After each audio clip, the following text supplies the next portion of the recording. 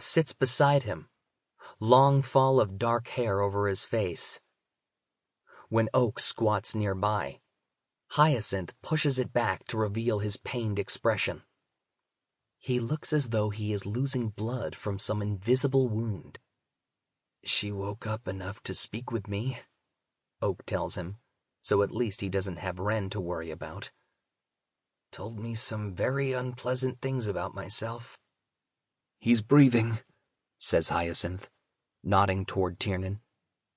For a long moment, they watch the rise and fall of Tiernan's chest. Each inhalation comes with what seems like a lot of effort. As he watches, the prince doesn't trust that one breath will follow the next. "His loyalty to me might cost him his life," Oak says. To his surprise, Hyacinth shakes his head. His hand goes to the other man's chest, coming to rest over his heart.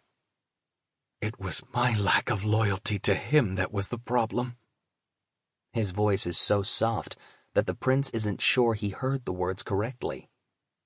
"You couldn't have—" Oak begins, but Hyacinth cuts him off. "I could have loved him better," Hyacinth says, "and I could have better believed in his love." "How could that have helped against a monster?" the prince asks. He's in the mood for an argument, and beginning to hope that Hyacinth might give him one. "You don't think what I said is true?" "Of course I do," Oak says. "You should better believe in his love. You should beg him for another chance, but that wouldn't have saved him from drowning. You jumping in after him did save him. And you being there to pull us back onto deck saved us both." Hyacinth shoves his hair behind his ear and gives a shuddering sigh. His gaze snags on Tiernan as he shifts a little. "Perhaps I have had enough of vengeance. Perhaps I need not make things so hard." As Oak begins to stand, though, the former falcon looks up at him. "That doesn't mean I release you from your promise, Prince." Right. He'd promised to cut off someone's hand. As afternoon moves toward night, Tiernan finally wakes. Once he understands what happened, he's furious with Oak and Hyacinth both. "You shouldn't have gone after me," he tells Hyacinth, then turns to the prince. "And you certainly shouldn't have." "I barely did anything," says Oak. "Well, it's possible that Hyacinth battled a shark for you." "I did not." For all Hyacinth's talk of love, the evening finds him sullen. Oak stands. "Well, I leave you two to that argument, or some other argument." The prince heads to the helm, where he finds the ghost sitting alone, watching the sails billow. He has a staff beside him. Like Vivi, the ghost had a human parent, and it's visible in the sandy brown of his hair, an unusual color in fairy.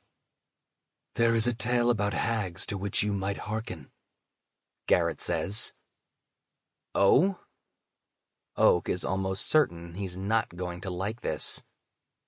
The ghost gazes past the prince at the horizon, the bright blaze of the sun fading to embers.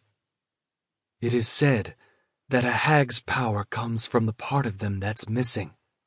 Each one has a cold stone or wisp of cloud or ever-burning flame where their hearts ought to be." Oak thinks of Ren and her heart, the only part of her that was ever flesh, and doesn't think that can be true. "And?" "They are as different from the rest of the folk as mortals are from fairies. And you're bringing two of the most powerful of their kind to Elfheim." The ghost gives him a long look.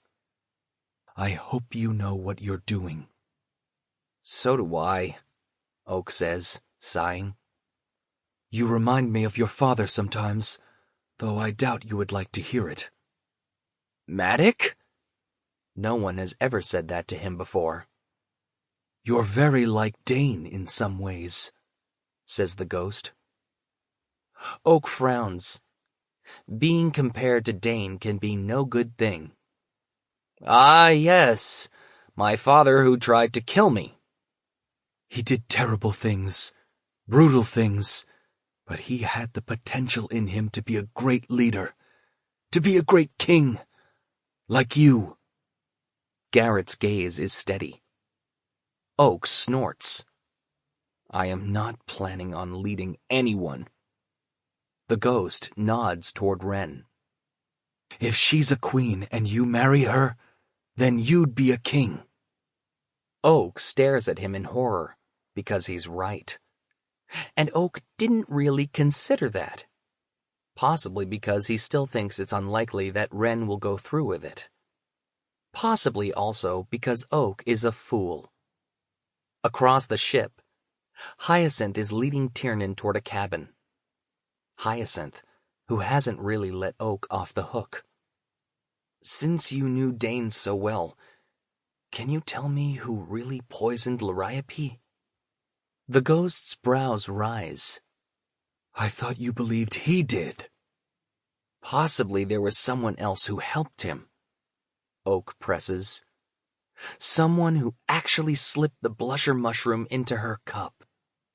Garrett looks genuinely uncomfortable. He was a prince of Elfheim, and his father's heir. He had many servants, plenty of help with whatever he attempted. Oak doesn't like how many of those words also apply to him. Have you heard there was someone else involved? Garrett is silent. Since he cannot lie, the prince assumes he has. Tell me, Oak says. You owe me that. The line of the ghost's mouth is grim. I owe many people many things, but I know this. Locke had the answer you seek. He knew the name of the poisoner. Much good it did him. I am cleverer than Locke. But what Oak thinks of is his dream and the fox's laughter. The ghost stands and dusts off his hands on his pants. That doesn't take much. Oak can't tell if Garrett knows the name or only knows that Locke did. Taran may have told him any secrets that Locke told her. Does my sister know? You should ask her, says the ghost. She's probably waiting for you on the shore. The prince lifts his eyes and sees the shifting isles of Elfheim in the distance, breaking through the mist shrouding them. The Tower of Forgetting rises like a black and forbidding obelisk from the cliffs of Innsweiler, and beyond it, he can make out the green hill of the palace on Innsmouth, the blaze of the sunset, making it look as though it caught fire. Chapter 13. Once upon a time, there was a woman who was so beautiful that none could resist her. That was how Oriana told the story of Liriope to Oak, once he crowned Cardan as the new High King. It sounded like a fairy tale, the kind with princes and princesses that mortals told to one another. But this fairy tale was about how Oak had been told a lie, and that lie was the story of his life. Oriana was and wasn't his mother. Madoc was and wasn't his father. Once upon a time, there was a woman who was so beautiful that none could resist her. When she spoke, it seemed that the hearts of those who listened beat for her alone. In time, she caught the eye of the king, who made her the first among his consorts. But the king's son loved her too, and wanted her for his own. Oak hadn't known what consorts were, and because it was fairy and sex didn't embarrass them, Oriana explained that a consort was someone the king wanted to take to bed. And if they were boys like Valmorin, it was for delight. If they were girls like herself, then it was for delight, but also might yield babies. And if the lover were of some other gender, that was for delight, and the part about the babies could be a surprise. "But you didn't have the king's baby," he said. "You only have me." Oriana smiled and tickled him in the crook of his arm, making him shriek and pull away. "Only you," she agreed. "And Liriope wasn't going to have the king's child either. The baby in her belly was sired by his son, Prince Dane. Once upon a time, there was a woman who was so beautiful that none could resist her. When she spoke, it seemed that the hearts of those who listened beat for her alone. In time, she caught the eye of the king, who made her the first among his consorts. But the king's son loved her too, and wanted her for his own. When he got a child on her, however, he was afraid. Although the king favored his son, he had other sons and daughters. His favor might change if he knew that his son had taken the king's consort to bed. And so, the prince slipped poison into the woman's cup and left her to die. "I don't understand," said Oak. "People can be greedy about love," Oriana said. "It's all right if you don't understand, my darling. But if he loved her, why did he kill her?" The story made Oak feel strange, as though his life didn't quite belong to him. "Oh, my sweet boy," his mother told him. His second mother, the only mother he would ever know. "He loved power best, I'm afraid." "If I love someone," he started, but he didn't know where to go from there. "If I love someone, I won't kill them" was a poor vow. Besides, he loved lots of people. His sisters, his father, his mother, his other mother, though she was gone. He even loved the ponies in the stables, and the hunting dogs his father told him weren't pets. "When you love someone," Oriana told him, "be better than your father was." Oak shuddered at the word father. He'd accepted that he had two mothers, and that he might act like or look like Liriope because he inherited part of himself from her.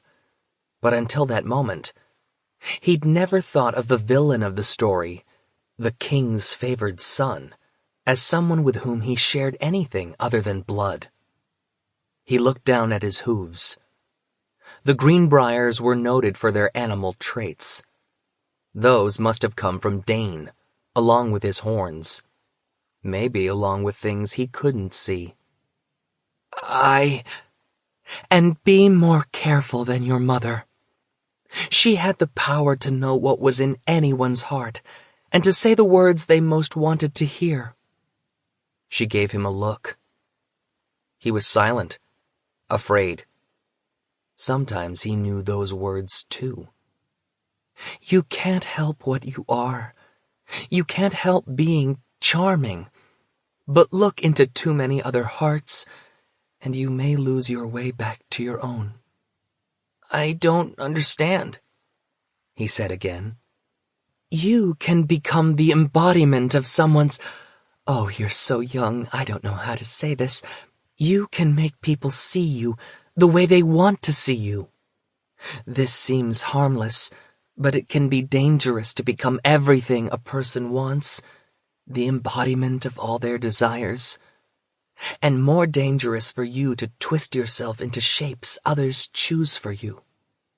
He looked up at her, still confused. "Oh, my darling, my sweet child, not everyone needs to love you," she sighed. But Oak liked everyone loving him. Oak liked it so much that he didn't understand why he would want it to be otherwise. Chapter 14. Half the court seems to have come out to watch the ship touch down in the water near Mandrake Market. When the hull drops with a splash, it sends salt spray high into the air. The sail luffs, and Oak hangs on to the rigging to keep from stumbling around the deck like a drunk. He can guess that the onlookers have come, in part, to see the Crown Prince home, and, in part, to get a look at the new Northern Queen, to decide if she and Oak might really be in love, to determine if this is meant to be a marriage or an alliance, or the prelude to an assassination. The living council stands near the back of the crowd in a knot. Baffin, the Minister of Stars, strokes a blue beard threaded with celestial ornaments. Beside him, Fala, the Grand Fool, dressed in purple motley, pulls a matching purple rose from his hair and chews on the petals, as though he has been waiting long enough for their landing to need a snack. Mikkel, the troll representative of the Unseelie courts, looks intrigued by the flying ship, while Insectile Noir, the representative of the Seelie courts, blinks blankly.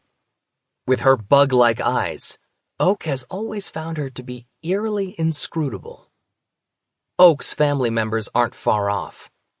Taryn's skirts blow around her from the last of the wind that propelled the ship.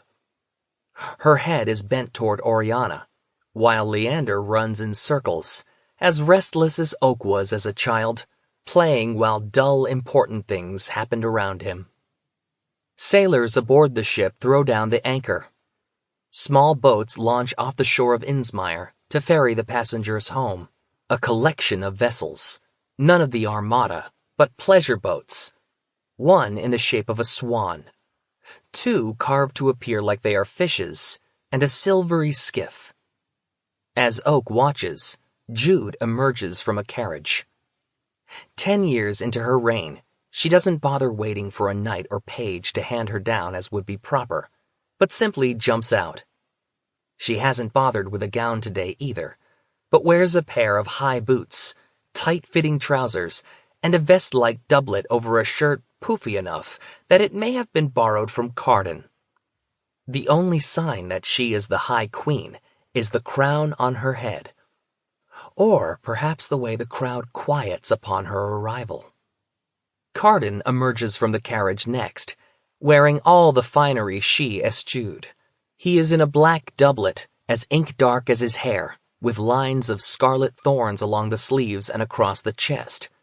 As if the suggestion of prickliness isn't enough, his boots came to stiletto points. The smirk on his face manages to convey royal grandeur and boredom all at once. Knights swarm around them, full of the alarm the kings and queens' expressions hide. After the pleasure boats arrive at the ship, Hyacinth goes below and emerges with Wren at his side. She has recovered enough to dress for the occasion, in a gown of cloud gray which sparkles when she moves. Her feet remain bare, but her hair has been braided high on her head, woven between the tines of the jagged onyx crown. And if she leans heavily on Hyacinth, at least she is dressed and upright.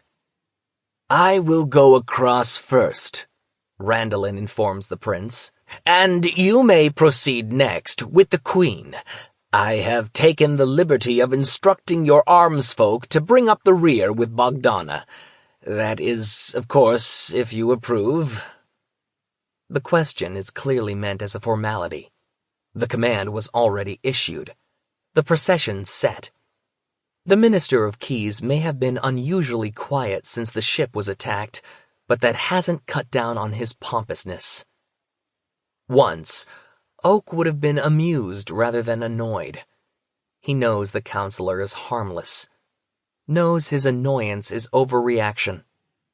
"Go ahead," the prince says, trying to get back his equilibrium. When the counselor heads off toward shore, Oak heaves a sigh and stalks toward Wren.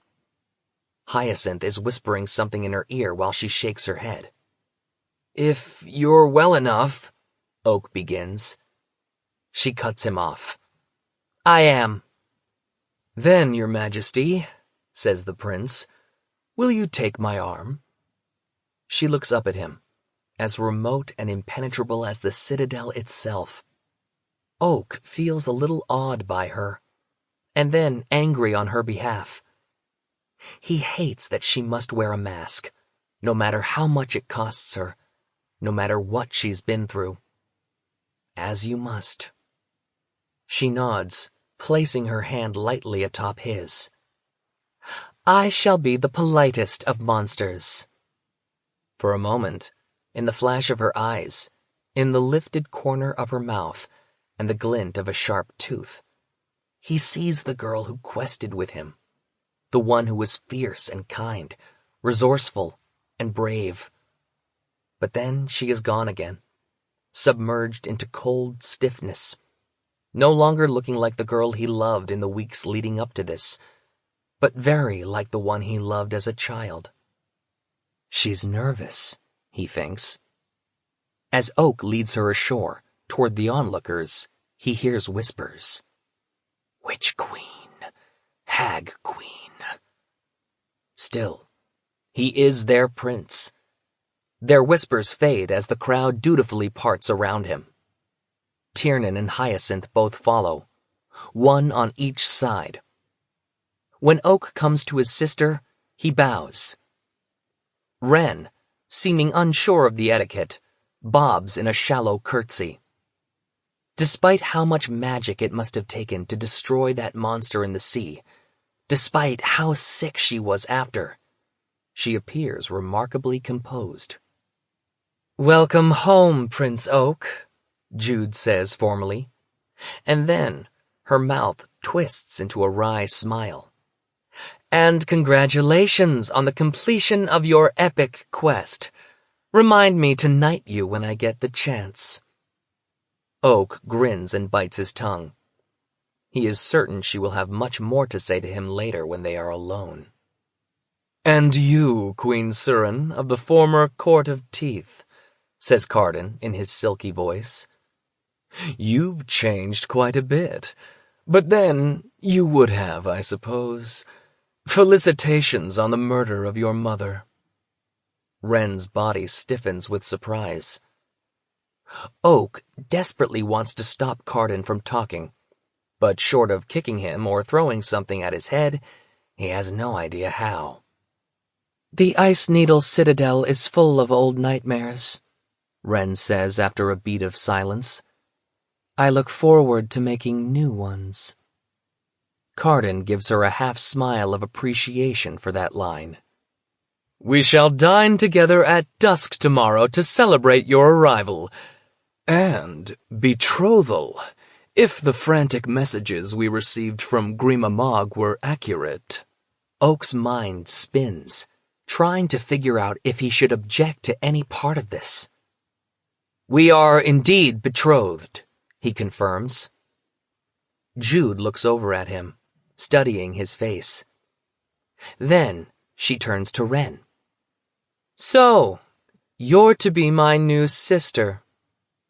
Wren flinches, as though her words are the opening move of some kind of cruel game.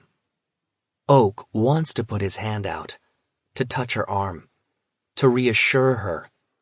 Except he knows better than to make Wren look as though she needs reassurance.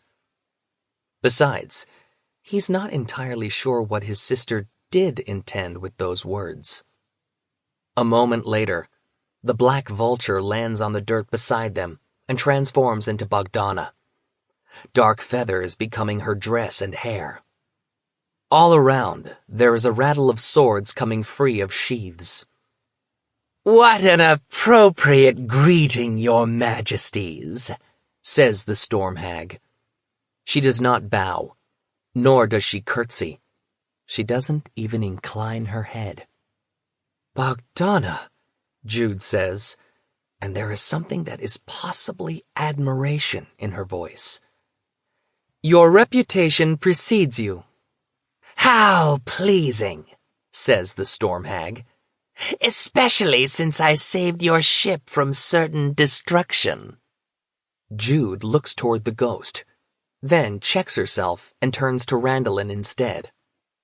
It is even so, your majesty, the counselor affirms.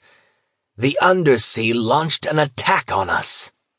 A ripple of surprise goes through the crowd. Cardan raises his brows, looking skeptical. The Undersea? One of the contenders for Queen Nicasia's hand, Randallin clarifies. The High King turns to Oak with an amused smirk. Perhaps they were worried you might throw your hat into that ring. They wanted to send a message, Randallin goes on, as though arguing the case, that the land ought to keep to itself and let the Undersea work out its ruler business on its own. If we act otherwise, we will have made a powerful new enemy. Their dim view of treaties gives me a dim view of them, says Carden. We will give Nicasia aid, as she once aided us, and as we swore to do. It was the Undersea who'd rallied to Jude's side when Carden had been enchanted into a serpent, while Maddock and his allies conspired to take crown and throne, and while Wren hid in Oak's room. We are grateful to you for your help, Jude tells Bogdana. I saved the ship, but Wren saved those on board, the Storm Hag says, curling her long fingers possessively on the girl's shoulder. Wren tenses at the touch or the praise. And saved our father as well, Oak affirms, because he has to make his sister understand that Wren isn't their enemy. I couldn't have gotten to Maddock without her, nor gotten him out, but I'm sure he told you as much. He told me many things, says Jude. I hope we will see him at the wedding, says Bogdana. Jude raises her eyebrows and glances in the High King's direction. It's obvious they thought Oak being betrothed was a long way from an exchange of vows. There are several celebrations that ought to proceed 3 days' time, Bogdana says. No longer. Or? Carden asks, voice light. A dare. Enough, Wren hisses under her breath. She cannot quite call the Storm Hag to account in front of everyone, and Bogdana knows it. But past a certain point, she will have to do something.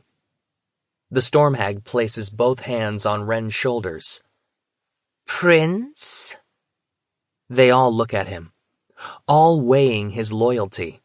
And while he would marry Wren right then if it were only up to him, he can't help thinking that anything Bogdana is this eager for can't be good. Maybe she's guessed that Wren doesn't intend to ever go through with it. It would pain me to wait even 3 days, Oak says lightly, deflecting. But if we must, for the sake of propriety, better the thing is done right.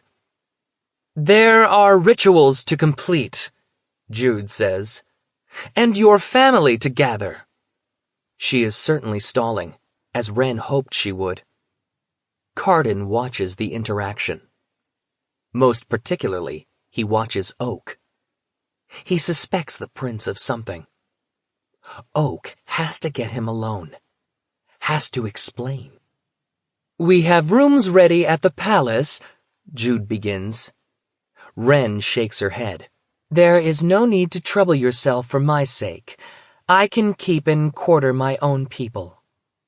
From a pocket in her shimmering gray dress, she takes out the white walnut. Jude frowns. Oak can well believe Wren doesn't want to be at the palace, to have them observe her every weakness. Still, to refuse the hospitality of the rulers of Elfame makes a statement about her loyalties. Carden seems distracted by the walnut itself. Oh, very well, I will be the one to ask the obvious question. What have you there? If you will allow us a patch of grass, this is where myself and my people will stay, Wren says. Jude glances toward Oak, and he shrugs. By all means, says the High Queen, gesturing toward the guard. Clear a space. A few of her knights disperse the crowd until there is an expanse of grass near the edge of the black rocks overlooking the water. Is this enough room? Jude asks. Enough and more than enough, says Bogdana. We can be generous, says Carden, clearly choosing his words to irritate the storm hag. Wren takes a few steps away from them, then tosses the walnut against a patch of mossy earth, reciting the little verse under her breath. Cries of astonishment ring out around them as a pavilion, the white of swan feathers, with golden feet like those of a crow, rises from the dirt. It reminds him of one of the tents in the encampment of the Court of Teeth. He recalls seeing something very like it when he came to cut through the ropes that tied Wren to a post. Recalls listening for Maddox's voice among those of the other soldiers, half in longing and half in fear. He'd missed his father. He'd also been afraid of him. The prince wonders if Wren is reminded of the encampment too, not far from where they currently stand. Wonders if she hates being back here. Mother Marrow was the one who gave her the magic walnut. Mother Marrow, who keeps a place at Mandrake Market, who gave Oak the advice that sent him off to the Thistle Witch, who sent him straight to Bogdana in turn. Passed him from hag to hag, perhaps with a specific plan in mind, a specific version of a shared future. All his thoughts are disturbing. What a clever nut, says Carden with a smile. If you will not stay in the palace, then we have no recourse but to send you refreshments and hope to see you tomorrow. He gestures toward Oak. I trust that you don't also have a cottage in your pocket. Your family is eager to spend some time with you. A moment, the prince says, turning to Wren. It's almost impossible to say anything meaningful to her here, with many eyes on them both. But he can't leave without promising that he will see her. He needs her to know he's not abandoning her. Tomorrow afternoon, he says, I will come and find you. She nods once, but her face seems braced for betrayal. He understands that. Here, he has power. If he was going to hurt her, this would be the time to do it. I really do want to show you the Isles. We could go to Mandrake Market, swim in the Lake of Masks, picnic on Insir if you're feeling up to it. Perhaps, she says, and lets him take her hand. Even lets him press a kiss to her wrist. He isn't sure what to make of the tremble in her fingers as he releases them. And then, Oak is herded toward the palace, with Tiernan behind him, and Randallin complaining vociferously to the High King and Queen about the discomforts of the journey.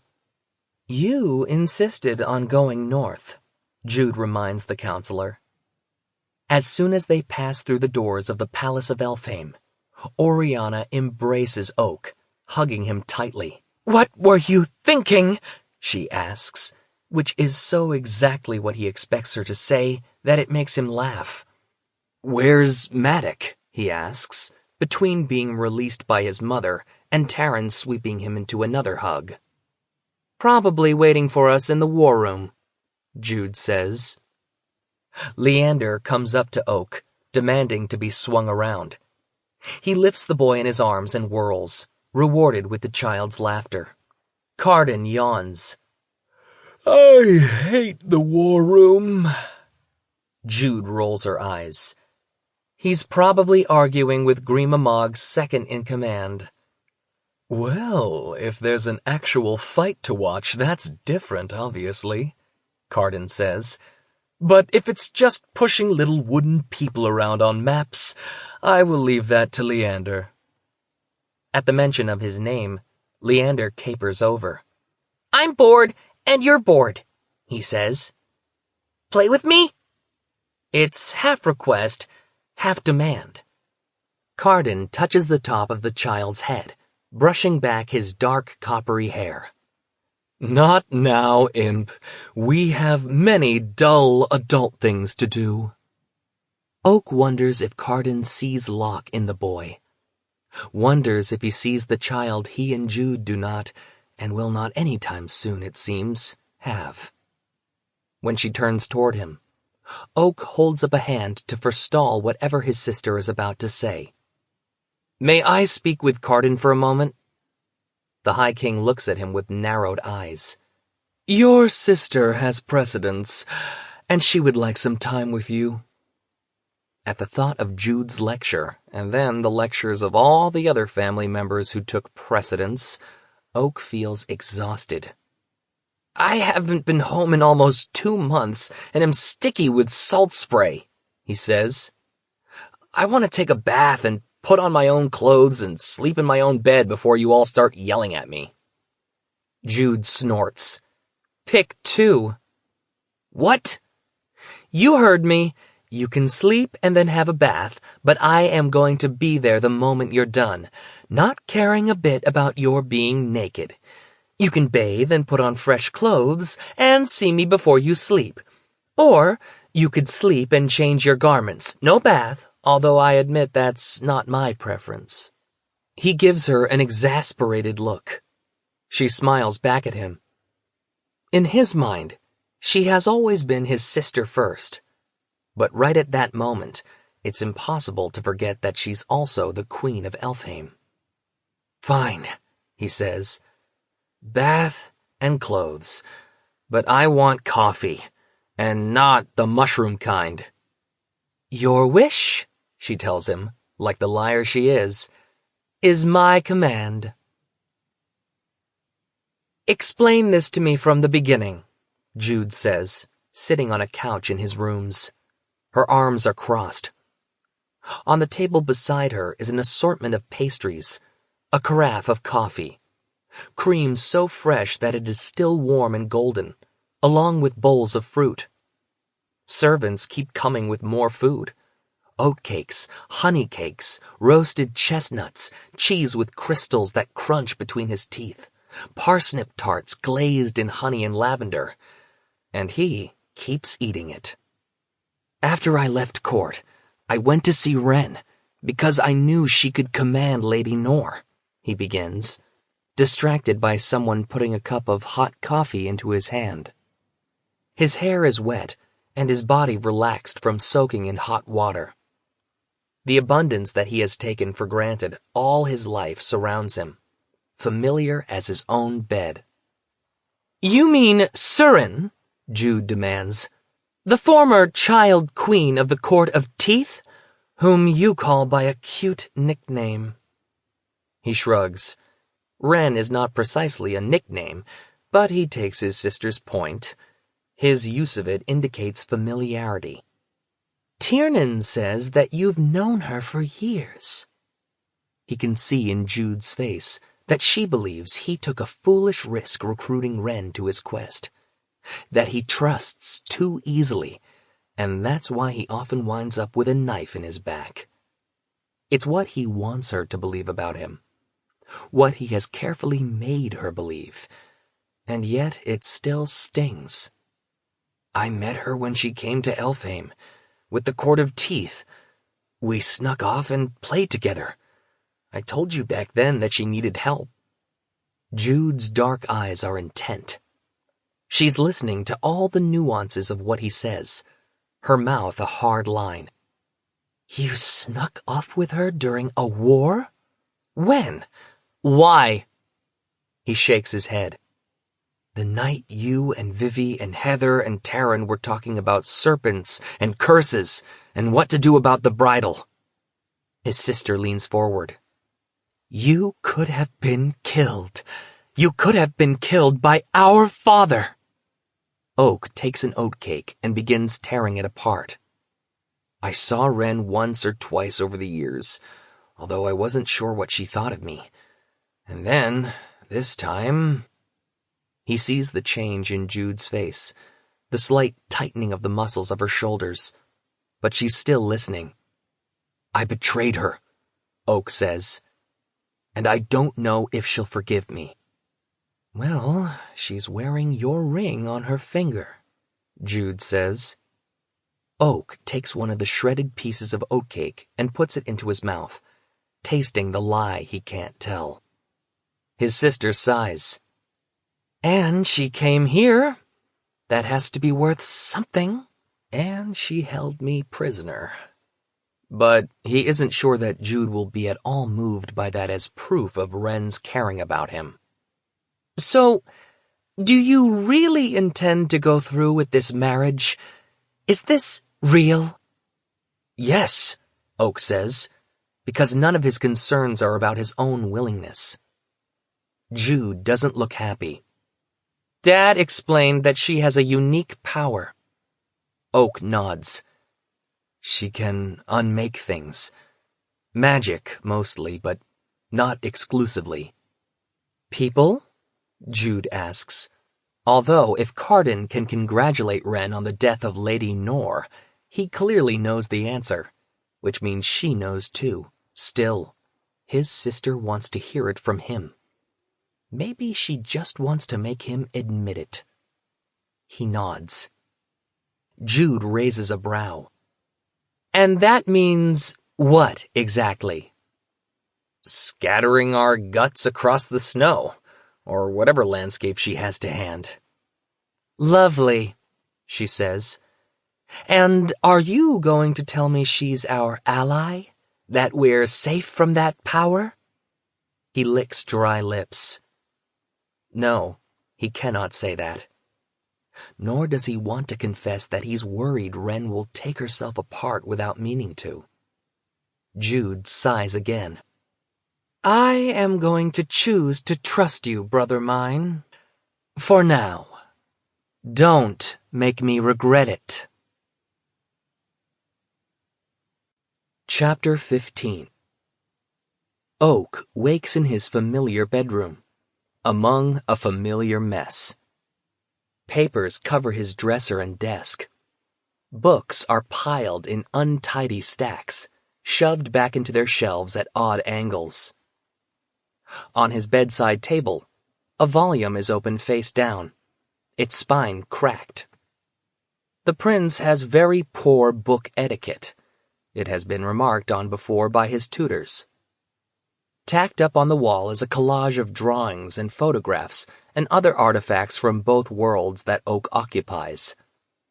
A bright orange ticket from a fair hangs beside a riddle on a piece of vellum found in the gullet of a fish. A napkin with the number of a boy he met at a movie theater, written in ballpoint pen. A sticky note with 3 books he means to pick up from a library. A golden necklace in the shape of an acorn, given by his first mother to his second, and then to him, attached with gum to the wall. A silver fox figurine with twine around its middle, twin to the one Wren has. A manga-style portrait of Oak done by Heather in markers. A pencil sketch for a formal portrait of the family that hangs in one of the halls. It all is just as it was when he left. Looking around makes him feel as though time telescoped, as though he stepped out for only a few hours, as though he couldn't have come back so changed. Oak hears a sound from the sitting room outside his bedroom, part of the chambers that ought to be his alone. He comes fully awake, sliding out of bed, his hand going automatically to the dagger beneath his mattress. That's right where he left it as well. He creeps along the wall, careful with his hooves against the stone floor. He peers through the gap between door and frame. Maddock is picking over the remainder of the food on the table. With a sigh of disgust at himself, his father, and his apparent paranoia, he stabs the dagger into the wall and grabs a robe. By the time he comes out, Maddock is sitting on a couch and drinking cold leftover coffee from the night before. An eye patch covers a quarter of his face, and a twisted black cane rests against a side table. The reminder of his father's suffering in the Citadel temper Oak's rage toward him, but don't rid him of it. You're alive, Maddock says with a grin. I might say much the same of you, Oak points out, sitting across from his father. He's in a dressing gown embroidered with a pattern of deer, half of them shot with arrows and bleeding red thread on the golden cloth. Everything in Elfheim feels surreal and sinister at the moment, and the dying deer on his robe aren't helping. And before you make any point about anything I've done that you believe was risky, I suggest you recall you did something riskier and far more foolish. I am chastened, Maddox says, and then his mouth lifts in a grin. but I did get what I wanted. She pardoned you? Oak isn't entirely surprised. His father is here in the palace, after all. The Redcap shakes his head. Your sister rescinded the exile, for now. He snorts, and Oak understands that's all Jude could do without looking as though he was getting some kind of special favor out of her. But it was enough. And you're done with scheming? Oak asks him. Maddox waves a hand in the air. What would I need to scheme for when my children control everything I ever wanted for them? In other words, no, he's not done. Oak sighs. So, let's discuss your wedding. You know, several factions here are enthusiastic about it. Oak's eyebrows go up. People who want him out of the way? If you had a powerful queen, it would be more possible to support you against the current occupants of the thrones. Oak should have known better. Since I haven't made myself look as though I would make a competent ruler. Some folk prefer incompetence. Their desire is for their rulers to have enough power to hold the throne, and enough naivete to listen to those who put them there. And your queen exudes both. Oh? Maddox holding forth about politics is comforting in its familiarity, but it bothers him that Maddox so quickly identified the factions at court that were up for treachery. It worries Oak how Maddox might respond if Oak ever indicated he was interested in becoming High King. He's concerned that the Redcap might prize naivete in Oak as much as any conspirator. They will sidle up to your little queen tonight, his father goes on. They will introduce themselves and curry her favor. They will attempt to ingratiate themselves with her people and compliment her person. And they will gauge just how much she hates the High King and Queen. I hope her vows were ironclad. Oak can't help recalling the way she told Randolin she might be able to break her vows like she broke a curse. Pull it apart like a cobweb. He doesn't like thinking how intrigued his father would be by that information. I better get dressed. I'll ring the servants, Maddox says, reaching for his cane and pushing himself to his feet. I can manage, Oak tells his father firmly. They ought to clear these platters and bring you some breakfast. His father is already moving toward the pole beside the door. As with so many things, it is not as though Oak couldn't stop him, but it would take so much effort that it doesn't seem worth doing.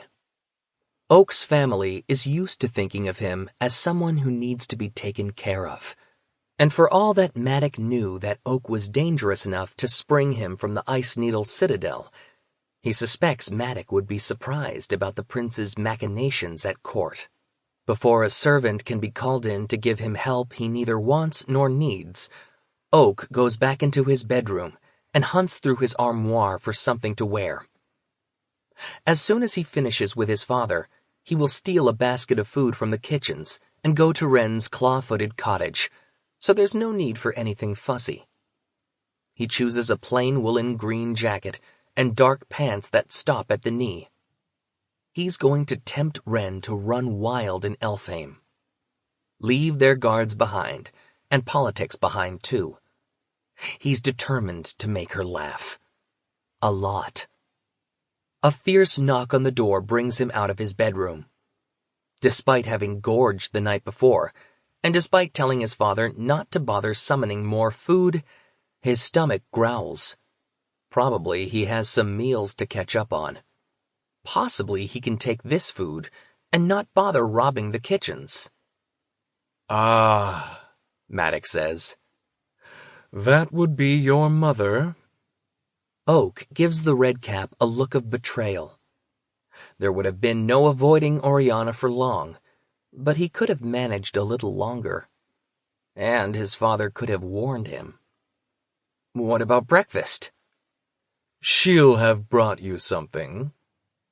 He supposes they had some kind of prearranged signal when Maddox was done with Oak. The bell pull, a servant to run and alert her. With a sigh, the prince opens the door, then moves to one side as his mother sweeps into the room. She has a tray in her hands. On it rests a teapot and some sandwiches. "You're not going to marry that girl," Oriana says, fixing him with a glare. She sets down the tray sharply, ignoring the loud sound of it hitting the table. "Careful," Oak warns. Maddox rises, leaning heavily on his black cane. "Well, I will leave you two to catching up." His expression is mild, fond. He is not fleeing conflict. He loves conflict. But perhaps he doesn't want to be in the position of openly telling Oriana that her priorities do not match his own. "Mom," Oak says. She makes a face.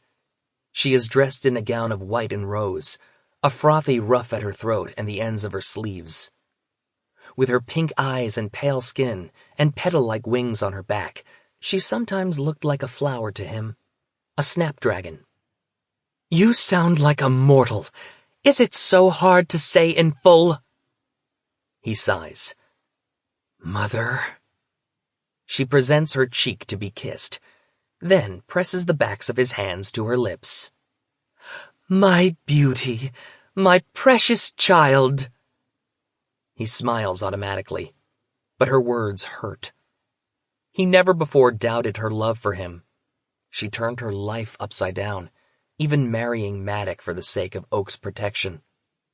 But if that love was something forced on her, some enchantment, then it wasn't real, and he would have to find a way to free her from the burden of it.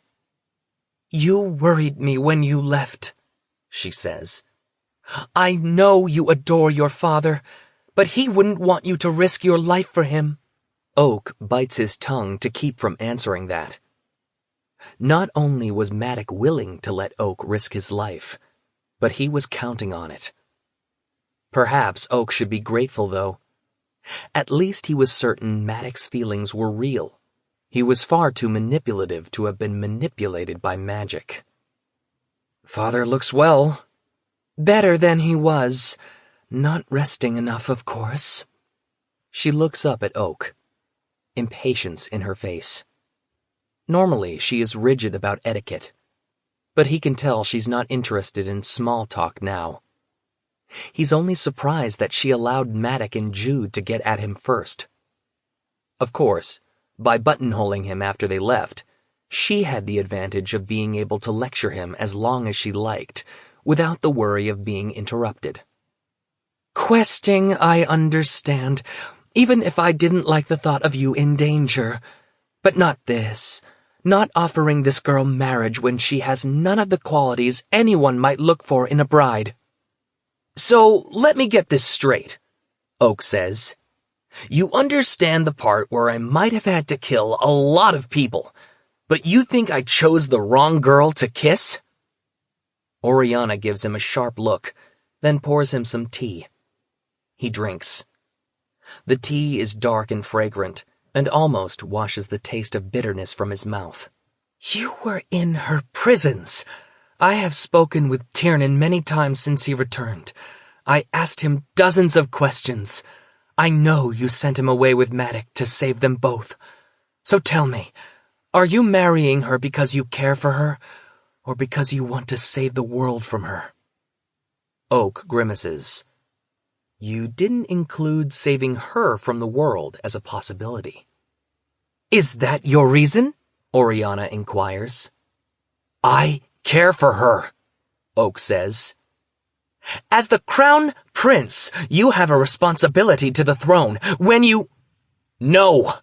A thin tendril of worry uncurls inside him at the thought she, like Madoc, might grow too ambitious on his behalf. There's no reason to believe I will outlive either Jude or Cardan. No reason for me ever to wear the crown. I admit that once I dreaded the possibility, Oriana says. But you're older now, and you have a kind heart. That would be a great boon to Elfhame. Jude is doing just fine, and it's not like she doesn't have a kind heart. Oriana gives him an incredulous look. Besides, Ren is a queen in her own right. If you want me to wear a crown, there you go. If I marry her, I get one by default. He takes one of the sandwiches and bites into it. Oriana is not appeased. This is nothing to take lightly. Your sister certainly doesn't.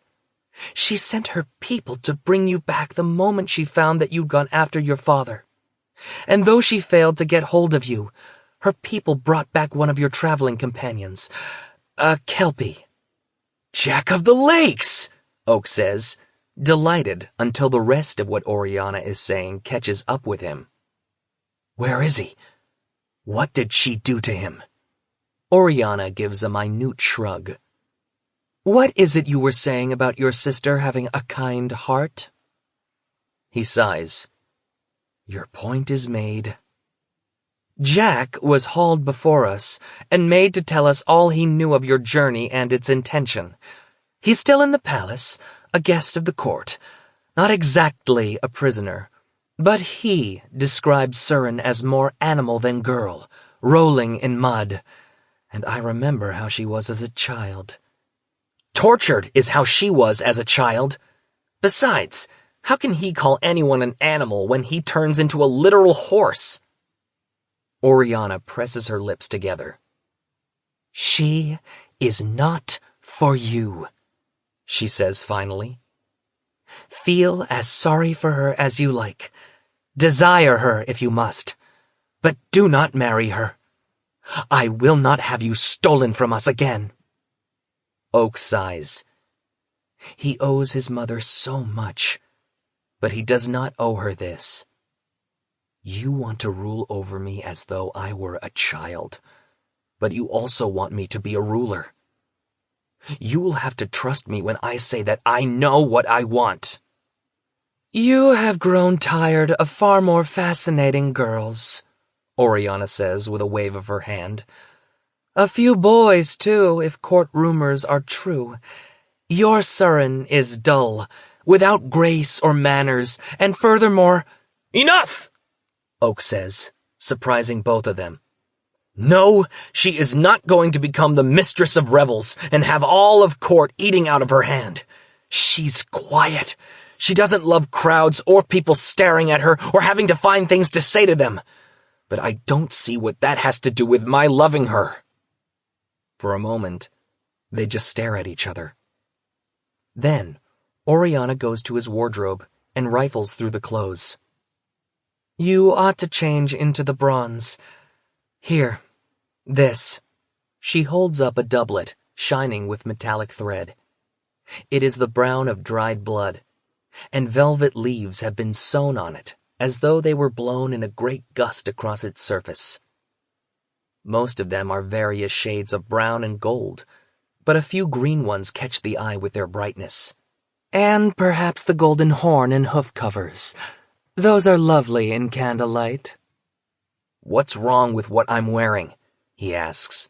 I am going out for the rest of the afternoon, and tonight it's only dinner with the family and a girl you don't want me to impress. Oriana gives him an incredulous look. Dinner? Oh no, my darling. It's a feast. Chapter 16. Of course, when Carden invited Wren to dinner, he didn't mean dining together at a table. He meant attending a feast held in her honor. Of course he did. Oak forgot how things worked, how people behaved. After being away from Elfheim for so long, he is being crammed back into a role he no longer remembers how to fit into. Once he's dressed, scolded, and kissed by his mother, he manages to make it out the door.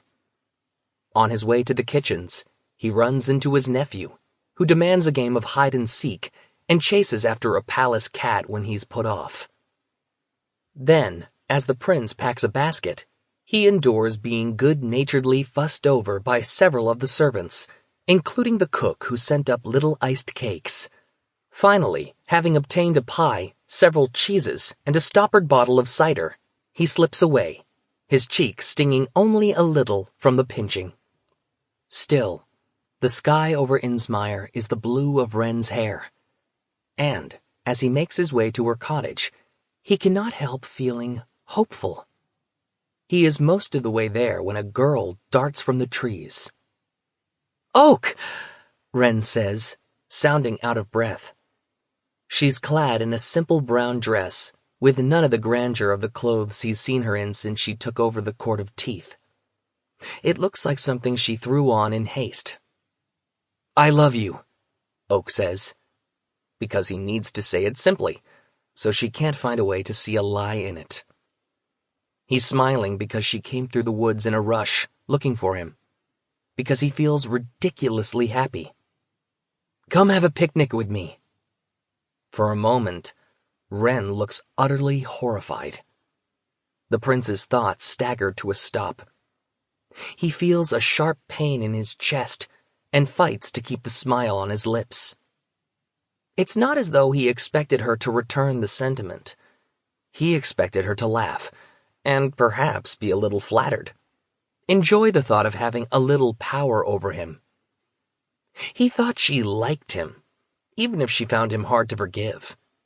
He thought she had to like him some to want him.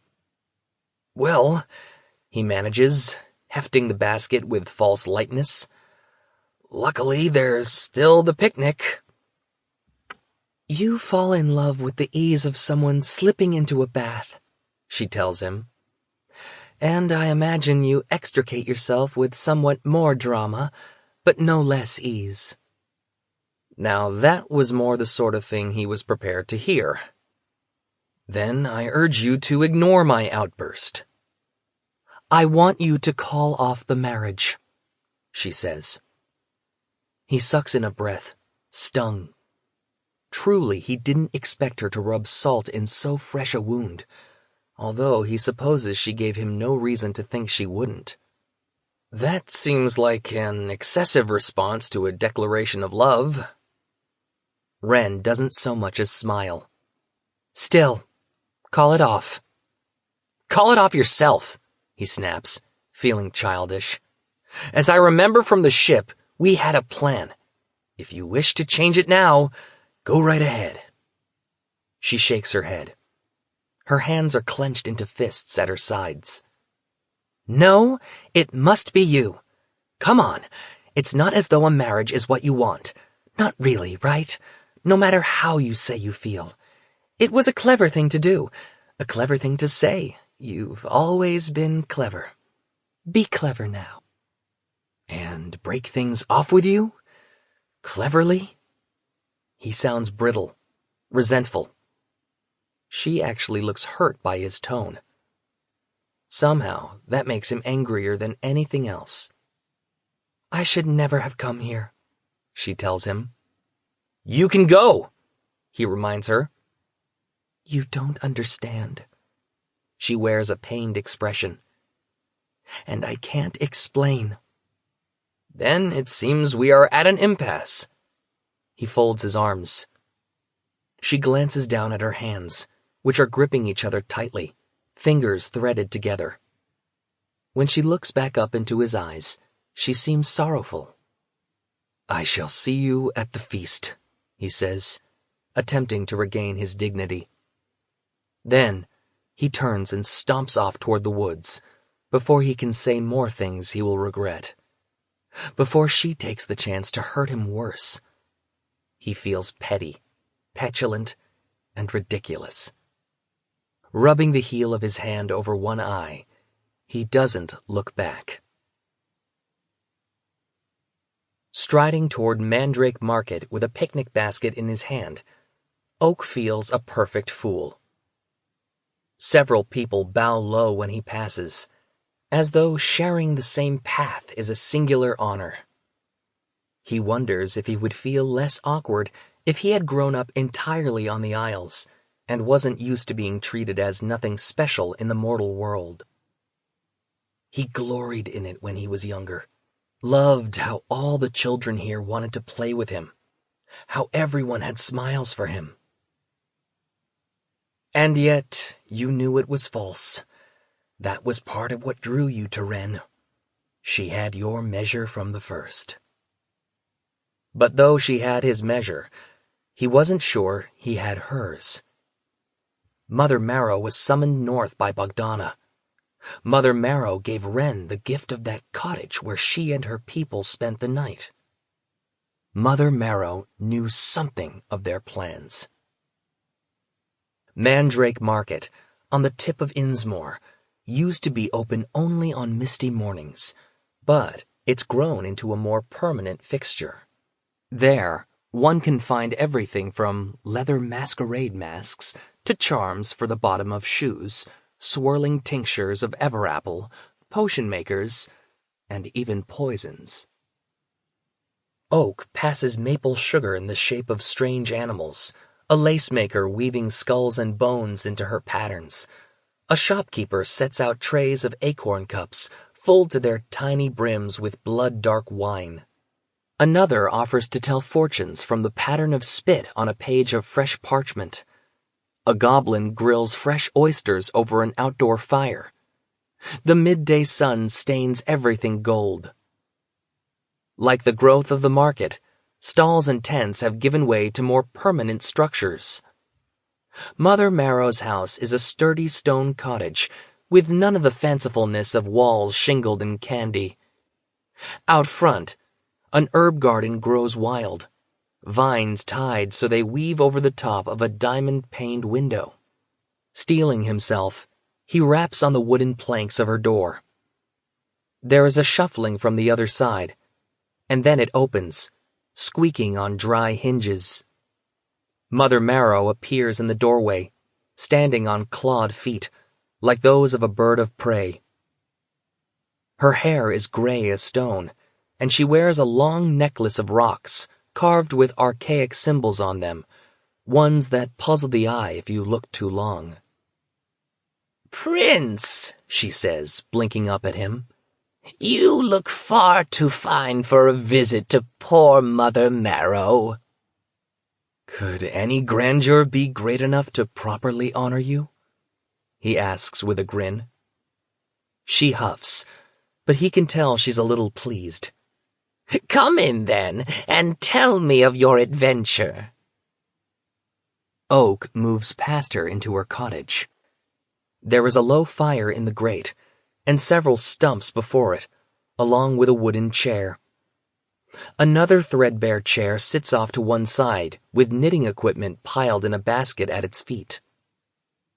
The yarn seems freshly spun, yet not carded well enough to remove all the bits of thistle. On the wall, a large painted curio cabinet contains an array of things that don't reward observing too closely. Tiny skeletons covered in a thin layer of dust, viscous fluids half-dried in ancient bottles, beetle wings shining like gems, a bowl of nuts, a few shaking, and one hazelnut rolling back and forth. Beyond the cabinet, the prince can see a passageway into a back room, perhaps a bedroom. She urges him to sit in the wooden chair by the fire, the back carved in the shape of an owl. "Tea?" she offers. Oak nods to be polite, although he feels as though he's been swimming in tea since his homecoming. Mother Marrow tops off a pot from the kettle hanging over the fire and pours him a cup. It's a blend of some kind, carrying the scent of kelp in it and anise. "This is very kind," he says, because the folk do not like to have their efforts dismissed with mere thanks and take hospitality very seriously. She grins, and he notes a cracked tooth. She picks up her own cup, which she has freshened, using it to warm her hands. "I see the advice I gave you was useful. Your father has returned, and you have won yourself a prize." He nods, feeling as though he's on unsteady ground. If she's referring to Wren, it seems dismissive to call her a prize, as though she were an object, but he can't think what else she could be talking about. Perhaps Mother Marrow has a reason to appear not to care too much for Wren. "Leaving me to seek your guidance again." She raises her eyebrows. "On what subject, Prince?" "I saw you in the ice citadel," he says. She stiffens. "What of it?" He sighs. "I want to know why Bogdana brought you there. What she hoped you were going to do." Silence stretches out for a long moment between them. In it, he hears the boiling of the water and the clack of the nuts as they move in her cabinet. "Did you know I have a daughter?" she asks finally. Oak shakes his head, although now that she mentions it, he does remember something about her having a child. Perhaps someone referred to the daughter before, although the context eludes him. "I tried to trick the High King into marrying her." Oh, right. That was the context. Mother Marrow gave Carden a cape that, when worn, makes him immune to most blows. It's said to be woven of spider silk and nightmares, and although Oak has no idea how that could be done, he doesn't doubt the truth of it. "So you have some interest in your line ruling?" "I have some interest in my kind ruling," she corrects him. "I would have liked to see my daughter with a crown on her head. She's very beautiful and quite clever with her fingers, but I will be glad to see any hag daughter on the throne." "I don't intend to be High King," he informs her. At that, she smiles, takes a sip of her tea, and says nothing. "Wren," he prompts. "The Citadel. Bogdana's request." Her smile widens. "We hags were the first of the folk, before those of the air alighted and claimed dominion, before those of the undersea first surfaced from the deep. We, like the trolls and the giants, come from the earth's bones, and we have the old magic, but we do not rule. Perhaps our power makes other folk nervous. Little wonder that the storm hag was tempted by Mab's offer, though in the end the cost was high." "And now she bears a grudge against my family," he says. Mother Marrow snorts, as though at the delicacy of his phrasing. "So she does." "Do you?" he asks. "Have I not been a loyal subject?" she asks him. "Have I not served the High King and his mortal queen well? Have I not served you, Prince, to the best of my poor abilities?" "I don't know," he says. "Have you?" She stands, acting offended to cover that she does not, and perhaps dares not, answer. "I think it's time you go. I am sure you are wanted at the palace." He sets down his untouched cup of tea and rises from the chair. She's intimidating, but he's taller than her, and royal. He hopes he seems more formidable than he feels. If Bogdana has a plan to move against Jude and Carden, and you're a part of it, The punishment will not be worth whatever reward you've been promised." "Is that so? Rumors abound about your loyalties, Prince, and the company you keep." "I am loyal to the throne," he says, "and to my sister the queen." "What about the king?" asks Mother Marrow, her eyes like flint. Oak's gaze doesn't waver. "So long as he doesn't cross Jude, I am his to command." She scowls. "What about the girl? What loyalties do you owe her? Would you give her your heart?" An ominous question, given what he knows of Melith's history. He hesitates, wanting to give a real answer. He is drawn to Ren. He is consumed by thoughts of her. The rough silk of her voice, her shy smile, her unflinching gaze, the memory of fine, wispy strands of her hair under his hands, the nearness of her skin, her indrawn breath. Memory of the way she sparred with him across that long table in the Citadel. The familiarity of it, so like many of his own family meals. But the sting of his confession and her rejection is fresh. I would give her whatever she wanted of me. Mother Marrow raises her brows, looking amused. Then her smile dims. "Poor Surin." Oak puts a hand to his heart. "I think I'm offended." She gives a little laugh. "Not that, foolish boy.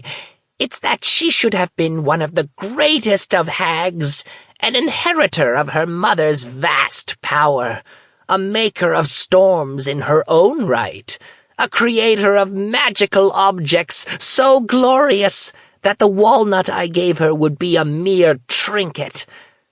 But instead, her power has been turned inside out. She can only absorb magic, break curses.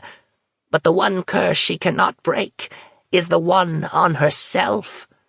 Her magic is warped. Every time she uses it, it hurts her." Oak thinks of the story Bogdana told, of a girl whose magic burned like matches, and considers that Bogdana's own magic doesn't work in that way. The storm hag was exhausted, perhaps, after she made the ship fly, but not sick. When Carden brought a whole island from the bottom of the sea, he didn't faint afterward. "And that's what Bogdana brought you north to try to fix?"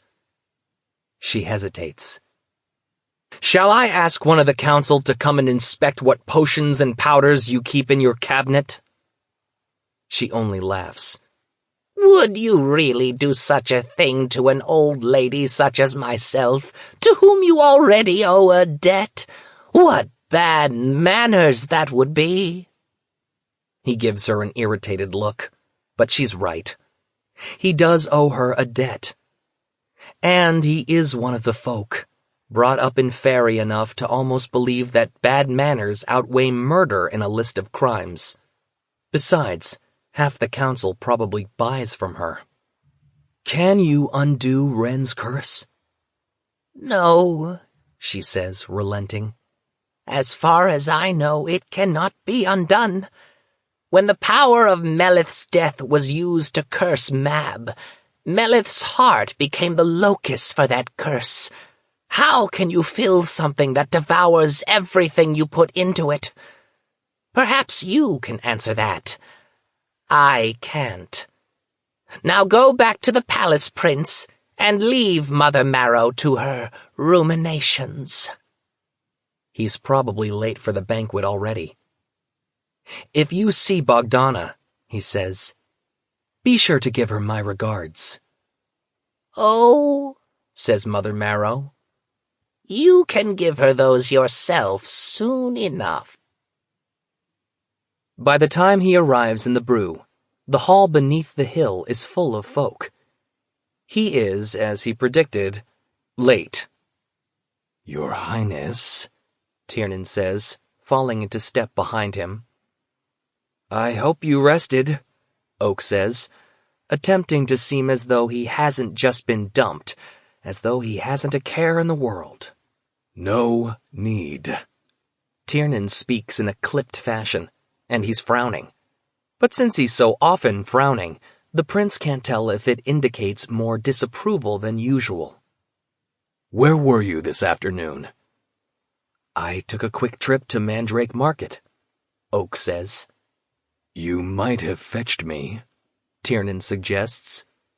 I might have, Oak agrees amiably.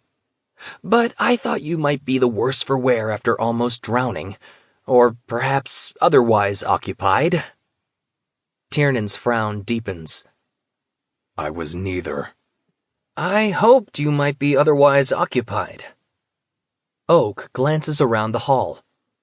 Carden lounges on his throne on the dais, a goblet hanging off his fingers as though it may spill at any moment. Carden. Oak has to speak with him, but he can't do it here, in front of everyone, in front of folk who may be part of the conspiracy the prince needs to disavow. Jude stands close to Oriana, who is gesturing with her hands as she speaks. He doesn't spot any of the other members of his family, although that doesn't mean they're not here. It's quite a crowd. Hyacinth is a traitor thrice over, Tiernan says. So you can cease speaking of him.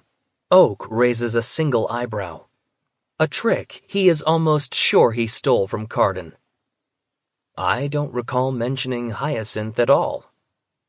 Not unexpectedly, that irritates Tiernan even more. He betrayed you, helped imprison you, and struck you. He attempted to kill the High King. You ought to dismiss me from your service for how I feel about him, not inquire about it as though it were perfectly normal. But if I don't inquire, how will I know enough to dismiss you from my service? Oak grins, feeling a bit lighter. Tiernan said feel, not felt. Maybe Oak's romance is doomed, but that doesn't mean someone else's can't succeed. Tiernan gives him a look.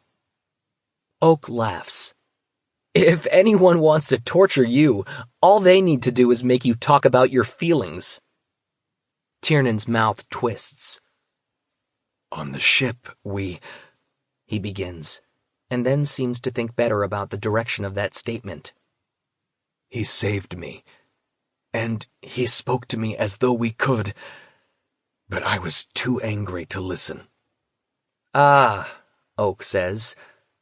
Before he can go further, Lady Elaine moves toward him in the crowd. Ah, shit! Her ancestry is half from river creatures and half from aerial ones. A pair of small, pale wings hangs from her back, translucent and veined in the manner of dragonfly wings. They shimmer like stained glass. On her brow, she wears a circlet of ivy and flowers, and her gown is of the same stuff. She is very beautiful, and Oak very much wishes she would go away. I will tell your family that you've arrived, Tiernan says, and melts into the crowd. Lady Elaine cups Oak's cheek in one delicate, long-fingered hand. Through sheer force of will, he neither steps back nor flinches. It bothers him, though, how hard it is to steel himself to her touch. He's never been like that before. He's never found it hard to sink into this role of besotted fool. Maybe it's harder now that he actually is a besotted fool. You've been hurt, she says. A duel? He snorts at that, but grins to cover it. Several. Bruised plums are the sweetest, she says. His smile comes more easily now. He is remembering himself. Oak of the Greenbrier line, a courtier, a little irresponsible, a lot impulsive. Bait for every conspirator. But it chafes worse than before to pretend to ineptitude. It bothers him that had he not pretended for so long, It was possible his sister would have entrusted him with the mission he had to steal. It bothers him that he's pretended so long, he's not sure he knows how to be anything else. "You are a wit," he tells Lady Elaine. And she, oblivious to any tension, smiles. "I have heard a rumor that you are being promised in marriage to some creature from the north. Your sister wishes to make an alliance with a hag's daughter, to placate the shy folk." Oak is surprised by that story, which manages to be almost wholly accurate and yet totally wrong. But he reminds himself that this is court, where all gossip is prized, and though fairies cannot lie, tales can still grow in the telling. "That's not quite," he begins. She places a hand on her heart. Her wings seem to quiver. "What a relief. I would hate for you to have to give up the delights of court, forever sentenced to a cold bed in a desolate land. You have already been away so long. Come to my rooms tonight, and I will remind you why you wouldn't want to leave us. I can be gentle with your cuts and scrapes." It comes to Oak that he doesn't want gentle. He isn't sure how he feels about that, although he doesn't want Lady Elaine either. Not tonight. "When the moon is at its zenith," she says, "in the gardens." "I can't," he begins. "You wished to meet my friends. I can arrange something, and afterward we can be alone." "Your friends," Oak says slowly. Her fellow conspirators. He had hoped their plans had fallen apart, given how many rumors were flying around. Some of them seemed to be speaking very freely. "I've had my loyalty questioned." It is on that statement that Wren enters the brew. She wears a new gown, one that looks like nothing that could have come from Lady Nore's wardrobe. It is all of white, like a cocoon of spider silk, clinging to Wren's body in such a way that the tint of her blue skin shows through. The fabric wraps around her upper arms and widens at the wrists and the skirts, where it falls in tatters nearly to the floor. Woven into the wild nimbus of her hair are skeins of the same pale spider silk, and on her head rests a crown. Not the black obsidian one of the former Court of Teeth, but a crown of icicles, each an impossibly thin spiral. Hyacinth stands at her side, unsmiling, in a uniform all of black. Oak has seen his sister reinvent herself in the eyes of the court.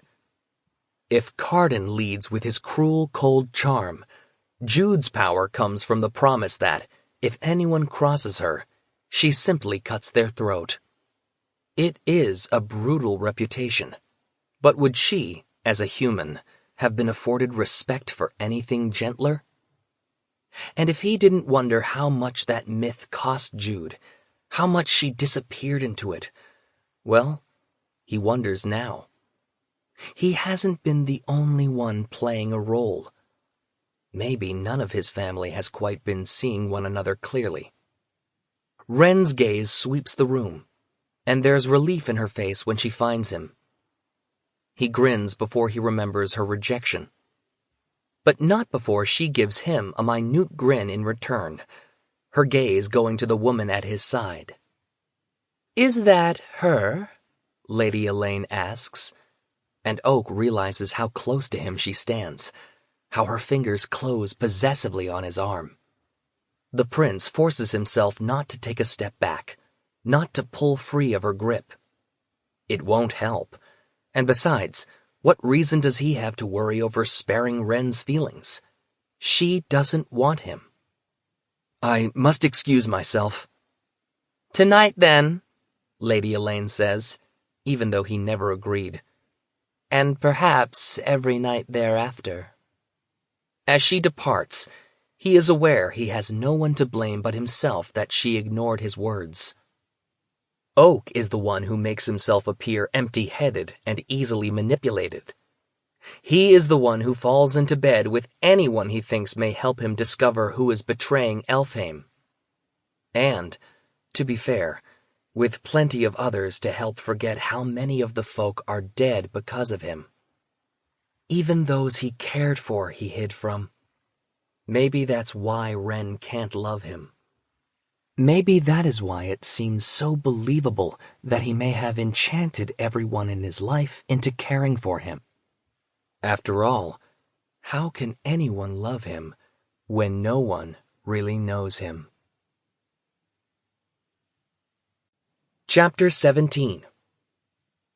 The crowd ought to be familiar, but the noise of the gathered folk is loud and strange in his ears. He tries to shake it off and hurry. His mother will be annoyed he's late again, and not even Jude and Carden are going to sit down to a feast in his honor without him, which means it can't officially begin until he gets to the table, and yet he keeps getting distracted by his surroundings, by hearing his father's name on certain lips, hearing his own on others, listening to knots of courtiers speculate about Ren, calling her the Winter Queen, the Hag Queen, the Night Queen.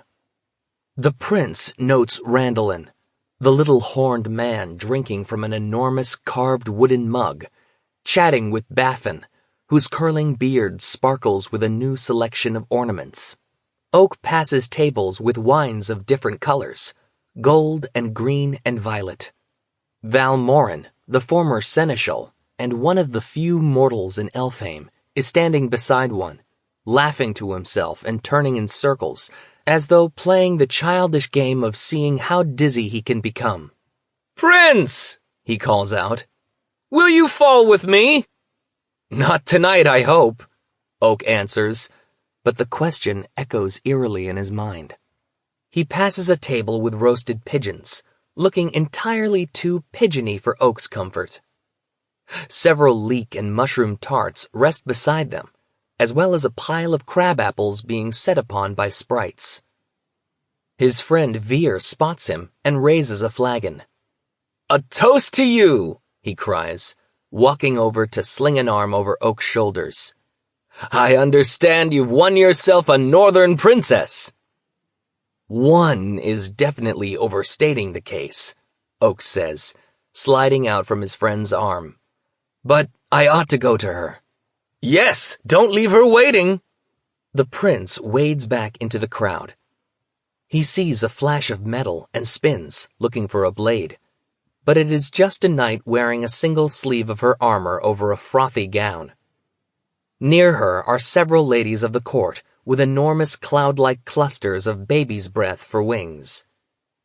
He passes fairies in mossy capulets and dresses that end in branches. Elegant gentlemen in embroidered robes and doublets of birch bark. One green-skinned girl with gills has a train on her gown, long enough to catch occasionally on roots as she passes. As he's looking, Oak realizes it isn't a train at all, but the spill of her hair. By the time he makes it to the high table, he sees Ren standing before his sister and Carden. He really should have gotten here sooner. Ren catches his gaze as he approaches. Though her expression does not alter, he thinks he sees relief in her eyes. Jude watches them both, calculating. Still, after 2 months away and a long rest to clear his head, what he notices most is how young Jude looks. She is young, but he can see a difference between her and Terran. Perhaps it is only that Terran has been to the mortal world more recently and has caught up to her years. Or that having a young child is tiring, and she doesn't look older so much as exhausted. A moment later, he wonders if it was only the fancy of the moment that made him think that. But another part of him wonders if Jude is quite as mortal as she once was. He bows to his sister and to Carden. "Ren was just telling us of her powers," says Jude, voice hard. "And we asked for the return of the bridle you borrowed." He's missed something, and not something good. Did she refuse them? I have sent one of my soldiers for it, Ren tells him, as though in answer to the question he did not ask. Perhaps they are only annoyed at the reminder of how many traitors to Elfheim serve in the Court of Teeth. If so, they must be doubly annoyed when a falcon swoops into the room, becoming a man as he lands. Strawn. Oak's former prison guard gives him a smug look as he holds out the bridle to Ren. The prince can still conjure the feelings of the straps against his skin, can still remember the helplessness he felt when she commanded him to crawl, how Strawn watched him, how he laughed. Ren takes it from the soldier, letting it lie across her palm. It's a cursed thing. Like all Grimson's creations, Jude says. I don't want it, Ren says. But I won't give it to you either. Carden raises his brows. A bold statement to make to your rulers in the heart of their court. So, what do you propose? In her hands, the leather shreds and shrivels. The magic departs from it like a thunderclap. The buckles fall to the dirt floor. Jude takes a step toward her. Everyone in the brew is looking at them now. The sound the destruction made drew their attention as surely as a shout. You unmade it, says Jude, staring at the remains. Since I have cheated you out of one gift, I will give you another. There's a gesh on the High Queen, one that would be easy enough for me to remove. Ren's smile is sharp-toothed. Oak isn't sure what the nature of the gesh is, but he is sure from the spark of panic in Jude's face that she doesn't want it gone. The offer hangs in the air for a long moment. So many secrets, wife, Carden says mildly. The look Jude gives him in return could have peeled paint. Not only the gesh, but half a curse, Ren tells his sister. It winds around you, but cannot quite tighten its grip, gnaws at you. The shock on Jude's face is obvious. But he never finished speaking. Carden holds up a hand to stop her. All teasing is gone from his voice. What curse? Oak supposes the High King may well take a curse seriously, since he was once cursed into a giant poisonous serpent. It happened a long time ago, when we went to the palace school, Oak's sister says. Who cursed you? Asks Carden. Valerian, Jude spits out. Right before he died. Right before you killed him, you mean, Carden says, his dark eyes glittering with something that looks a lot like fury, although whether it is toward Jude or this long-dead person, Oak isn't certain. No, Jude says, not seeming in the least afraid. I'd already killed him. He just didn't know it yet. I can remove that and leave the gesh alone, Ren says. You see, I can be quite helpful. One supposes so, says the High King, his thoughts clearly on the curse and this Valerian. A useful alliance. Oak supposes that means Ren is still pretending she's willing to marry him. Ren reaches her hand into the air, extending her fingers toward Jude and making a motion as though gripping something tightly. Then, her hand fists. His sister gasps. She touches her breastbone, and her head tips forward so that her face is hidden. The High Queen's knight, fanned, unsheathes her blade, the glint of the steel reflecting candlelight. All around, guards' hands go to their hilts. Jude, Oak whispers, taking a step toward her. Ren, what did you... If you've hurt her, Carden begins, his gaze on his wife. I removed the curse, Ren says, her voice even. "I'm fine," Jude grates out, hands still pressing against her chest. She moves to a chair, not the one at the head of the table, not her own, and sits. "Ren has given me quite a gift. I will have to think long and hard about what to give her in return." There's a threat in those words, and looking around, Oak realizes the reason for it. It isn't just that Ren took apart the bridle without permission and the curse without warning, nor that she exposed something that Jude may have wanted to stay hidden, but she made the High King and Queen look weak before their court. It's true they weren't up on the dais for all to see, but enough courtiers were listening and watching for rumors to spread. The High King and Queen were helpless in the face of Ren's magic. That Ren did them a service and put them in her debt. She did to Jude what Bogdana had done to her in the Citadel, and did it more successfully. But to what purpose? "You bring an element of chaos to a party, don't you?" Carden says, his tone light, but his gaze fierce. He lifts a goblet from the table. "We obviously have many things to discuss regarding the future, but for now, we share a meal. Let us toast to love." The High King's voice has a ringing quality that enjoins people to pay attention. Nearby, many glasses are raised. Someone presses a silver-chased goblet into the prince's hand. Ren is given one by a servant, already filled to the brim with a dark wine. "Love," Carden goes on. "That force that compels us to be sometimes better and often worse. That power by which we can all be bound, that which we ought to fear and yet most desire. That which unites us this evening, and shall unite the both of you soon enough." Oak glances at Ren. Her face is like stone. She is clutching her own goblet so tightly that her knuckles are white.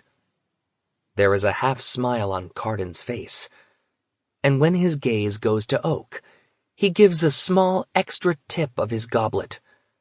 One that may be a challenge. "I do not want your throne," Oak wishes he could just say aloud and not care if anyone hears, not care if it makes the moment awkward. But the conspirators will reveal themselves just after midnight, and it's worth waiting a single day. The ghost, standing near Randolin, raises his own glass in Oak's direction. Not far from them, standing by Taryn and Leander, Oriana does not toast, and in fact, appears to be contemplating pouring her wine onto the dirt. Well, this is going great. He turns toward Ren and realizes how pale she's grown. He thinks of her feverish gaze aboard the ship, and how he had to carry her to her bed. If she passes out now, all her work, the way she forced herself upright to walk on the shore, this exchange with his sister, will be undone. The court will see her as weak. He hates to admit it, but his family may see her that way too. But she can't be well. She was weak from breaking the Troll King's curse before they left. Then, she took apart that monster, and now this. He thinks of Mother Marrow's words about how Ren's own hag power, a power of creation, has been turned inside out. "I would have a moment with my betrothed," Oak says, reaching a hand toward her. "A dance, perhaps." Ren looks at him with wild eyes. He's put her in a difficult position. She can't very well turn him down, and yet she is probably wondering how much longer she can stay upright. "We're soon to eat," his mother objects, having come closer without his noticing. Oak makes a gesture of carelessness. "It's a banquet, and now that the toast is made, we're not needed here to sample every dish." Before anyone else can weigh in, he puts his arm around Wren's waist and escorts her to the floor. Perhaps, Oak says, when they've gone a few steps, we continue on to a corner and sit for a moment. I will dance, she says, as though meeting his challenge. Not what he intended, but it was so ill done that it may as well have been. Cursing himself, he takes one of her hands in his. Her fingers are cool, her grasp on him tightening.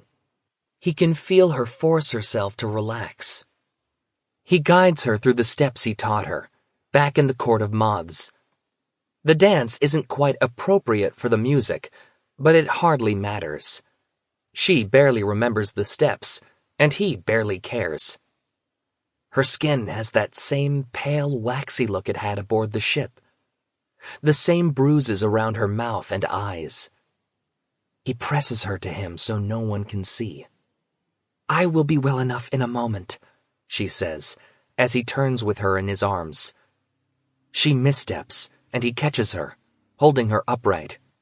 Let's sit in some dark corner, he says.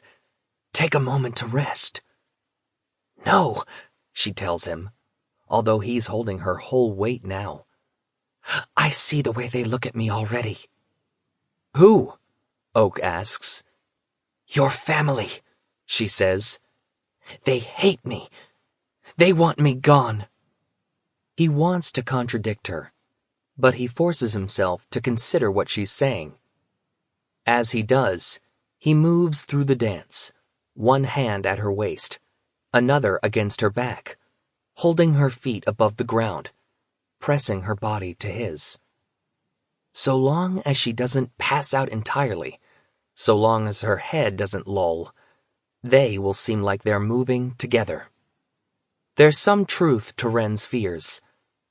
His mother would spit at Wren's feet, if she could find a way to do it that would reconcile with her rigid sense of etiquette. And while Jude seems conflicted, she would murder Wren herself if she thought Wren's death would shield people she cares about. Jude wouldn't need to dislike her to do it. My family believes they must protect me, he says, the words sour in his mouth. From me? She asks, her face no longer looking so pale and bruised. She manages to even seem a little amused. From the cruel, terrible world, he says. Her lip turns up at the corner. Her gaze rests on him. They don't know what you're capable of, then? He takes a deep breath, trying to find his way to the answer. They love me, he says, knowing that's not enough. How many people does your sister Jude believe you've killed? Wren asks. There was the bodyguard who turned on him. There was no hiding that. And that duel he was in with Violet's other lover. 2. Jude could have guessed some of the others, but he doesn't think she did. Of course, he didn't want her to guess. So why did it bother him so much? And how many people had he killed? 24? More? Your father? Wren asks into his silence. He knows more, Oak says. A betrayal in and of itself. That is the problem with being Maddox's son. The Redcap understands people, and he understands his children best of all. When he isn't consumed by rage, he is horribly insightful. He sees in Oak what no one else has. He sees the desperate and impossible desire to repay all that he owes his family. Has Maddox used that to manipulate Oak? Oh, most definitely. Many times over. He smiles at Wren. You know what I'm capable of. A terrifying thought, she says, but doesn't sound displeased. I should have understood better. What you did for your father, and why. I wanted it to be simple, but my Bex... A choking fit stops her speech. Perhaps you might like a glass of something. Watered wine? She smiles tremulously in return. A goblet of only water, if that will cause no one offense. What I drank during the toast seems to have gone to my head. They both know that isn't the reason she feels faint, but he carries on the pretext. Of course. Will you? I can stand now, she says. He maneuvers them close to a chair, then sets her on her feet. If nothing else, she can hold on to the chair back. He remembers how weak he felt after leaving her dungeons. Something to lean against helped. Then, leaving her reluctantly, he heads toward the nearest table where drinks have been set. Food is still being brought out from the kitchens, though at the high table most everyone is seated. As he pours water into a glass, he notes that a few courtiers have crowded around Ren and seem intent on charming her. He watches her give a smile that is perfectly polite, watches her eyes narrow, watches her listen. He cannot help but think of Maddox's words. They will sidle up to your little queen tonight. They will introduce themselves and curry her favor. They will attempt to ingratiate themselves with her people and compliment her person. And they will gauge just how much she hates the High King and Queen. Prince, the ghost says, hand on Oak's shoulder, making him startle. I need to speak with you a moment. Oak raises his eyebrows. I haven't asked Terran about Liriope yet, if it's about that. Garrett does not meet his gaze. Other things have taken up my attention as well. I overheard something, and I have been following the path of it. But I want to warn you not to go wandering out alone. Keep Tiernan by your side. No assignations, no heroics, no... The ghost bites off the words as Jack of the Lakes approaches. The Kelpie looking relieved and as unamused as he did when he swore his allegiance to Oak. Forgive the interruption, says the Kelpie. Or don't. I don't care. I have need of the prince. You presume much, the ghost says. I often do, says Jack silkily. Probably the Kelpie doesn't know he's baiting a master assassin. Probably. I have heard your warning, Oak tells the ghost. The ghost sighs. I will have more information for you tomorrow, although perhaps not what you will want to hear. With that, he walks off into the crowd. The prince looks over at Ren. She's speaking to another courtier, her hand heavy on the back of the chair. Oak drags his attention to the Kelpie. I think I can guess the purpose of this conversation. Yes, I will help. Now I must get back to my betrothed. Jack snorts. I haven't come to complain. Your sister terrorized me only a little. Then what is it you want? I saw a most interesting meeting last night, Jack says. Bogdana and a man with golden skin. He was carrying a large trunk. He opened it to show her the contents, then shut it again and took it away. Oak remembers the hag with the golden skin from the Citadel. He was the one who didn't give Ren a present. And you have no idea what was inside? No, indeed, Prince. Nor did he seem the sort who would take kindly to being followed by one such as myself. I appreciate your telling me, says Oak, and it's good to see you. Jack grins. I share that sentiment, yet I would be away from this place if you put in a good word with your sister for my release. At that, Oak laughs. So you wish to complain after all? I would not wish to turn your good nature ill, says Jack, looking around him uncomfortably. Nor would I wish that ill nature directed at me, but I am not well suited to your home. I'll talk to my sister, Oak promises. On his way back to Ren, he spots Terran speaking with Garrett. Oak's gaze picks out Maddox in the crowd, leaning heavily on his cane. Leander is telling a story, and the redcap is listening with what seems rapt attention to his grandchild. It occurs to him how strange a family they all are. Maddox, who murdered Jude and Taryn's parents, and yet somehow they consider him their father. Maddock, who almost killed Jude in a duel, who might have used Oak to get to the throne and then ruled through him. And Oriana, who was cold to his sisters, even to Vivi, who didn't trust Jude enough to leave Oak alone with her when they were young, but asked her to lay down her life to protect him just the same.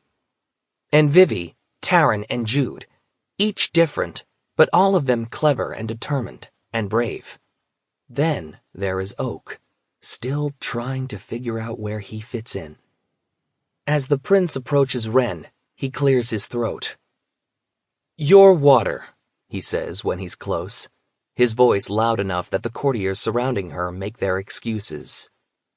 He offers her the goblet of water, which she drinks thirstily. "I was waylaid," he says by way of apology. "As was I," she tells him. "We should go back to your family's table." He hates that she's right, but offers her his arm. She takes it, leaning on him with some force. "When you said you loved me..." It begins as a question, but one she cannot seem to complete. "Alas, that I cannot lie," he tells her, as he guides her through the hall, the smile easy on his lips now. "I hope you will try to find the humor in my feelings. I shall endeavor to do so myself." "But don't you want revenge?" she asks, her voice even softer than before. He glances at her swiftly and takes a moment to decide how to answer. "A little," he admits finally. "I wouldn't mind if there was some dramatic reversal where you pined while I remained aloof." Ren laughs at that, a startled sort of sound. "You are the least aloof person I know." He makes a face. "Alas, once again my dreams crushed." She stops smiling. "Oak, please, I've made a mistake. I've made several, and I need..." He stops. "What do you need?" For a moment, it seems as though she will answer. Then she shakes her head. Just then, the musicians cease playing their instruments. The rest of the courtiers begin to move toward the banquet tables. Oak guides Ren back to her chair.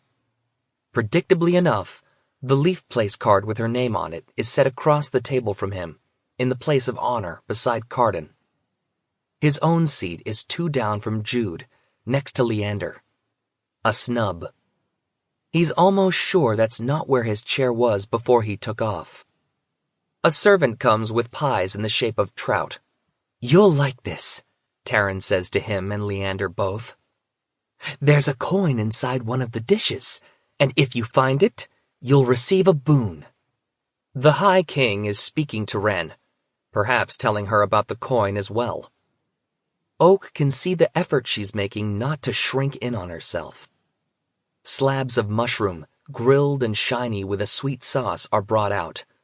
Then, stewed pears alongside platters of cheese, seed cakes, sweet fresh cream, broad beans still in their pods. More fanciful pies arrived. They're shaped like stags and falcons, swords and wreaths, each with a different filling. Partridge stewed in spices, blackberries and hazelnuts, pickled sloes, mallow fruit. When he looks over at Ren again, he can see that she is covering her mouth as she eats, as though to hide the sharpness of her teeth. There is a sound at the entrance, a clatter of armor as guards leap to attention. The storm hag has arrived, hours late, wearing a tattered black dress that hangs off her like a shroud, and a smile full of menace. Bogdana thrusts her hand into the pie in the shape of a stag. Her hand is stained red with the juice of sloes as she pulls it out, her fingers gripping a coin. "I shall have my boon, King. I want Ren and your heir married tomorrow." "You requested 3 days," Carden reminds her, "to which we gave no answer." "And 3 days it will be," says Bogdana. "Yesterday was the first, and tomorrow will be the third. Oak sits up straighter. He glances across the table, waiting for Wren to stop this, waiting for her to say she doesn't want to marry him. Her gaze meets his, and there is something like pleading in it, as though she wants to both break his heart publicly and have some guarantee he won't hold it against her. "Go ahead," he mouths, but she remains silent. A glance passes between Jude and Carden. Then, Jude stands and raises her glass, turning to Oak. "Tonight we feast in the hall in celebration of your betrothal. Tomorrow we will have a hunt in the afternoon, then dance on Insir. At the end of the night, I will ask your bride a question about you. Should she get it wrong, you will delay your marriage for 7 days. Should she answer rightly, we will marry you both on the spot, if such is still your desire." Bogdana scowls and opens her mouth to speak. "I agree to those conditions," Wren says softly, before the storm hag can answer for her. "So do I," Oak says, although no one asked him. Still, this is all a performance. "Provided that I am the one who comes up with the question for my betrothed." Wren looks panicked. His mother looks as though she'd like to stab him with her fork. Jude's expression is impossible to read. So rigidly does she keep her features set. Oak smiles, and keeps smiling.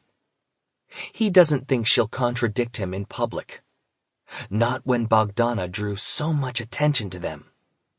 "So be it, brother," his sister says, sitting back in her chair. "The choice will be yours." Chapter 18. Shortly after that, Wren rises and makes her excuses. On her way out, she stops by Oak, whispers in his ear, "Meet me in the gardens at midnight." He nods with a slight shiver. She's already moving away from the table, fingers resting briefly on his shoulder as she goes. The storm hag spots her leaving, rises and follows, menace in her movement. That's 2 assignations for Oak. The moon's zenith tonight is about an hour past midnight, so they're a little too close together for him to feel easy about moving between them.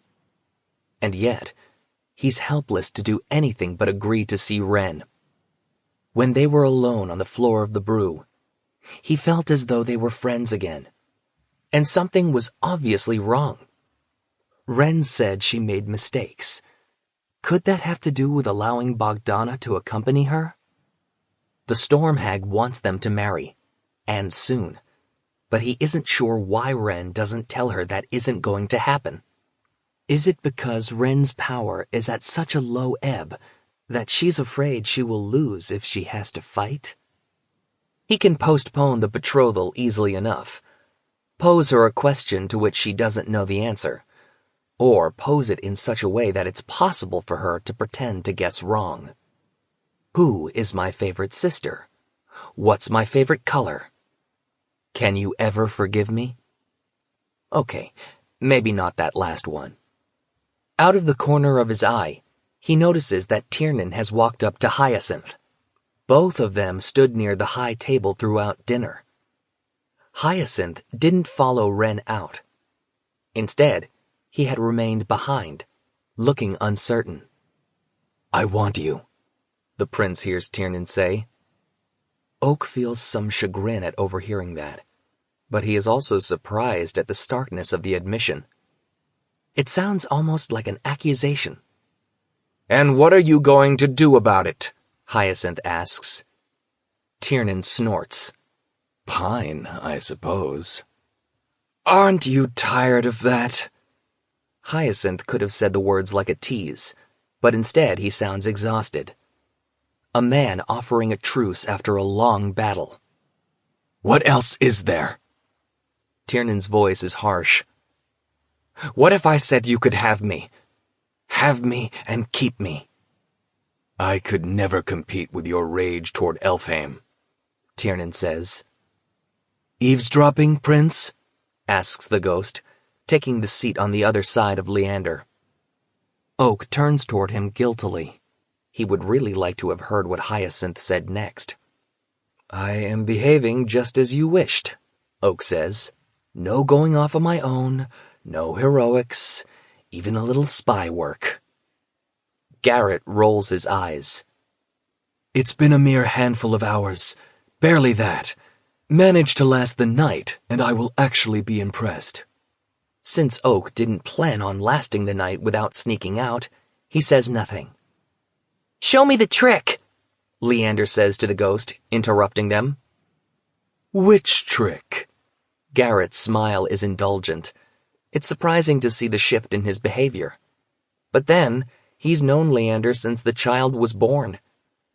Garrett and Taryn became close before the Battle of the Serpent, possibly even before Locke's death. Vivi and Heather, and Oak himself, have long believed they're lovers. But after Taryn's disastrous first marriage, Taryn hadn't admitted it out loud. "The one with the coins!" Oak grins. He knows a few of those. The Roach taught them to him when he was only a little older than Leander. Garrett reaches into his pocket and comes out with a silver coin. Before he can demonstrate, though, Maddock walks up, leaning heavily on his twisted black cane. "My lads," the redcap says, putting a hand on Leander's head. The boy turns to smile up at him. The ghost sets the coin before Leander. "Why don't you practice and show me what you learned?" he instructs, then rises. "But—" the boy protests, a whine coming into his voice. "I will show you the trick again tomorrow." With a sharp look at Maddock, he leaves the table. Oak frowns. He had no idea how uncomfortable the ghost was around Maddock. But of course, the redcap was in exile for years. Oak never saw them together before. Leander picks up the coin, but does nothing more with it. "So, you're really going through with this marriage?" Maddock asks the prince. "We'll all find out the answer to that tomorrow." And Oak will look more like the fickle and flighty courtier than ever when he asks Wren a question she can't answer and postpones their engagement.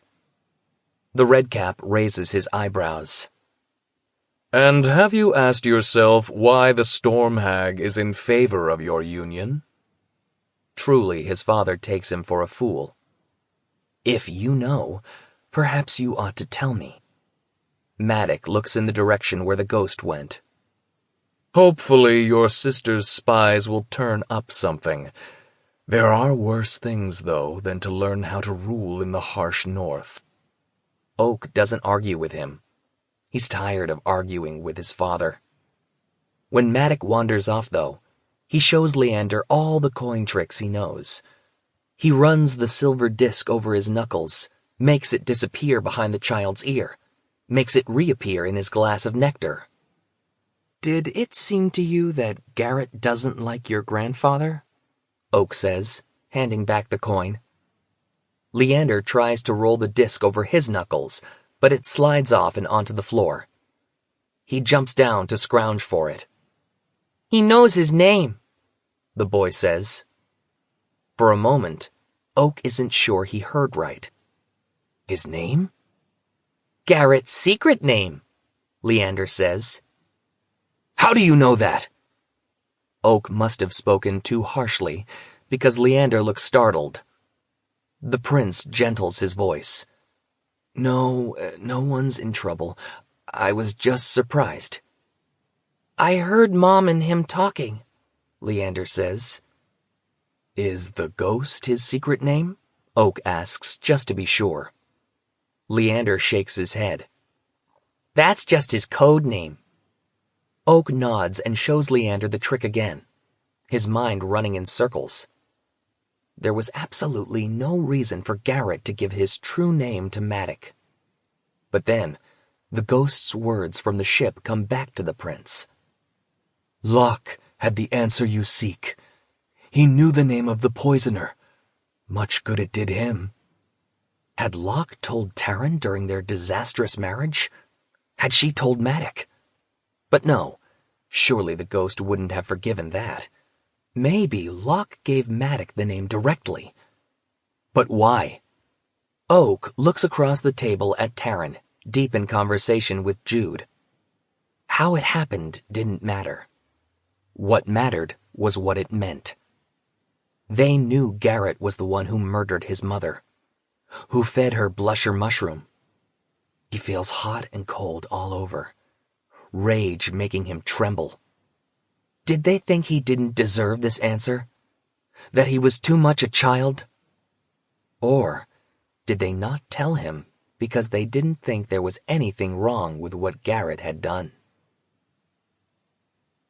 At midnight, the gardens are full of night-blooming plants, limned in moonlight.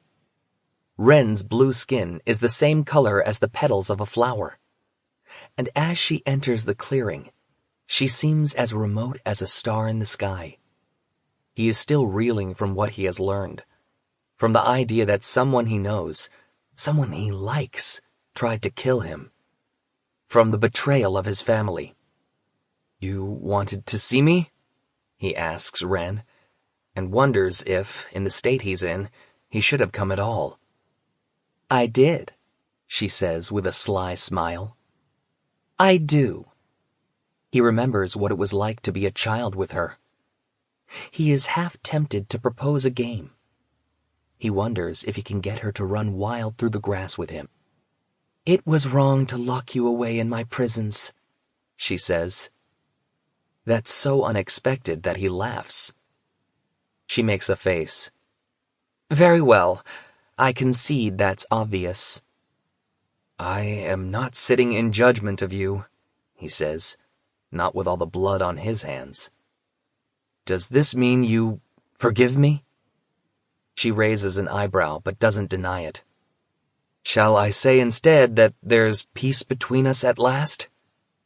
At that, he does get a smile. "Peace?" "Not even that?" Oak puts a hand to his chest as if wounded. Under his fingers, he can feel the thrum of his heart. "I am not a peaceful person," she says. "And neither are you." He loves that she knows he's not peaceful. Loves that she doesn't think him kind. He doesn't know how, but from the first she seemed to recognize something in him that no one else does. That inner kernel of hardness, of coldness. He never convinced her that he was a hero. He perhaps half convinced her he was a fool, but never for long. She saw through his play-acting and his smiles, heard the riddles and schemes his charmed tongue tried to obscure. And so, when she kissed him, it felt as though he was being kissed, perhaps for the first time. And he loves the way she's watching him now, as though he fascinates her, as though she's drawn to him, as though he's got a chance. Even if she doesn't want to marry him, even if she doesn't love him. Wren draws in a deep breath. "It's beautiful here." Oak looks around the gardens full of flowers. Golden evening primrose, carpets of night phlox with tiny white buds, pale moonflowers, the purple night-scented stalk, and the large silvery flowers of the cereus. He cups one. "Did you know this is called Queen of the Night?" Wren shakes her head, smiling. "I dreamed about this place sometimes." He thinks about her comment that she would make new nightmares, and is silent. When she looks at him, there is something vulnerable in her face, though her voice is sharp with sudden anger. "You could have kept me here, in Elfheim, but you let your sister send me away."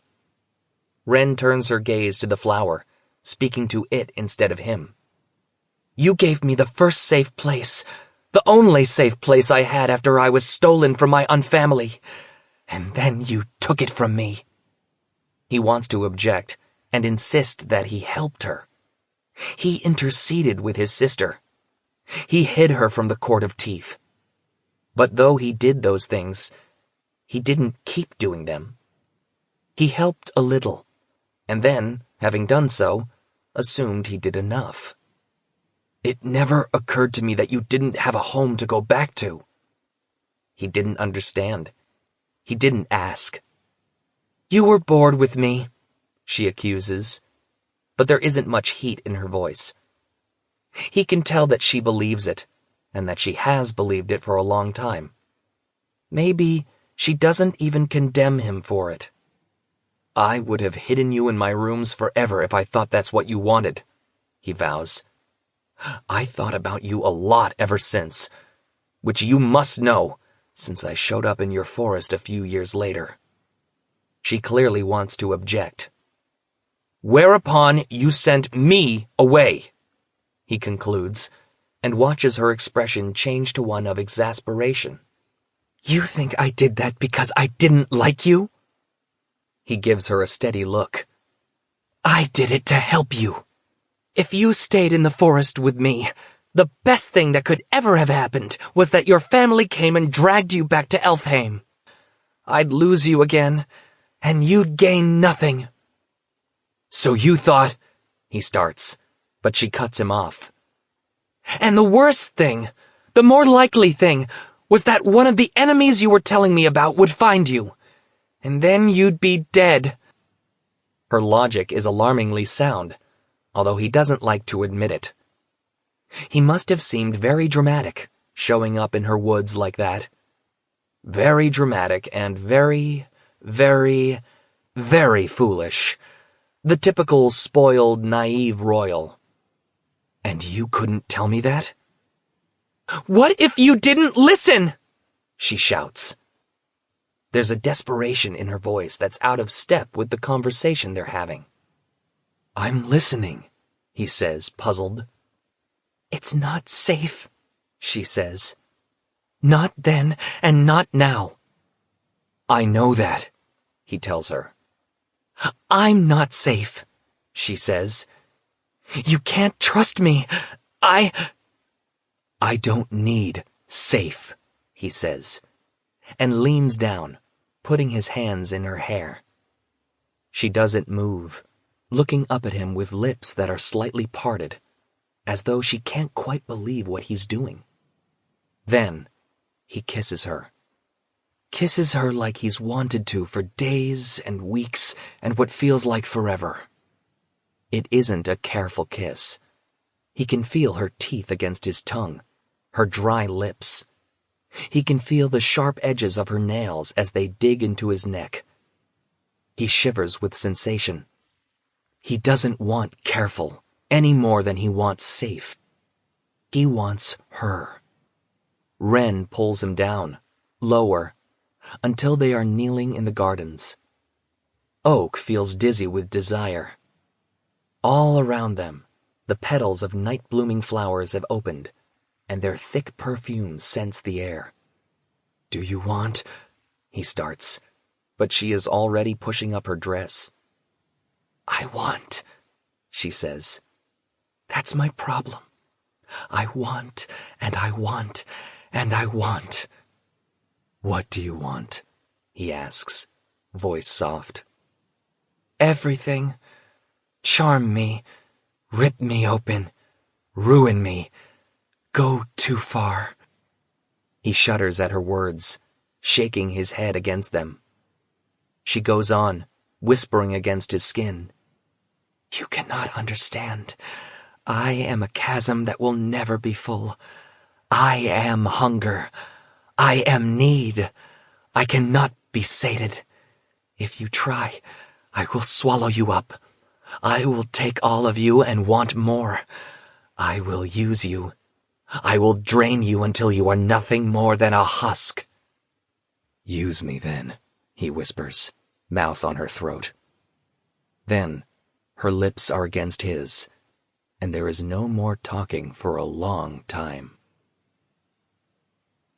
Ren is lying against him, her head pillowed against his shoulder, when the shifting branches alert him. Someone's coming, Oak says, grabbing for his trousers and also his knife. Ren springs to her feet, pulling on her gown, trying to make herself look less like she's been rolling around in the dirt. For a moment, their gazes meet, and they both grin helplessly. There's something so silly about this moment, scrambling to get dressed before they're caught. Neither of them can pretend to anything but merriment. "Your Highness," says Lady Elaine, taking in the situation with a frown as she steps into the clearing. "I see you had a surfeit of trysts planned for this evening." Her words wiped the smile from Oak's face. He was supposed to meet her, and he didn't pay attention to the zenith of the moon. Didn't pay attention to anything but Wren. Didn't care about conspirators or schemes or even his family's lies. After years of bending his whole self to be a lure for the worst of Elfhame, he simply forgot to be that person. "Moonrise, sunrise, dawn, dusk, zeniths," he says as flippantly as he can manage. If anything can make this moment worse, it would be his acting as though he feels caught. "Regrettably, I can be imprecise about imprecise times. My apologies. I hope you didn't wait long." Wren looks between Lady Elaine and Oak, no doubt coming to her own conclusions. "You're the girl from the Court of Teeth," Lady Elaine says, the gossamer of her wings apparent in the moonlight. "I am the queen of what was once the Court of Teeth." Wren's expression is stony, and despite her dress gaping open in the back and the leaves tangled in her hair, she looks quite fearsome. "Betrothed to the Prince of Elfhame. And you are?" Lady Elaine looks as astonished as if she bit into a pear and found it full of ants. She walks to Oak and puts her arm around his. "I am Elaine, Lady Elaine, a courtier from the court of Moss in the west, and an old friend of the prince's. Isn't that right?" "Despite my being a trial to her," agrees Oak, avoiding giving any real confirmation. Wren offers up a chilly smile. "I will go back to the feast, I think. Might you do up the back of my dress?" Lady Elaine gives her a scathing look. "Of course." Oak has to hide his smile at that as he walks behind Wren and does up the laces of her gown. As she makes ready to go, she looks back at Lady Elaine. "I hope he will give you half the delight he's given me." Oak has to swallow a laugh. As Wren leaves, Lady Elaine turns to Oak, hands on her hips. "Prince?" she says, sterner than any instructor in the palace school. He is so tired of being treated as though he is a fool, as though he is in need of, what did Randallin say about Wren? A little guidance? Maybe he is a fool, but he is a fool of a different sort. "There was little I could do," he protests with a shrug, choosing his words carefully. "She is my betrothed, after all. It's not the easiest thing to get rid of someone." Lady Elaine's mouth relaxes a little, although she's not going to let him out of this that easily. "You expect me to believe you wanted to be rid of her?" Well, it would be convenient if she thought that. "I mean her no insult," Oak says, deliberately misunderstanding. "But you were going to introduce me to your friends, and, well, I haven't seen you in a long while." "Perhaps it's time you explained this betrothal," she says. "Not here." It's too strange to stand in the place he was with Wren and attempt to deceive Lady Elaine about her. "Where was it you were going to take me?" "We were to meet at the edge of the Crooked Forest," she tells him, walking with him as he makes his way down one of the paths. "But they will be long gone. This is dangerous, Oak. They are putting themselves at great risk for your benefit." He notes that she didn't say, "for your sake," although he's sure that's how she wants him to take her words. "Wren is powerful," Oak says, hating himself, "and would be useful." "That point has been made to me before," Lady Elaine says bitterly, and to his surprise. That you were clever to make this alliance, and having the storm hag with her puts us all in a better position. For a moment, he is tempted to explain that Bogdana is never going to be on the side of anyone with his bloodline, but what would be the point? Let her believe anything that will have her accepting Ren and taking him to the rest of the conspirators. She will make you unhappy, Lady Elaine tells him. Not all alliances are happy ones, he says, and takes one of her hands in his. But you, she says, putting her hand to his cheek, you who have little experience of sacrifice, who have always seemed filled with such joy, how will you bear it when that joy is dimmed? He laughs outright at her words, and then has to think fast to cover up the reason.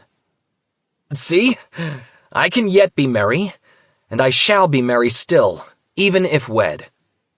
Perhaps this plan asks too much of all of us, Lady Elaine says, and he understands. Her plan, to be by his side, at the very least a sort of ruling consort, would be in shambles were he to marry Ren. If she cannot have that role, then she doesn't want to risk her neck. He turns toward her, and a kind of desperation rises in him. If she gives this up, then the conspirators scurry away, rats back into their holes, and he learns nothing. Oak can fix this. He can use his honey-tongued words on her. He can feel them, sitting on his lips, ready to fall. If he says the right things, if he draws her into his arms, then she will believe in their plan once more. He will be able to convince her that Ren means nothing, that it will be her counsel he heeds once he is on the throne. He can even persuade her to take him to the conspirators, if perhaps not tonight. But if he does nothing, then she gives up treason. Maybe the plan falls apart, becomes idle, discontented conversation, and nothing more. Then she will not be shut up in a tower, or cursed into a dove, or executed in a bloody spectacle. He gives her hand a squeeze, gives her one last sad smile. Maybe this can be over, and everyone can live. Perhaps you're right, he says. Sadness just doesn't suit me. Chapter 19. Oak wakes with dread in his heart. As he lingers over a coffee-like substance that is made from roasted dandelions and picks at a plate of acorn cakes, his mind spins. His thoughts fly between Ren in his arms, her eyes bright and teeth sharp, kissing him as though they could crawl into each other's skin. Then Lady Elaine and the capsizing of his plans. Then circling back to what he learned about the ghost, who gave Oak's mother poison. Who gave Oak's mother poison so that Oak would die. How could the ghost look at Oak when, if not for Oriana, if not for sheer luck, he could have been the prince's murderer? It galls Oak to think of Taryn and Jude watching him be trained, letting the ghost clap him on the shoulder or reposition his arm to swing a sword. Somehow it's Taryn's betrayal that strikes Oak the most sharply. Jude has always been constrained by position and politics, while Maddock has been constrained by his nature. Oak thought of Taryn as the kind-hearted one, the one who wanted a gentler world. Maybe she just wanted an easier one. Oak kicks one hoof against the low table, sending the coffee pot and the tray it was sitting on crashing to the floor, crockery smashing, cakes going everywhere. He kicks it again, splintering a wooden leg and causing the whole thing to collapse. If his mother came in, she would frown, call him childish or petulant, summon servants to clean up, ignore any reason he may have for his anger. That's what his family does. Ignores everything uncomfortable, talks around betrayals and murders, papers over bloodstains and duels, brushes all the bones under the rug. Since he was old enough to really understand why he had to be the one to put the blood crown on Carden's head, or live with Vivi and Heather in the mortal world, away from his parents, Oak wasn't able to think of his sisters without being aware of the debt he owed them, the sacrifices they made for him, everything he could never repay. So it is entirely new for him to think of them and be absolutely furious. Then his thoughts slide back to Ren, to her expression of horror when he told her he loved her, to her warning of the night before, after he kissed her, while she dug her nails into his nape. He was playing fast and loose back in the Ice Needle Citadel, determined to win her over despite the danger. And then he came up with a desperate plan to avoid a conflict when it was clear that Elfhame considered Ren a dangerous enemy. When she agreed to come home with him, he thought it might help to be away from the Citadel. Ren was focused on survival for so long, and whatever else you may say about the Isles, they are full of wine and song and other lazy indulgences. But ever since they arrived, she's been different. Of course, he could just as easily say that she's been different ever since he confessed his love. "You've always been clever," she told him when she asked him to break things off. "Be clever now." Does she think that if she is the one to dump him, Elfhame will take her crown for breaking his heart? And yet, he can't shed the feeling there is a greater wrongness she was trying to communicate. Could someone be leveraging something against her in order to stop their marriage? Was it one of her retinue? One of his family? He didn't think it could be Bogdana, who was so vocal in support of their union. Or perhaps it was the Storm Hag. Maybe Bogdana threatened Ren if she strayed from that path. And yet, if that was the case, why not tell Oak outright? A knock comes on the door. A moment later it opens, and Tatterfell enters. She frowns at him, her ink-drop eyes taking in the wreckage of the table. "Leave it," he tells her, "and leave off lecturing me about it too." She presses her thin lips together. She's been a servant in Maddox's household, paying off some debt, and then moved to the castle with Jude, possibly as a spy for their father. He's never much liked her. She's impatient and prone to pinching. "The hunt is today," she says, "and then that farce on Insia right after. There are tents for you to change in, but we still need to select what garb to send over." "I don't need your help with that," he tells her. Her words, "that farce on Insia," echo in his head. The little fairy looks up at him with her shining black eyes. "You ought to clothe yourself as though you expect to exchange vows, even if there's little chance of that." He frowns at Tatterfell. "Why do you think so?" She snorts, going to his wardrobe and taking down a tunic of deep burgundy cloth, embroidered with golden leaves and pants of a deep brown. "Oh, it's not my place to speculate on the plans of my betters." "And yet," Oak says. "And yet, were I Jude," Tatterfell says, pulling out riding clothes of mouse gray, "I might want to marry you to the new queen of the Undersea. It would be a better alliance, and if you don't marry her, the alliance goes to someone else." The prince thinks of the contest he was told of for Nicasia's hand, the one that Kieran Crone was attempting to prevent with the attack. Carden courted her, didn't he? Tatterfell is quiet for a moment. "Another good reason for your sister to marry you to her. Besides, I hear she threw over the High King for Locke. You look something like him." Oak scowls as she urges him out of his nightshirt. "Jude doesn't usually expect much from me." "Oh, I don't know," Tatterfell says. "I hear you're widely considered to be a rake." Oak wants to object, but he has to consider that maybe Jude does think a marriage of Oak to Nicasia would be possible and useful.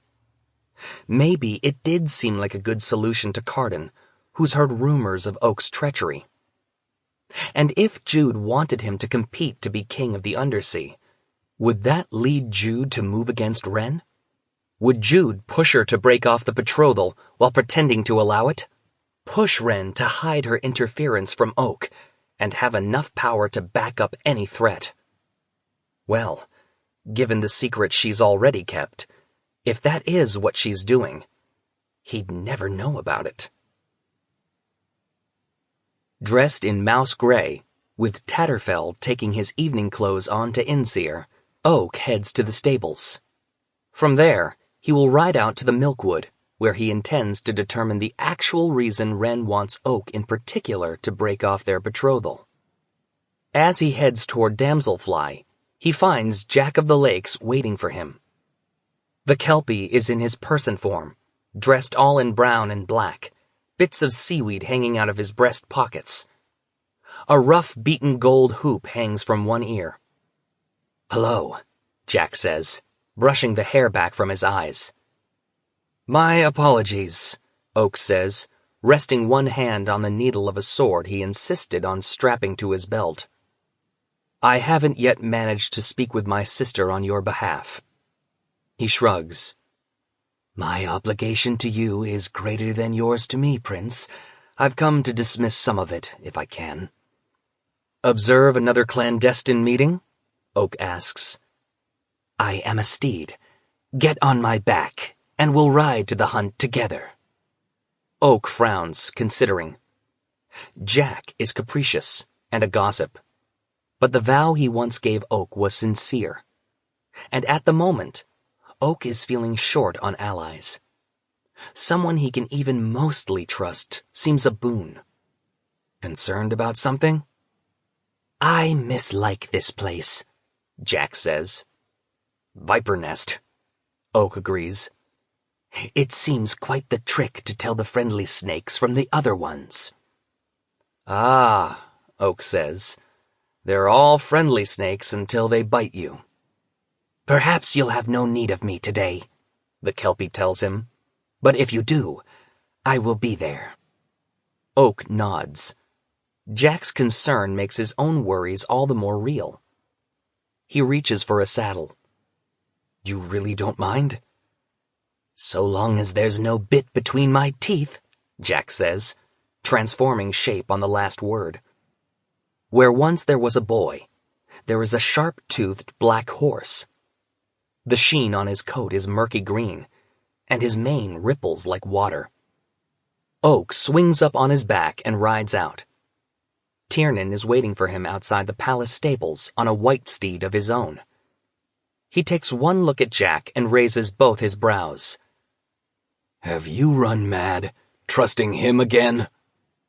Oak thinks of what he promised Hyacinth in the Citadel. The hands of the person responsible for Liriope's death. And the prince considers Tiernan, whose happiness he will rob if he gives that to Hyacinth, even supposing he could. He considers how awful it would be, and all the consequences that would follow. "Oh, don't worry," Oak says. "I'm not sure I trust anyone anymore. Not even myself." They arrive at the Milkwood, riding beneath pale silvery boughs covered with bleached leaves. There, the gentry of the court are assembling in their riding garb. Carden sits atop a black steed with flowers braided into its mane. He himself is wearing a doublet with a high collar and a crisscrossing pattern sewn into the dark fabric. Aside from shining buttons in the shape of beetles, he looks positively staid. Taran is all in lilac, a jacket with long tulip sleeves, breeches and boots, and astride a dappled pony. The ghost is beside her in dark gray, and somehow seems more knight, clad in her livery, than partner. Oak feels a spike of rage at the sight of him. Rage that he swallows. For now. Beside the High King, Jude is mounted on a riding toad, wearing a dress the color of unskimmed cream with billowing sleeves. Over that, a thin vest embroidered with gold laces over her chest. Calf-high brown boots dig into the stirrups. No crown sits on her head, and her hair is pulled simply back. He tries to judge from her expression, from her body language, if she is working against him, if she has gone around his back and threatened Ren. But Jude is a consummate liar. There's no way he can tell, and asking would be worse than useless. All that would happen is that she'd know Ren gave something away. On that thought, he notes Carden watching him. He cannot, in this moment, bring himself to explain his true role in this or the other conspiracies. He cannot bring himself to be vulnerable in front of either of them. And if he begins to tell the story, Lady Elaine will face the very fate she would have if she hadn't renounced her treachery the night before. She will certainly be interrogated. He thinks of the cold stone slab and Valen standing over him and shudders. He wishes he could trust his sister as he once did. He wishes that he could be sure she trusted him. The prince turns away, his gaze going to the servants loading baskets and blankets onto ponies for the picnic the courtiers will have once the hunt grows dull. "We cannot possibly catch the silver stag," says a man in a hat with a plume sticking out of it and a longbow. He rides a chestnut steed with dainty hooves. "Nor anything much with two mortals among us. They will frighten off the beasts with their noise." He means for Jude to hear, and she has. She gives him a lethal smile. "Well," she says, "there are always birds in the trees to hunt, even a few falcons." The reference to Ren's soldiers is not missed. Some of the gathered folk appear uncomfortable. Others seem eager. "Or we could draw lots to play the fox," she continues with a grin. "That's a fine sport, and one I've played before." She's been the fox, but they don't know that. The man with the plumed hat looks nervous. "A ride through the Milkwood is its own delight." "I could not agree more," she tells him. Randolin blows a horn, calling for them to all assemble. Oak spots Lady Elaine whispering something to Lady Asha, Carden's mother. When she notices him, she turns away without meeting his gaze. The attention of the crowd shifts, and voices still. He turns to see Ren and Bogdana ride in. Not on steeds, but on creatures enchanted from sticks and twigs and brambles. They move like horses, but remind Oak of ragwort ponies in their uncanniness. Unconsciously, he leans back, urging Jack away. Their presence bothers Oak, not just because he fought creatures like them, not just because they were Lady Nor's beast and conjured from Mab's bones, but because he was aboard the moon skimmer and did not see them there. Another secret. Ren is in a dress of pale gold. A chain veil is on her head, set with shimmering aquamarines. It contains her hair and falls down over her cheeks and chin, almost to her waist. She holds the reins of a bridle made from a thin chain that wraps around the horse's mouth. Though she looks majestic and even bridal, she frowns at her hands, shoulders hunched. She looks haunted. By contrast, Bogdana is in another dark shroud, tattered in places, and flying behind her in the breeze. Her expression is the picture of satisfaction. Their arrival is greeted with murmurs of admiration. Courtiers ooh and ah over the bramble beasts, running hands over twiggy flanks. He may not get answers out of his sister, but that doesn't mean he can't get answers. Pressing his knee gently against the Kelpie's flank, he guides him toward Ren. "Is that—" Ren frowns. "Jack of the Lakes," Oak says, patting the Kelpie's neck. "A merry wight." Ren's lip lifts in something that could have become a smile, but doesn't stay long enough. "Tonight I must ask you a question," Oak says. "What if it's impossible to respond to what I ask incorrectly? You would bind me to marriage unwilling?" Nothing in her tone acknowledges the night before. Their tangled limbs and ragged breaths. Her eloquent, whispered wants. He feels guilty that he's not telling her the truth. He won't make her do anything she doesn't wish. But he needs to know if something is actually wrong. Am I supposed to declare that I was swept away first by one whim and then another? He asks, blithe as ever. If her shield is coldness, his is mirth. Would they not believe it? Besides, you could tell the court we had an argument. Wren glances over her shoulder, as though afraid someone can hear her. I would be more than willing to have one right now. A spectacular fight. He raises his brows. And what might this argument be about? Lady Elaine, perhaps, Wren offers. Your fickle nature? I could tell you about it. Loudly. He winces. I needed information from her. And did you get it? Her brows draw together. I am not what I pretend to be here at court. I would have thought you knew that. Don't be such a fool, she snaps. It doesn't matter what I believe. Only that... Yes? He waits for her to finish the statement. But she only shakes her head, smothering a cough.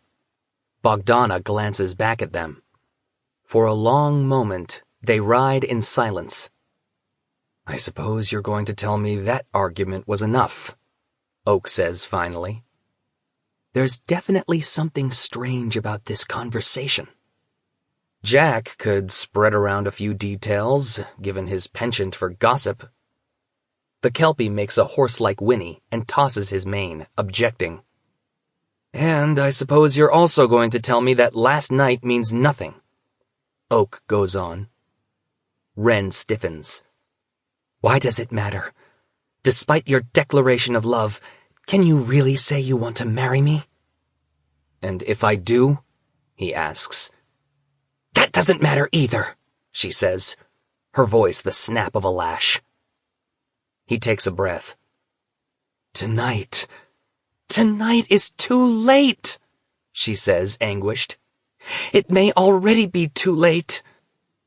With that, she pulls at the lead of her twig and branch steed, wheeling away from him.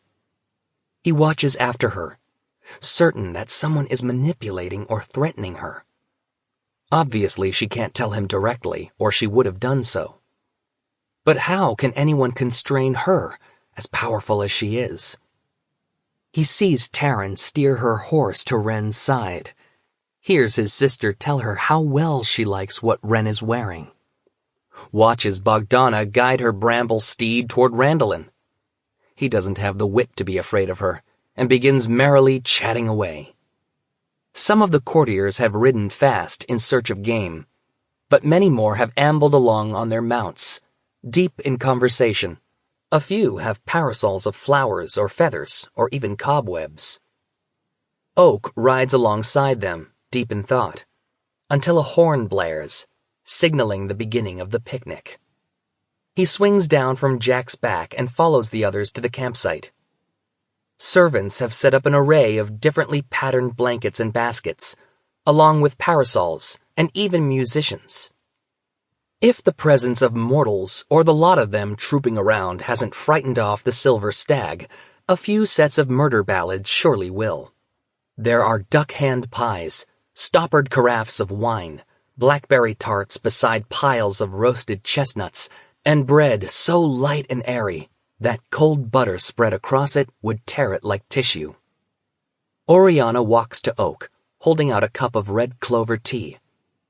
I barely spoke with you last night, she says. We sat at the same table, Mother, the prince reminds Oriana. She puts her arm through his. She is so much smaller that it seems impossible she ever tossed him in her arms. Have you come up with your question for the girl? He shakes his head. Ask her your fondest memory, she urges slyly. Or perhaps your deepest secret. They're clever questions, Oak says. They seem difficult, but she might well be able to guess both. Not a bad suggestion. His mother frowns, and he takes perverse delight in having turned her words against her. But at least he's certain that if she's so obvious in urging him to walk away, she isn't engaged in a secret manipulation of Ren. "Hoping I will seek Nikasia's hand instead?" he asks, thinking of Tatterfell's theory. Oriana's eyes go wide. "Of course not. That would be madness."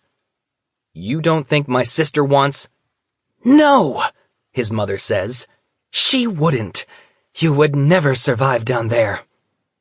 If Jude does plan on his marrying Nikasia, she hasn't started the process of suborning Oriana.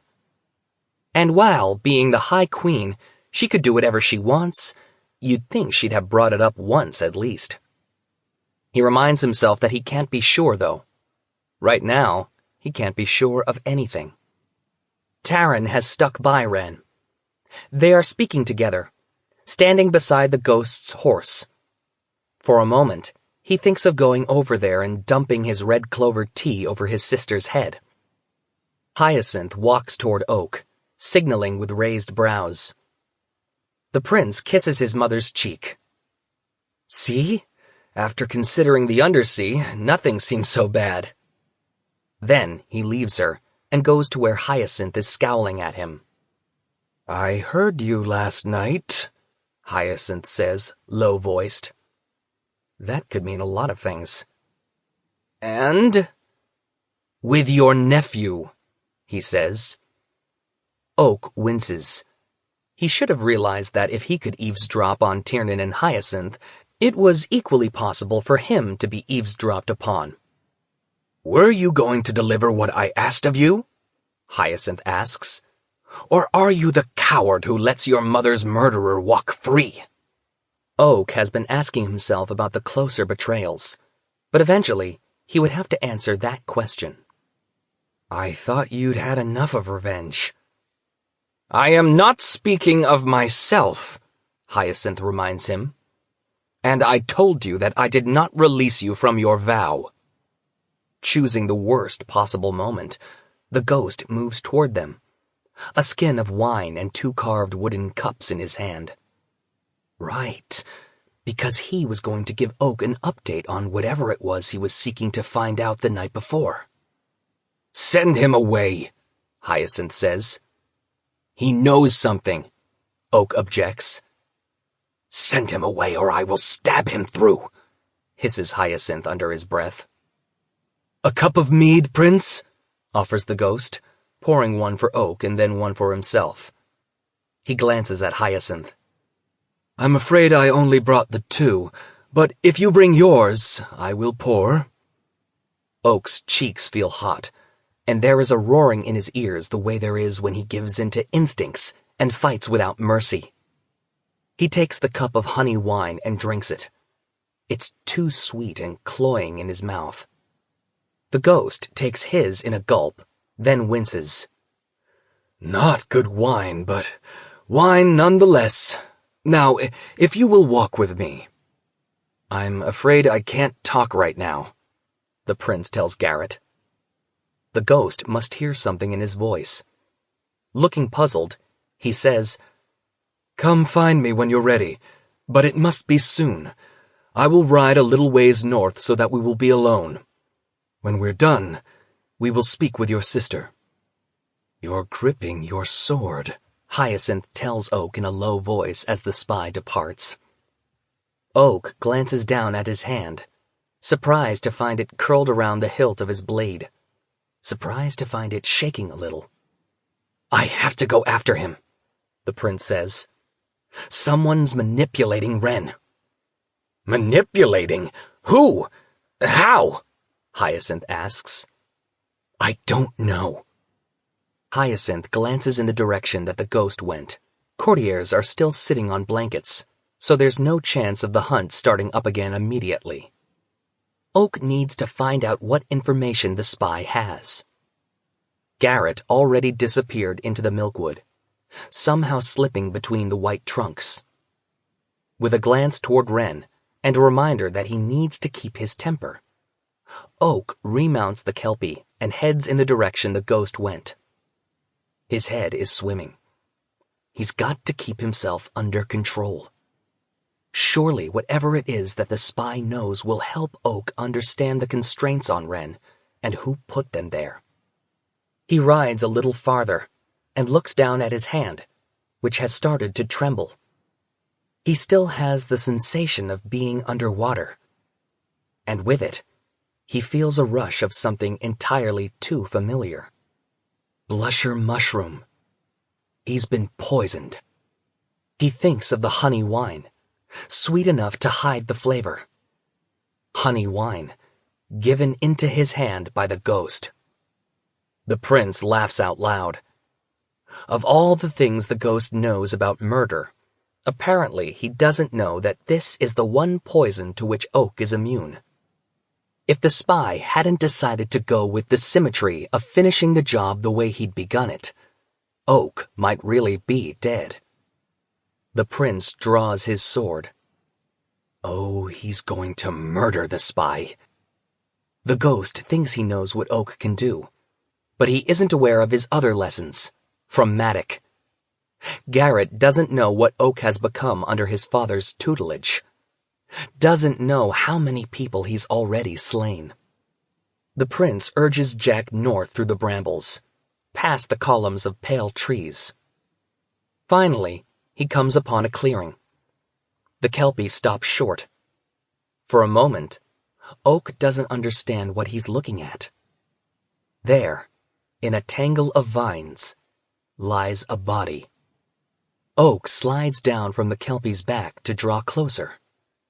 The man's mouth is stained purple. His eyes are open, staring up at the late afternoon sky, as though lost in contemplation of the clouds. "Garrett?" Oak says, leaning down to shake him. The ghost does not move. He does not even blink. The prince's fingers close on his shoulder. The spy's body is hard beneath his hand, more like fossilized wood than flesh. Dead. The man who murdered his mother. The spy who had trained him to move quietly, to wait. Who bounced Leander on his shoulders. Taryn's lover. Jude's friend. Dead. Impossibly dead. Which means that Garrett didn't poison Oak. He shared his poisoned wine, all unknowing. Could Hyacinth have done this? He might have thought dosing the ghost with what killed Liriope to be fitting. A symmetry of a different kind. And if he knew that Oak wouldn't die from it, he wouldn't be kind enough to stop him from drinking a portion of the blusher mushroom. He wouldn't care if Oak suffered a little. But if it wasn't Hyacinth, then it came down to the question of what the ghost had learned. What he wanted to tell Oak. What they needed to go to Jude with. What couldn't wait. Chapter 20. Guards and courtiers thunder up all around Oak. Did he cry out? Did Jack? The Kelpie is standing beside the prince now, but he doesn't remember when Jack stopped being a horse. The noise and confusion mirror Oak's thoughts. People are shouting at one another, making Oak dizzy. Or maybe that's the blusher mushroom still slowing his blood. Jack is insisting they found the ghost like this, and someone is saying how horrifying and a lot of other meaningless words that blend together in Oak's mind.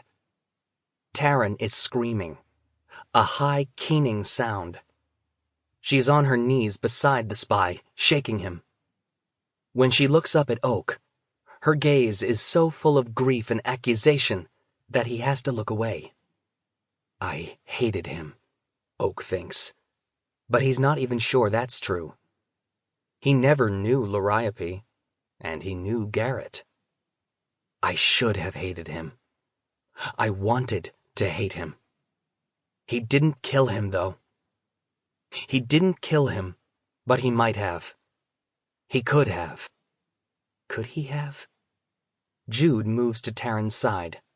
one hand going to her twin's shoulders, fingers pressing reassuringly. The roach leans down to check the body, and when one of the guards tries to stop him, it's Carden who tells them to let him be. Oak didn't even realize the roach was at the hunt. Taryn lies down beside Garrett's corpse, her hair shrouding his face. One of her tears has pooled in the corner of his eye, wetting his lash. Carden kneels beside her, his hand going to Garrett's chest. Taryn looks up at him. "What are you doing?" She doesn't sound happy, but they've never really gotten along. "Blusher mushroom slows the body," he says, his gaze flickering to the roach, who almost certainly taught him that. "But it slows it slowly." "Do you mean he's not dead?" she asks.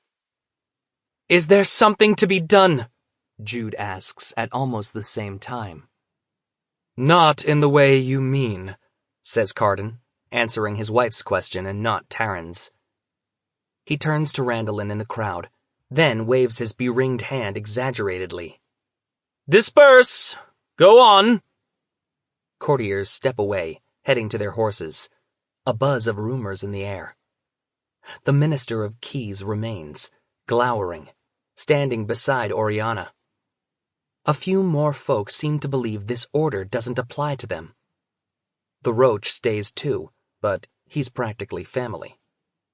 Oak forces himself to scoot back, bracing against the trunk of a tree. For him, it was not much blusher mushroom, but he still feels the numbness tingling through his fingers and toes. Right now, he isn't certain whether he would fall back down if he tried to stand.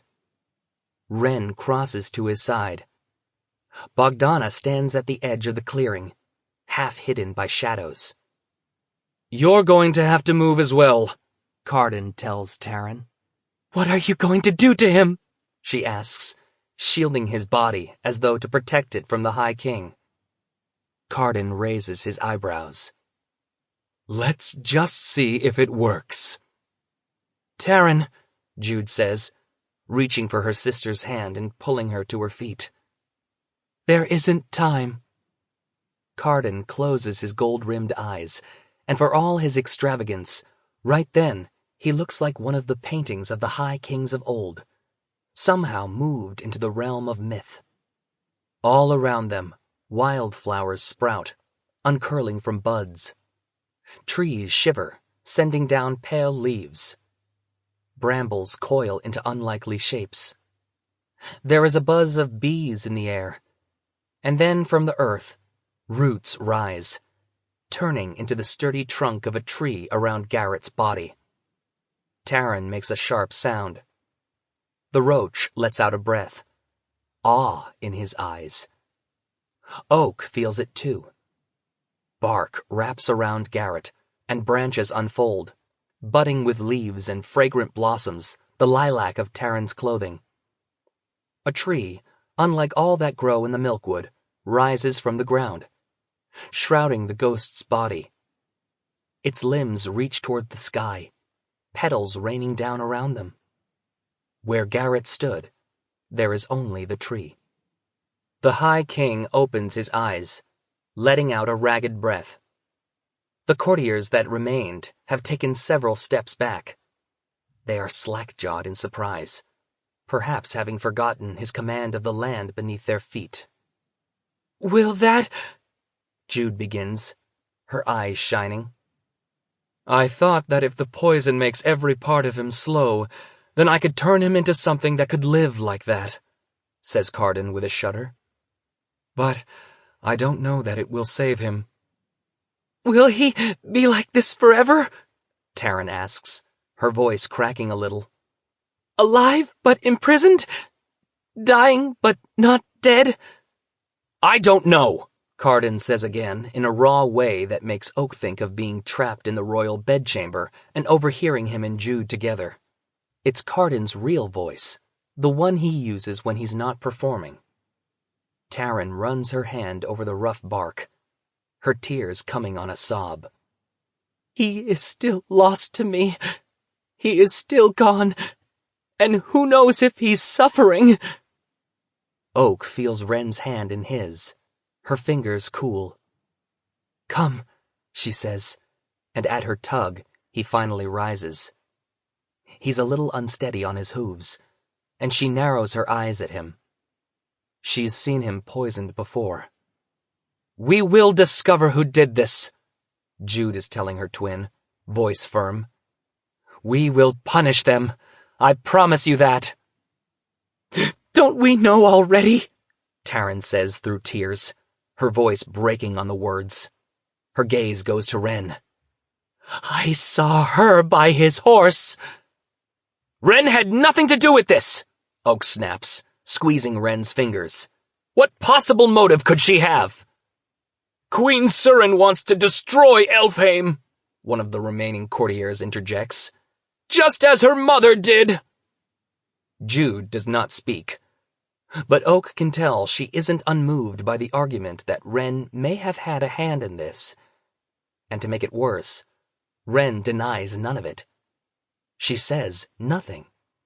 She just listens to their accusations. Deny it, he wants to tell her. But what if she can't? Just then, a cry fills the air. A vulture circles once to land heavily on Ren's shoulder. The Storm Hag. Prince? Tiernan asks Oak, eyeing the vulture with misgiving.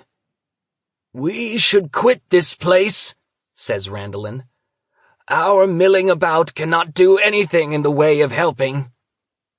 The bomb glares at everyone. What did he eat or drink? We should isolate the poison. It was in the mead, Oak says. The bomb turns toward him, white hair a nimbus around her heart-shaped face. How do you know that? The prince doesn't want to say this part out loud, not in front of even a small crowd. But he can't see a way out either. I drank some. There is a ripple of shock through the remaining courtiers. Your Highness! Randolin protests. And yet you're standing, says a pixie. How is it that you're standing? He must only have had the barest sip, Jude lies. Brother, perhaps it's time to come away and rest. Perhaps it would be better if they got out of the milkwood. He's feeling somewhat unsteady on his feet. He's feeling somewhat unsteady, period. Do you think I'm responsible? Ren whispers, her hand still in his. No, of course not, Oak wants to say, but he isn't sure he can make his mouth spit out those words. Did she poison the ghost? Would she have done it for Hyacinth's sake if he asked her to help? Had he found out a secret so great, she would protect it, even if it cost a life. I will believe whatever you tell me, Oak says, nor will I look for deceit in your words. She watches the shifts of his expression, almost certainly looking for deceit in his words. The vulture shifts, watching him with bead-black eyes. Bogdana's eyes, filled with rage. I'm sorry, Ren says. He sees the hag's talons sink into her shoulder hard enough to pierce flesh.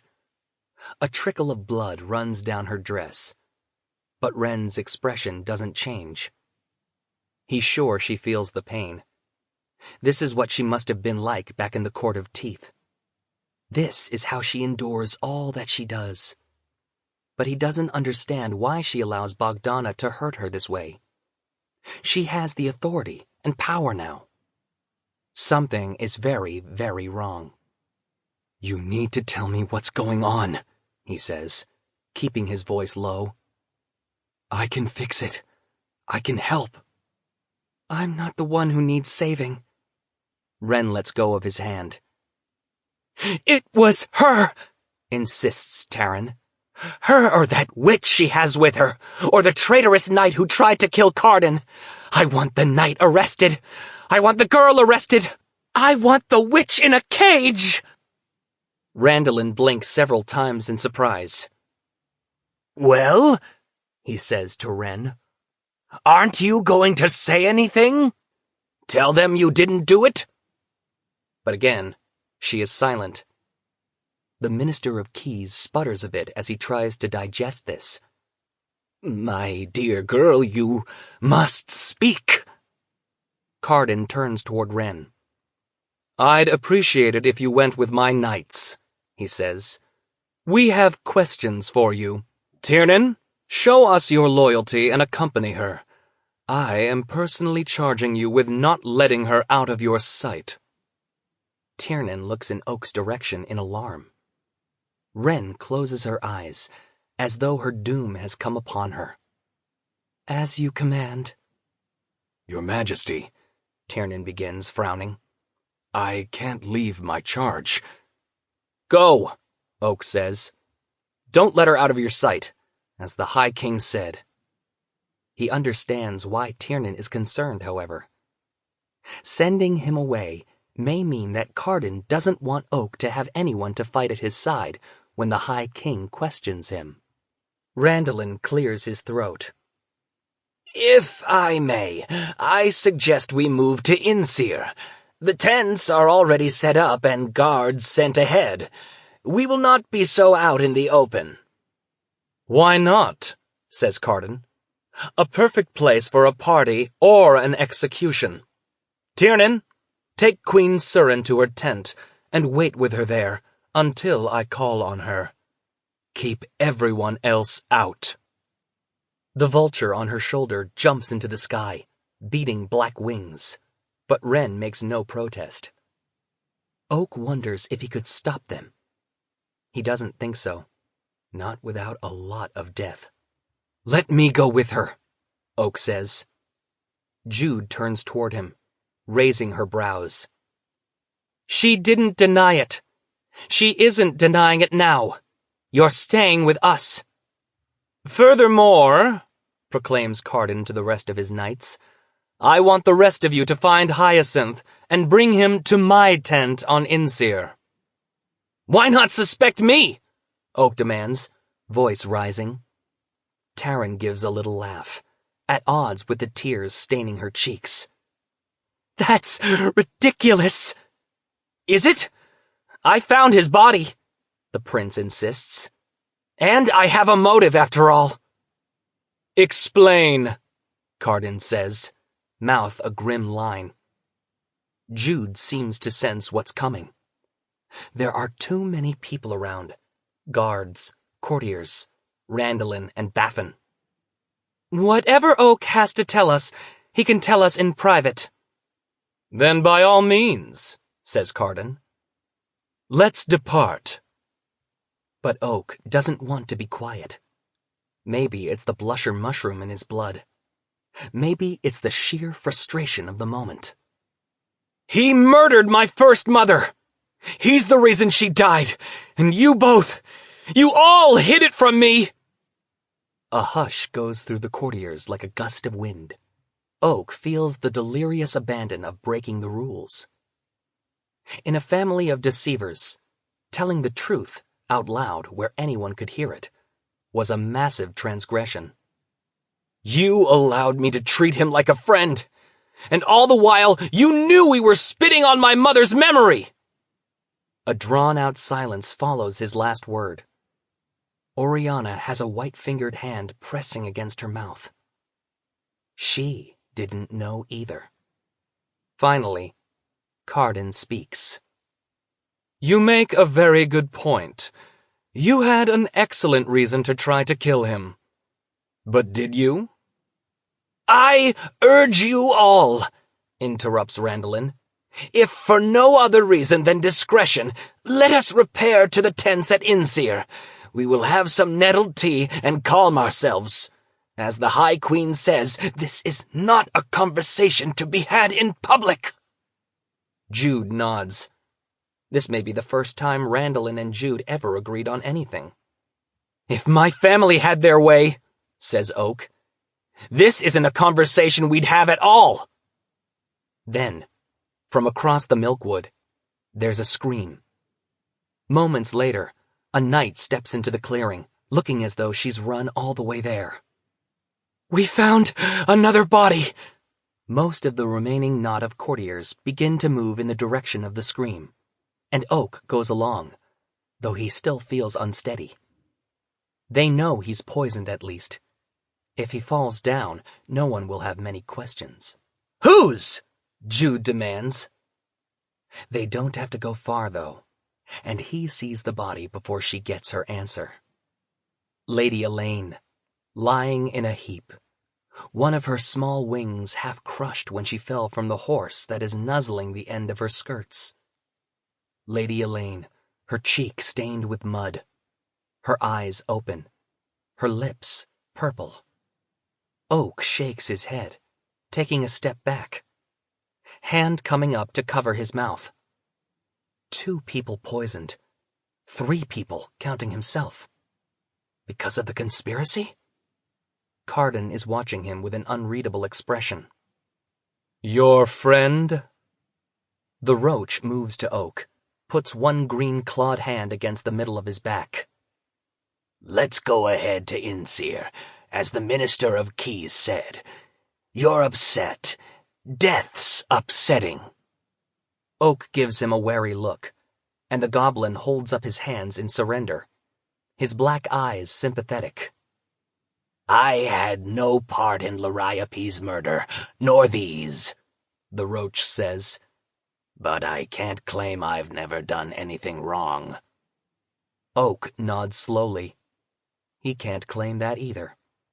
He mounts up again on Jack, who has obligingly become a horse again.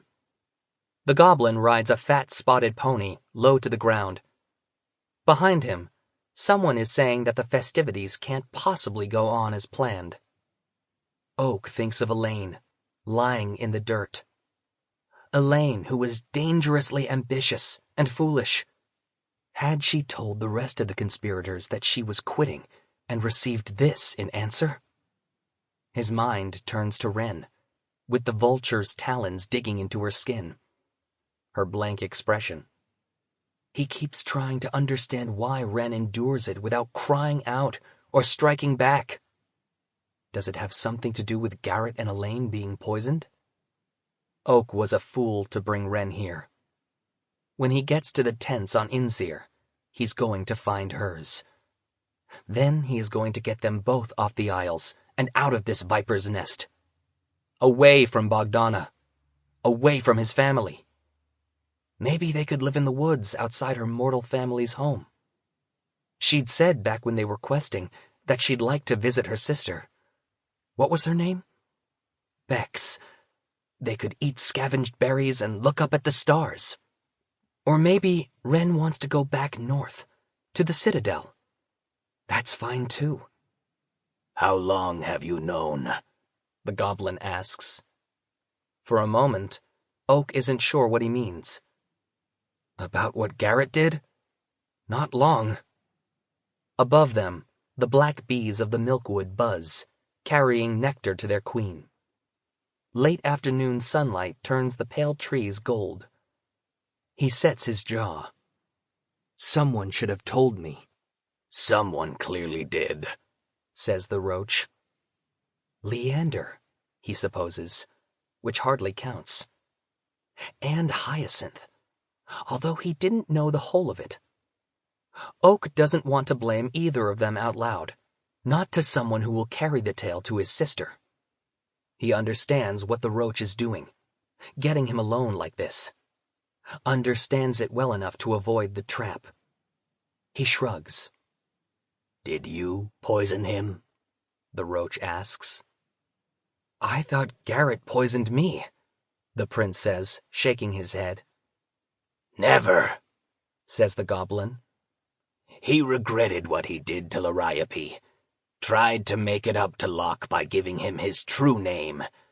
But Locke's not the person to trust with that sort of thing.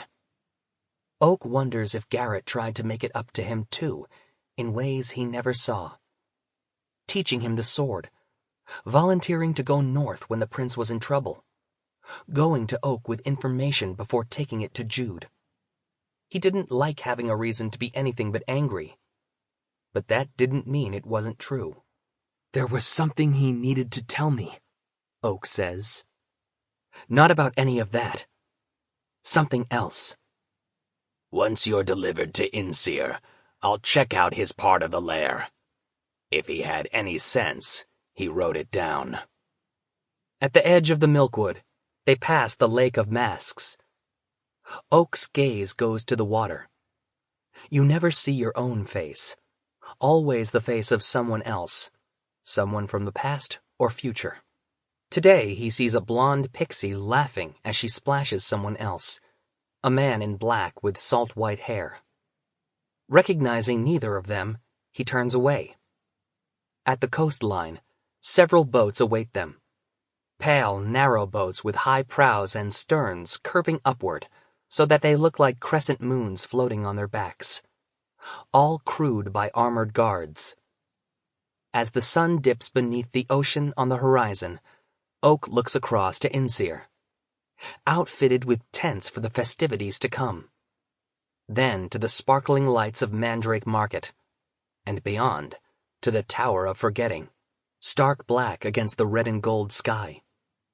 He and the Roach get into one of the boats, and Jack, having shifted into his bipedal form, gets in after them.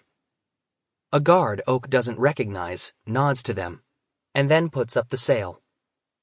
A few moments later, they are speeding across the short stretch of sea. Your Majesty, says the guard. there are tents for your refreshment. Yours is marked with your father's sign. The prince nods, distracted. The Roach stays in the boat. I'll find out what the ghost knew if I can, he says gruffly. You stay out of trouble. Oak couldn't count how many times someone said that to him. He isn't sure he ever listened. On Heir, there is a small forest of pavilions and other elaborate tents. He looks among them for Wren's, listening in vain for the sound of her voice or Tiernan's. He doesn't hear either of them, and he doesn't see Maddox's moon and dagger crest marking a tent for him either. Everything feels wrong. He can see individual threads, but not make out the larger web, and there isn't much time. It may already be too late. Wasn't that what Wren said? Surely she couldn't have been referring to the poison. I'm not the one who needs saving. He pushes the thought from his mind. No, she couldn't have been speaking about that. She couldn't have a hand in murdering Lady Elaine, and probably killing Garrett too, for all that turning him into a tree might help. As Oak and Jack walk on, the prince spots a tent with the flap open, and Tatterfell within. But it isn't Maddox's crest that's stamped on the outside. The prince frowns at the mark until he understands what he's looking at. Dane's crest. But people don't generally refer to Oak as Dane's son, even though at this point it's well known where his Greenbrier blood comes from. If she sees this, Oriana is going to have a fit. Oak puzzles over who arranged things this way. Not his sister. Nor Carden, unless this is some kind of backhanded way of reminding Oak of his place. But it seems a little too backhanded. Carden is subtle, but not confusingly subtle. He steps inside. The tent is furnished with rugs covering the rock and patches of grass. He spots a table crowded with bottles of water and wine, and the pressings of fruit. Candles burn to chase away shadows. Tatterfell looks up from spreading his change of clothes out on a low couch. You're early, the imp says. And who's this? Jack comes forward to take Tatterfell's hand and bow deeply over it. His steed and sometimes companion Jack of the Lakes. It is my honor, lovely lady. Perhaps we shall dance together this evening. The little fairy blushes, looking very unlike her usual grouchy self. Oak looks at the burgundy doublet, chosen hours earlier. He can still feel the disorientation of the blusher mushroom coursing through his system, but his movements are less stiff and more sure. You must dress for the festivities, she says. He opens his mouth to tell her that they are probably not going to happen. then remembers her calling tonight a farce. Did she know something?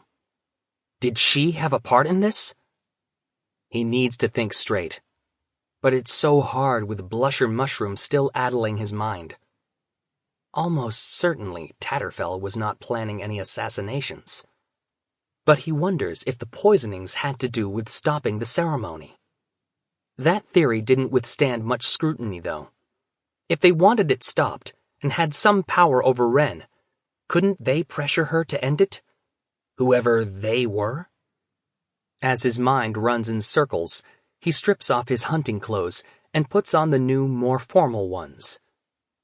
In moments, Tatterfell is dusting him off and polishing away any mud on his hooves. As though he really is going to his wedding. The flap of the tent opens, and 2 knights step inside. "The High King and Queen request your presence in their tent before the revel begins," one says. "Is Ren there?" he asks. The knight who spoke shakes his head. He looks to be at least part redcap. The other knight has more elven features and dark eyes. He seems twitchy. "Tell them I will be along presently," Oak says. "I'm afraid we're to escort you. Now." That explains the twitchiness, then. "And if I don't comply?" "We must yet bring you to them," the elven knight says, looking unhappy about it. "Well then," Oak says, walking to them. He could, perhaps, use his charm to talk the knights out of it, but that seems hardly worth it. Jude would only send more soldiers, and these 2 would get in undeniable trouble. The prince carefully does not look in the direction of Jack. Since the Kelpie wasn't mentioned, he doesn't have to go, and will be the safer for it. Lightning slices across the sky, followed by a crack of thunder. No rain has started yet, though the air is thick with it. The wind is picking up too, whipping the skirts of the tents. Oak wonders if Bogdana has something to do with this. Certainly she is in a bad enough mood. He thinks of Ren again, of the talons biting into her skin, of her words in the gardens. "I'm not safe. You can't trust me." There is little for him to do but walk across Insir behind the knights, past where garlands of ferns and wisteria and toadstools have been slung from trees, and musicians are tuning their fiddles, while a few courtiers, arriving unfashionably early, are selecting drinks from a large table, loaded with bottles of all shapes and sizes and colors. One of the knights pushes aside the flap of a heavy cream and gold tent. Inside, 2 thrones sit, although neither is occupied. Jude and Carden stand with Taran and Maddock. Carden has changed into clothes of white and gold, while Maddock is in deep red, as though they were opposing suits in a deck of cards. Taran still wears her hunting clothes, her eyes red and swollen, as though she hasn't stopped crying until just before this moment. Oriana sits in a corner, entertaining Leander. Oak thinks of his own childhood, and how she pulled him away from so many dangerous conversations, hiding them in the back, distracting him with a toy or a sweet. It was a kindness, he knew, but it made him vulnerable as well. 3 members of the Living Council are in attendance. Fala, the fool, Randolin, and Noir, representative of the Seelie courts.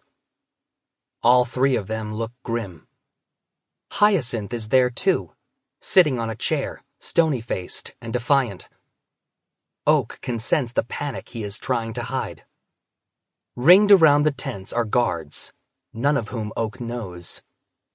All of whom wear the expressions of people expecting an execution. "Oak," Jude says. "Good. Are you ready to talk?" "Where's Ren?" he asks. "What an excellent question," she says. "I thought perhaps you knew." They stare at each other. "She's gone?" he asks. "And Tiernan with her," Jude nods. You can see why we have a lot to discuss. Did you arrange her freedom? Oak takes a deep breath. There are so many things he should have told her over the years. To tell her now is going to feel like peeling off his own skin. You may have heard some things about me and the company I was keeping before I went north with Wren. Lady Elaine, for example. My reasons were not what you might suppose.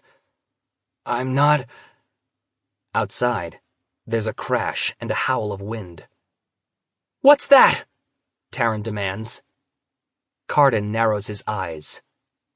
A storm, he says. Brother, Jude says. Why did you bring her here? What did she promise you? Oak remembers being caught in the rain and thunder of Bogdana's power. Remembers his ragwort steed being torn out from beneath him. This portends disaster. When we were on our quest, I tricked Wren, Oak says. I kept back information that wasn't mine to keep. He cannot help hearing the echo of his own complaint in those words. His family hid things from him, the same way he hid things from her. And? Jude frowns. Oak tries to find the right words. And she was angry, so she threw me in prison, which seems extreme, but I was handling it. And then you overreacted. Overreacted? Jude echoes, clearly incensed. I was handling it, Oak repeats, louder. There's movement out of the corner of his eye, and then 2 bolts fly across the tent toward Jude. Oak hits the floor, pulling his sword from its sheath. Carden whips up his cloak in front of Jude, the cloak made by Mother Marrow, the one that was enchanted to turn the blades of weapons. The arrows fall to the ground as though they've struck a wall instead of cloth. A moment later, the High King staggers back, bleeding. A knife juts out from his chest. Falling to his knees, he covers the wound with his hands, as though the blood seeping through his fingers is an embarrassment. Randolin steps back, smug and satisfied. It's his dagger in the High King's chest. Put down your weapons! A soldier shouts unsteadily, taking a step forward. For a moment, Oak isn't sure whose side they're on. Then, he sees the way they're standing. 7 soldiers moving closer to the Minister of Keys. 2 of them the knights who came to Oak's tent. Finally, the unfamiliarity of them makes horrible sense. This is a trap. This is the conspiracy he hoped Lady Elaine would reveal. Had Oak not missed their meeting in the gardens, had he not been so willing to believe that it was over when Lady Elaine herself gave it up, had he not departed on the quest to save his father in the first place, perhaps he could have discovered this. Discovered it and foiled it. Oak recalls the counselor extolling the wisdom of his betrothal to Wren. Recalls his pushing the royal family to come immediately to Inseer after the hunt. Remembers how Randolin maneuvered a conference, alone with Bogdana and Wren. The Minister of Keys was laying the groundwork while acting so pompous and irritating that he couldn't be taken seriously.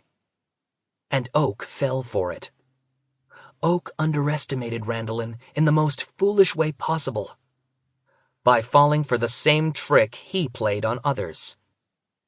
Jude eases Carden to the ground and kneels beside him, sword in her hand. I will cut your throat, she promises Randolin. Stabbity stab, knife wife, says Fala with feeling. Traitor's blood is hot, but it still spills. Taryn has a dagger out. Maddock, dangerous enough with just his claw-tipped hands, has moved into a fighting stance. Oak rises and moves to his side. You should have listened to me, Randolin tells Jude from the safe distance he has put between them, behind one of his soldiers. Mortals are not meant to sit on our thrones. And Carden, the least of the Greenbrier princes. Pathetic! But all that will be remedied. We will have a new king and queen in your place. You see, none of your own knights are here to save you, nor can they cross to this isle while the storm rages, and it will rage until you're dead." Oak blinks. You made a deal with Bogdana. That's what the ghost was getting proof of. That's the thing he thought I wouldn't like. Because of Ren. That's why the ghost thought Oak wouldn't like it. "You should be grateful," Randolin tells the prince. "I persuaded Bogdana to spare you, though you are of the Greenbrier line and her enemy. Because of me, you will sit on the throne with a powerful fairy queen by your side." "Ren would never," Oak begins, but he's not sure how to finish. Would she agree to the murder of his family? Did she want to be the High Queen? You can't trust me. I'm not the one who needs saving. Randolin laughs. "She didn't object, and neither did you, as I recall. Didn't you tell Lady Elaine of your resentment of the High King? Didn't you encourage her plot to get you on the throne?" Oak's stomach hurts hearing those words, knowing a storm is raging outside because of someone he brought here. Seeing Cardin's body lying in a pool of red, no longer conscious, and maybe no longer alive. Thinking of the ghost's open, staring eyes. Seeing the way Oak's sisters are looking at him now, and how his mother is looking away. "You poisoned Garrett," Oak says. Randolin laughs. "I gave him the wine. He didn't have to drink it, but he got too close to uncovering our plans." "And Elaine?" he asks. "What could I do?" Randolin says. "She wanted out." And pouring her wine from the same urn as the spies convinced him it was safe to drink. Expressing the desire to get out was how Oak planned on getting Elaine and her friends to turn on him. The same way he'd defeated other conspiracies, courting an attempted murder and exposing them for that instead of as traitors. But she hadn't known it would doom her. He should have given her a warning. And now, his family thinks he was part of this. He can see it in their faces. And worse, in bringing Ren here, maybe he was. Maybe this is what Ren wanted when she agreed to come to Elfheim. Revenge on him. Revenge on the High King and Queen, who stripped her of her kingdom and sent her away with no help and no hope. The crown that Melith was promised. Ren, whom he believed he loved, whom he believed he knew. He sees now that she learned the lessons of betrayal, learned them down to the marrow of her bones. There is no apology Oak can give that could be believed. No way to explain. Not anymore. Oak feels something snap inside him. He draws his sword. "Don't be foolish," Randolin says with a frown. "This is all for you!" There is a familiar roaring in Oak's ears, and this time he gives in to it eagerly. His limbs move, but he feels as if he's watching himself from far away. He stabs into the stomach of the guard nearest to him, cutting up under his breastplate. The man screams. The thought that these soldiers believed he was on their side, believed he would be their High King, makes him even angrier. He turns, stabbing out. Someone else is screaming. Someone he knows, urging him to stop. He doesn't even slow. Instead, he knocks a bolt aside as two more guards crowd around him. He pulls a dagger from one of their sheaths and uses it to stab the other while he parries a blow. Oak can feel his consciousness slipping away, falling deeper into the trance of the fight. And it is such a relief to let go, the way he does when he allows the right words to fall from his tongue in the right order. The last thing the prince feels before his awareness slides entirely away is a knife in his back. The last thing he sees is his sword biting through the throat of an enemy. He finds himself with his blade pressed against Jude's. "Stop it!" she shouts. He staggers back, letting the sword fall from his hands. There's blood on her face, a fine spatter. Did he strike her? "Oak," she says, not yelling anymore, which is when he realizes she's scared. He never wanted her to be scared of him. "I'm not going to hurt you," he says, which is true, or at least he believes it's probably true. His hands have started shaking, but that's normal. That happens a lot after. Does she still think he's a traitor? Jude whirls toward Maddox. "What did you do to him?" The redcap looks baffled, his gaze on Oak speculative. Me? Oak scans the room, the adrenaline of battle still running through his veins.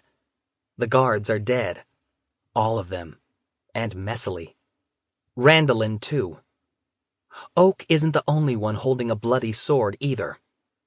Hyacinth has one as well, standing near Noir, as though they had very recently been back to back. Fala is bleeding. The roach and the bomb are beside each other, having appeared from the shadows. The bomb's fingers curled around a curved, nasty-looking knife. Even Carden, using the throne to prop himself upright, has a dagger in his hand with red on the blade, although his other hand, holding his chest, is stained scarlet too. Carden's not dead. The relief almost makes Oak sag to his knees, except that Carden is still bleeding and pale. "What did you turn Oak into?" Jude demands of Maddox. "What did you do to my brother?" He's good with a sword, the redcap tells her. What can I say? "I am losing patience almost as fast as I am losing blood," says Carden. "Just because your brother killed Randolin, it doesn't mean we should forget he was at the center of this conspiracy, and that he is at the center of whatever Bogdana and Ren are planning. I suggest that we lock Oak up where he won't be so tempting to traitors." The prince spots Oriana, her arms still protectively around Leander, holding him turned toward her skirts so he can't see the slaughtered bodies. She's wearing an anguished expression. The prince feels the overwhelming urge to go to her, to bury his face in her neck as he might have done as a child, to see if she would push him away. You wanted them to know you, his mind supplies unhelpfully. Ren once described what she was afraid of, if she revealed herself to her family. How she imagined their rejecting her once they saw her true face. Oak sympathized, but until this moment, he didn't understand the horror of having all the people who loved you best in the world look at you as though you were a stranger. Charm them. The thought is not just unhelpful, but wrong. And yet, the temptation yawns in front of him. Make them look at you as they once did. Fix this before it is broken forever. A shudder goes through him. "It's not Dad's fault or anyone else's that I'm good at killing," he makes himself say, meeting Jude's gaze. "I chose this, and don't you dare tell me that I shouldn't have. Not after what you've done to yourself." Clearly, Jude was about to say something very much like that, because she chokes off the words. "You were supposed to—" "What? Not make the same choices the rest of you did?" "To have a childhood," she shouts at him. "To let us protect you." "Ah," says Carden, "but he had loftier ambitions." Maddox's gaze is impassive. Does he believe Oak to be a traitor? And if so, does he applaud the ambition or scorn the failure? "I think it's time to get off this isle." Carden's trying to sound casual, but he's unable to hide that he's in pain. The rain is still battering the tent. Taryn walks to the flap and looks outside. She shakes her head. I am not sure we can get through the storm. The counselor was right about that, if nothing else. Jude turns to Hyacinth. And what was your role in all this? As though I would give any confidences to you, Hyacinth says. Kill him, orders Carden. Hyacinth fought on your side, protests Oak. Carden gives an exhausted sigh and waves one lace-cuffed hand.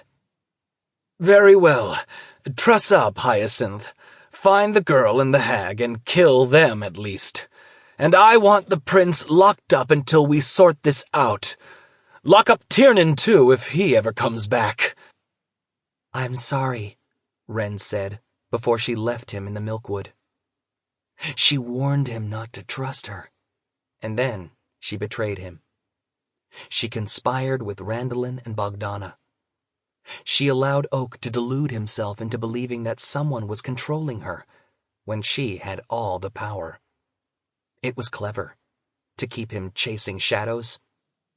That had been the part of the puzzle he wasn't able to solve. What any of them could have over her who could unmake them all. The answer should have been obvious, only he didn't want to believe it. They had nothing over her. A mystery with a void at its center. Shoot her on sight, Jude says, as though it's going to be that simple. Shoot her? She'll unmake the arrows, Oak says. Jude raises her brow. All the arrows? Poison? His sister asks. The prince sighs. Maybe. If he wasn't so busy drinking all the poison in sight, he might know. We'll find her weakness, his sister assures him. And we will bring her down. No, says Oak. Another protestation of her innocence, or yours? Asks Carden in a silky voice, sounding like the boy Taryn and Jude used to hate, the one who Hyacinth wouldn't believe was any different from Dane, the one who ripped the wings off pixies' backs and made his sister cry. I make no defense of myself, Oak says, leaning down to pick up his sword from the floor. This is my fault, and my responsibility. What are you doing? Jude asks. I am going to be the one to end this, Oak says. And you will have to kill me to stop me. I'm going with you, Hyacinth tells him. For Tiernan! The prince nods. Hyacinth crosses the floor to stand against the prince's back. As one, they move toward the door, blades bared. Jude doesn't order anyone to block their way, doesn't confront Oak herself. But in her eyes, he can tell she believes that her little brother, the one she loves and would do anything to protect, is already dead. Chapter 21. Oak and Hyacinth plunge into a storm of terrifying ferocity. The fog is so thick, the prince can't even see the shore of Innsmire, and the waves have become towering things, beating against the shoreline, biting off rocks and sand. Bogdana has sealed off Inseer from aid, keeping Elfheim's military and all else who would help them at bay. And now, the Storm Hag waits with Wren for some signal that the royal family is dead. There's a problem with their plan, though. Oak hasn't married Wren. Perhaps Randolin thought no one would find the ghosts or Elaine's body, or that no one would care. Must have believed the evening's festivities wouldn't turn into an inquest. But since things didn't happen that way, the murder of the High King and Queen wouldn't automatically give Wren the throne. She still needed him. As he walks along the beach soaking wet, Oak is shaking so hard it's difficult for him to tell what's from the chill and what is from rage. He's become the fool he's spent so long pretending to be. If he hadn't fallen in love, then no one would be in danger. If he didn't believe in Wren, promise to be on her side, make every excuse for her, then Randolin's schemes would have come to nothing. He loves her still, more's the pity. No matter, though. He owes his family his loyalty, no matter their secrets. Owes Elfheim itself. Whether or not he likes being the prince, he accepted the role with all its benefits and obligations. He cannot be the one to put his people in danger. And whatever Ren once felt for him, he cannot believe she could do all this unless that was gone. He ruined it, and he wasn't able to fix it. Some broken things stay broken. The prince runs through the storm, the cold cutting through his thin courtier's clothes. "Come on!" he calls to Hyacinth over the rumble of thunder, making a sweeping gesture with his arm to indicate a tent he wants them to duck into. Marked with the sigil of a courtier from the court of Rowan, it's empty. Oak wipes some of the water off his face. "Now what?" Hyacinth asks. "We find Ren and Bogdana. Can you guess where they might go? Surely you overheard something these past few days." As the adrenaline of the fight ebbs away, Oak realizes there's a raw line of pain down his back where he dimly recalls being stabbed. There may also be a shallow slash at his neck. It stings. "And if we find them?" Hyacinth hedges. "Then what?" "We stop them," Oak says, pushing away pain, pushing away the thought of what stopping them will really entail. "They can't be too far. Bogdana needs to be close enough to control this storm." "I owe Ren a debt," says Hyacinth. "I swore myself to her." "She has Tiernan," Oak reminds him. The man looks away. "They'll be on Innsmore." "Innsmore?" Oak echoes. The smallest isle besides the one they're standing on, the location of Mandrake Market, and not much else. "Bogdana turned the cottage back into a walnut before the hunt and tucked it away in her pocket. Told us we might have to meet her on Innsmore." So the rest of her falcons would be there with them. That makes things more complicated. But Oak won't mind a chance to face Strawn.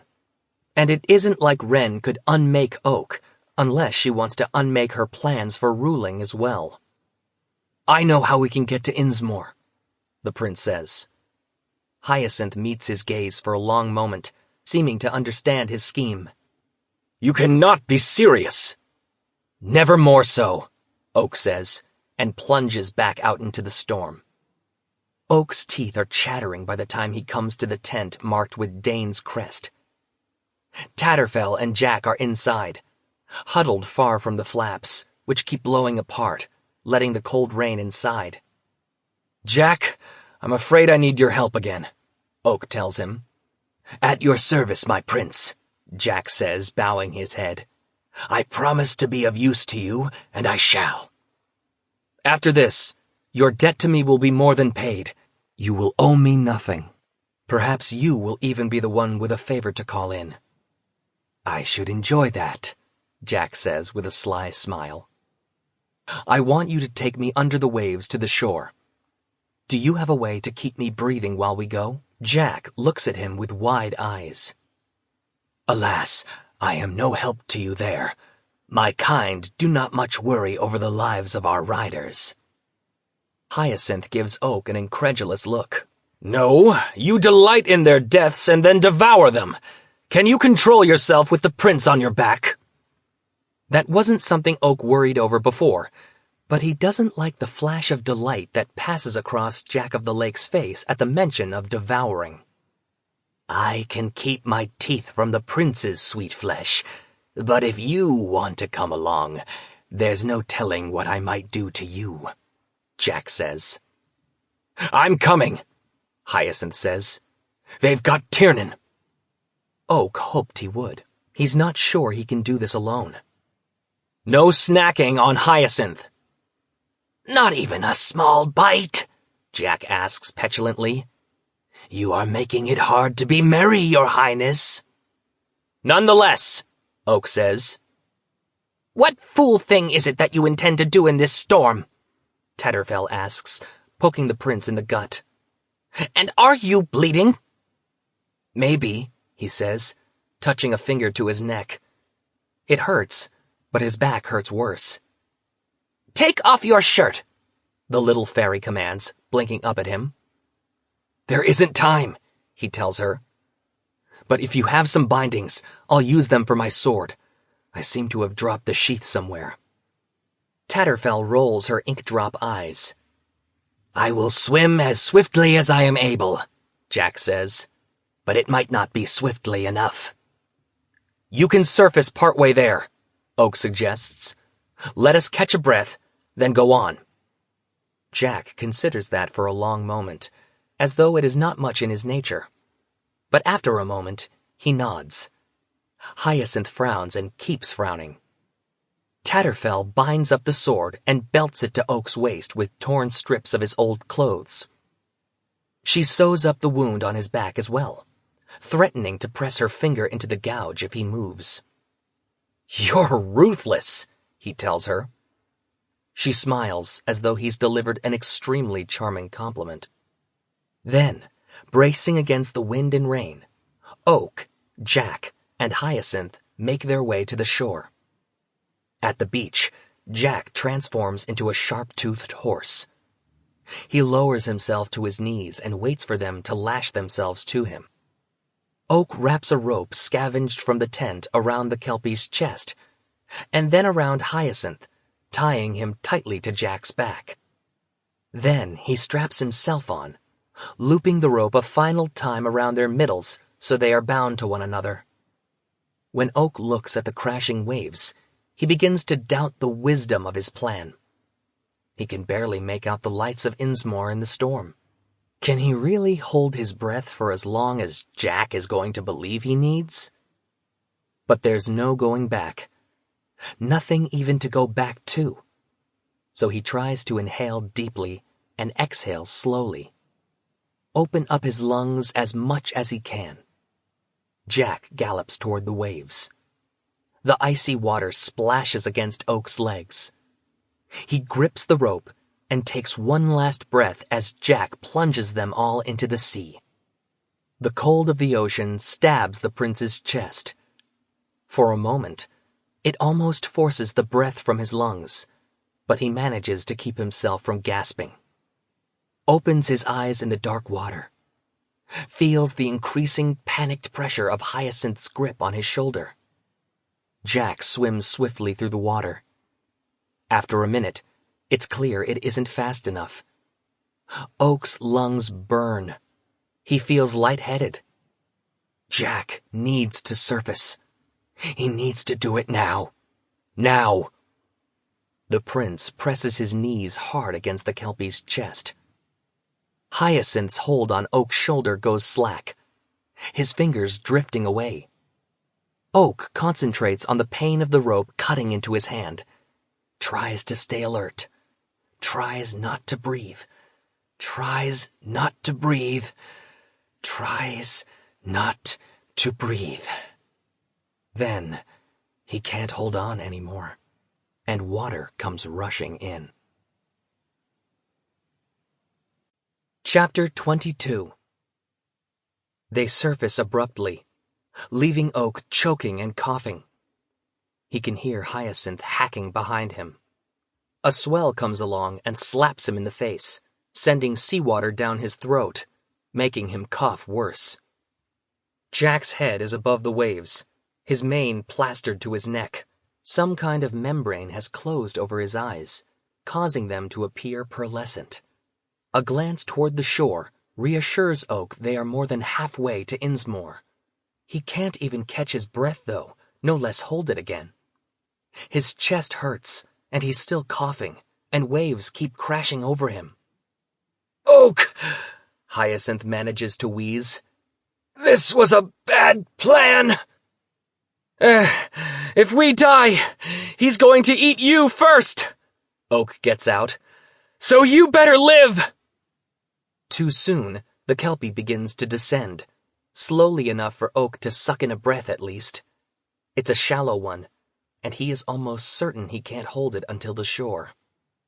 His lungs are burning already. This is the only way across, he reminds himself, closing his eyes. Jack surfaces once more, just long enough for Oak to gulp down another breath. Then they race for the shore, only to hit the crashing waves there. The Kelpie is hurled forward, thrown against the sandy bottom. Oak and Hyacinth are dragged along. A sharp rock scrapes against Oak's leg. He wriggles against the rope, but it is pulled tight. Somehow, Jack fights his way higher onto the beach. Another wave knocks against his flank, and he staggers, then transforms into a boy. The rope slackens. Oak slips down onto the sand. Hyacinth falls too, and the prince realizes he's not conscious. Blood is seeping from a cut above his brow where he may have struck a rock. Oak puts his shoulder under Hyacinth's arm and attempts to haul him away from the shoreline.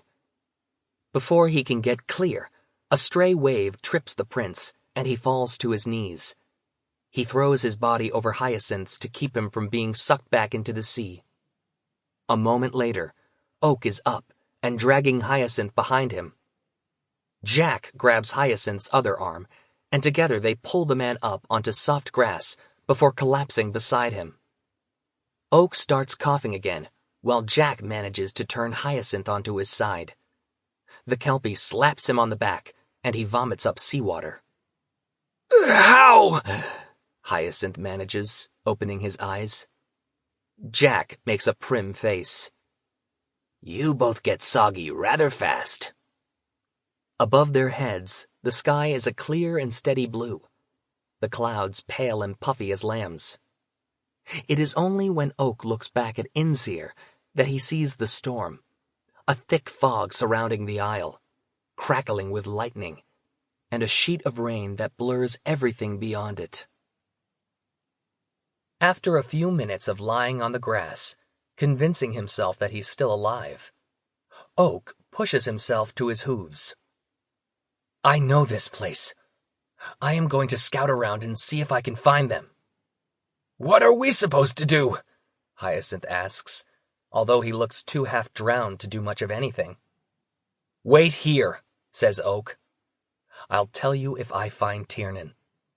Hyacinth nods in what seems a lot like relief. Innsmore is called the Isle of Stone because of how rock-covered and wild it becomes away from Mandrake Market. This is where tree folk wander among thick vines of ivy, their bark-covered bodies slow as sap. Birds cry from the trees. It is a good place for Wren and Bogdana to hide. Few soldiers and fewer courtiers are likely to stumble over them in this place. But Oak has lived in Elfheim much of his life, and he knows the paths. His hooves are soft on the moss and swift over the stone. He's quiet as he moves through the shadows. Some distance off, he sees falcons roosting on trees. He must be getting close. Sticking to shadows, he hopes he won't be spotted. A few steps more, he halts in surprise. Wren sits on a boulder, legs drawn up to her chest, arms encircling them. Her nails are digging into the skin of her calves, and her expression is anguished, as if, though she planned the royal family's doom, she isn't enjoying it. It's nice, he supposes, that betraying him isn't fun. His honey-mouthed charm comes easily this time, the burr in his tone just right. Wren, he says softly, I was looking for you. She looks up, startled. Her headpiece is gone, her hair loose down her back. I thought you were... On Inseer, waiting for our wedding? Her expression turns puzzled for a moment, then clears. She slides down off the rock and takes a step toward him, as though in a trance. He can't make himself hate her, even now. But he can make himself kill her. We can exchange our vows right here, he says. We can? There's a strange wistfulness in her voice. But why wouldn't there be? She needs to marry him if she intends to be the High Queen of Elfheim. He's promising her exactly what she wants. That's how his power works, after all. He brings his hand to the side of her face, and she rubs her cheek against his palm as though she were a cat. The rough silk of her hair slides over his fingers. It is agony to touch her like this. His sword is at his belt, still tied in its makeshift sheath. All he needs to do is slide it out and stab it through her ancient heart.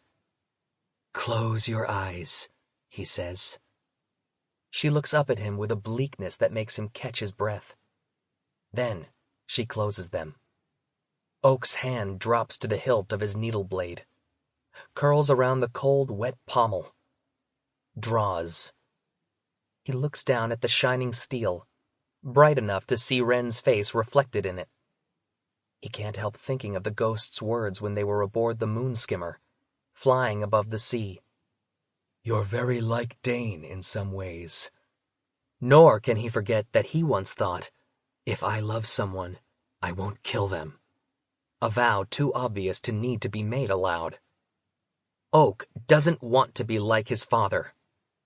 He wishes his hand was still trembling, but it is remarkably steady. "You've always been clever. Be clever now." That's what Ren told him when she urged him to break off their betrothal. She needs their marriage if she intends to rule once Cardan and his sister are dead. And yet, if he'd ended the betrothal when she asked him to, there would be no way to accomplish that. "You can't trust me." Why warn him? To send him in circles? To set him to one puzzle so he didn't notice another? That was a complicated and risky plan, while merely expecting him to do his duty and marry her the way he'd said he would was a shockingly simple plan, one with a high chance of success. Oak remembers Ren standing in the milkwood over the body of the ghost.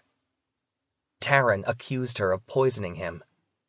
Why not deny it? Why make everyone suspicious of her? Randolin admitted to having done it, and he'd urged her to declare her innocence. And the storm hag sank her talons into Ren's skin. All that it bought was a good excuse for the royal family to ask more questions. "I'm not the one who needs saving." That had seemed the most damning statement when bolts started flying on Inseer. But if it wasn't a taunt about the murder of his family that Randolin was planning, then someone else needed saving. Not Oak, who was a necessary cog. The ghost? Lady Elaine? He recalls something else, from the banquet. "I should have understood better what you did for your father and why. I wanted it to be simple, but my Bex..." Ren didn't finish speaking because of a coughing fit, which could have been because she made herself sick using her magic. Or it could have been that she was trying to say something she made a vow not to say. "My sister, Bex. I'm not the one who needs saving." Maybe Oak has this all wrong. Maybe she's not his enemy. Maybe she's been given an impossible choice. Ren loves her mortal family. She loves them so much she slept in the dirt near their house just to be close. Loves them so much that there might be nothing she wouldn't do to save her mother, or father, or sister. No one she wouldn't sacrifice, including herself. He knows what love like that feels like. Oak had wondered why Lady Nor and Lord Jarrell left Ren's mortal family alive, given what he knew of their cruelty. Wouldn't it have been more to their taste to remove any chance at Ren's happiness? To butcher her family members one by one in front of her and drink her tears? But now he sees what use they could have been. How could Ren ever rebel when there was always something else to lose? A hatchet that never fell. A threat to be delivered over and over again. How pleased Bogdana must have been to find Bex still alive and usable. Wren opens her eyes and looks up at him. At least it will be you, she says. But you better hurry up. Waiting is the worst part. You're not my enemy, he says. You were never my enemy. Yet you're standing there with a bare blade, Wren reminds him. Fair point. I just figured it out. She has your sister, doesn't she? Wren opens her mouth, then closes it, but the relief in her expression is answer enough. And you can't tell me, he guesses. Bogdana made you vow all sorts of things to make sure you couldn't give away her game. Made you vow to go through with the marriage, so the only way out was if I refused you. Hid Bex away so you couldn't simply unmake everyone and free her. Left word with someone to do away with Bex if the storm hag turns up dead. All you could do was try to stall, and try to warn me. All she could do was hope he was clever enough. And perhaps, if he wasn't, she hoped that at least he would stop her from having to do the worst of what Bogdana commanded, even if the only way to stop her was with a blade. She, who never wanted to trust him again, having to do exactly that. Wren's eyes are wet as she blinks, her lashes black and spiky. She reaches into a pocket of her dress and takes out the white walnut. Tiernan is trapped in the cottage. Take it. This is all I can offer you. Her fingers brush the palm of his hand. I am not your enemy, but if you can't help me, the next time we meet, I might be. It's not a threat. He understands now. She's telling him what she fears. The prince practically runs into Jack and Hyacinth as they're coming off the beach. The Kelpie yelps and glares at him accusatorily. I have Tiernan, Oak says, out of breath. Hyacinth raises both eyebrows and looks at the prince as though he must have fallen on his head, hard.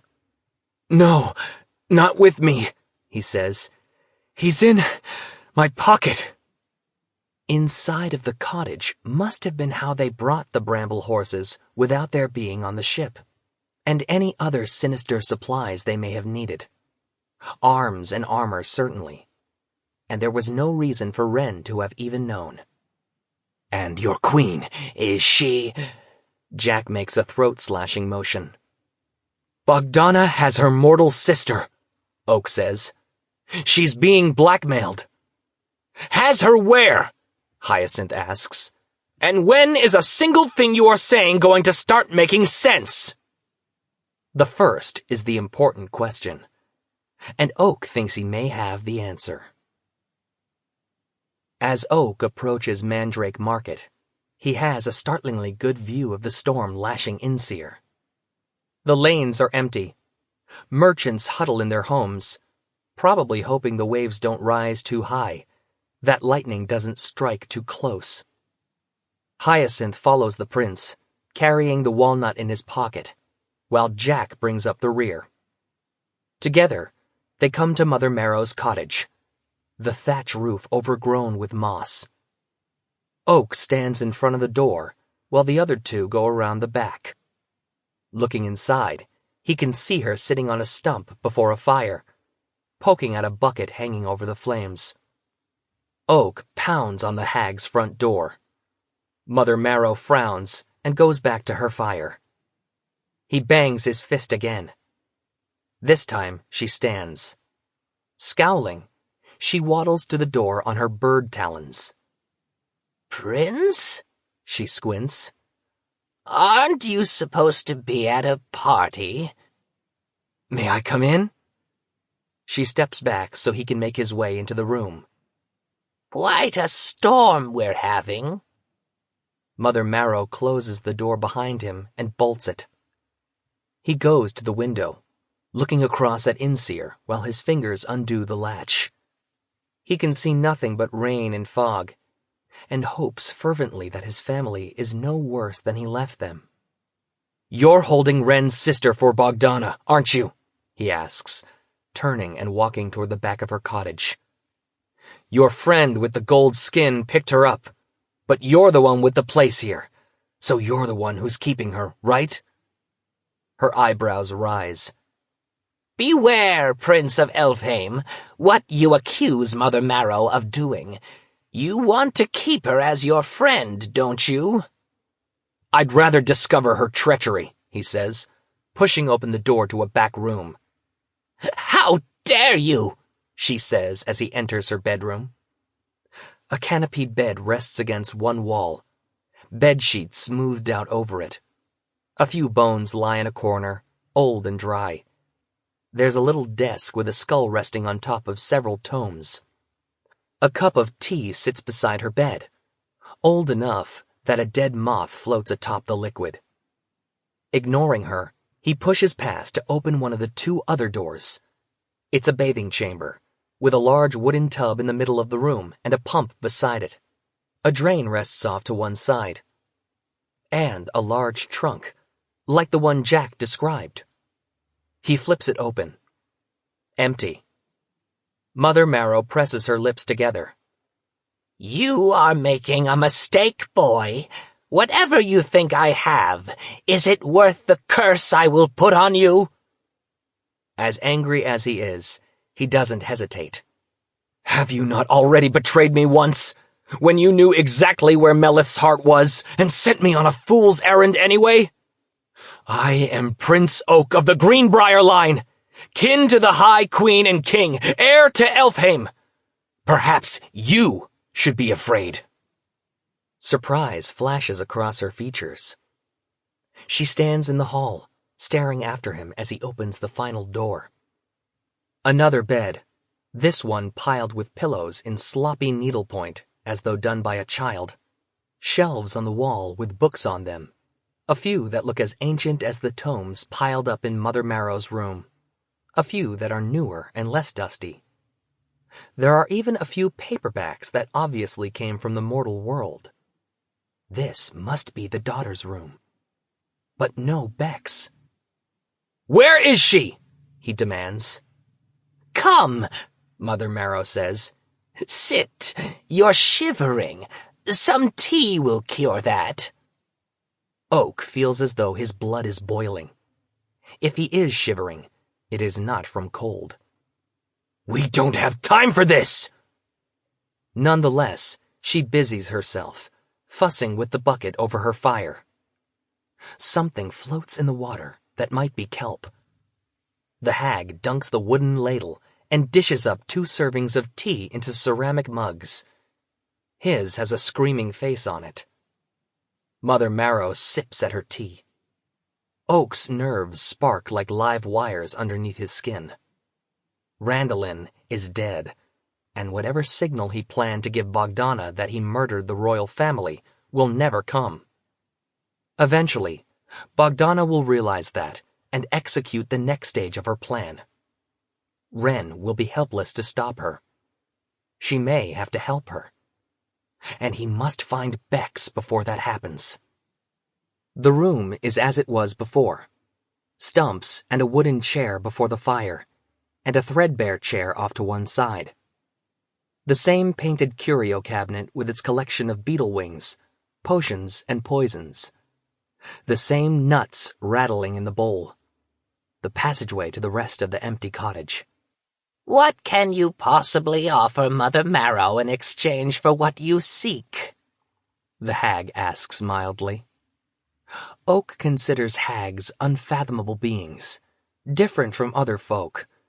Creators of objects, casters of curses, part witch, part god. Solitary by nature, according to his instructors, but he heard the story of Bogdana and Melith, and he remembers Mother Marrow's desire for Cardan to wed her child. Maybe not always so solitary. Maybe not entirely strange. I want to save Ren, he says. A little bird, she says, caught in a storm. Oak gives her a steady look. You have a daughter. One you wanted to marry to the High King. You told me about her. Mother Marrow gives a small grunt. That was some time ago. Not so much time, I will wager, that you've forgotten the insult of the courtly folk thinking that a hag's daughter wasn't fit for a throne. There's a growl in her voice. You best be careful if you expect to get something from me. And you best not try honey-mouthing me either. I enjoy sweet words, but I will enjoy eating your tongue even more. He inclines his head in acknowledgement. What is it you want in exchange for Bex? She snorts. You found no girl. What if none is here? Give me 3 guesses, he says, though he is far from certain he can succeed at this.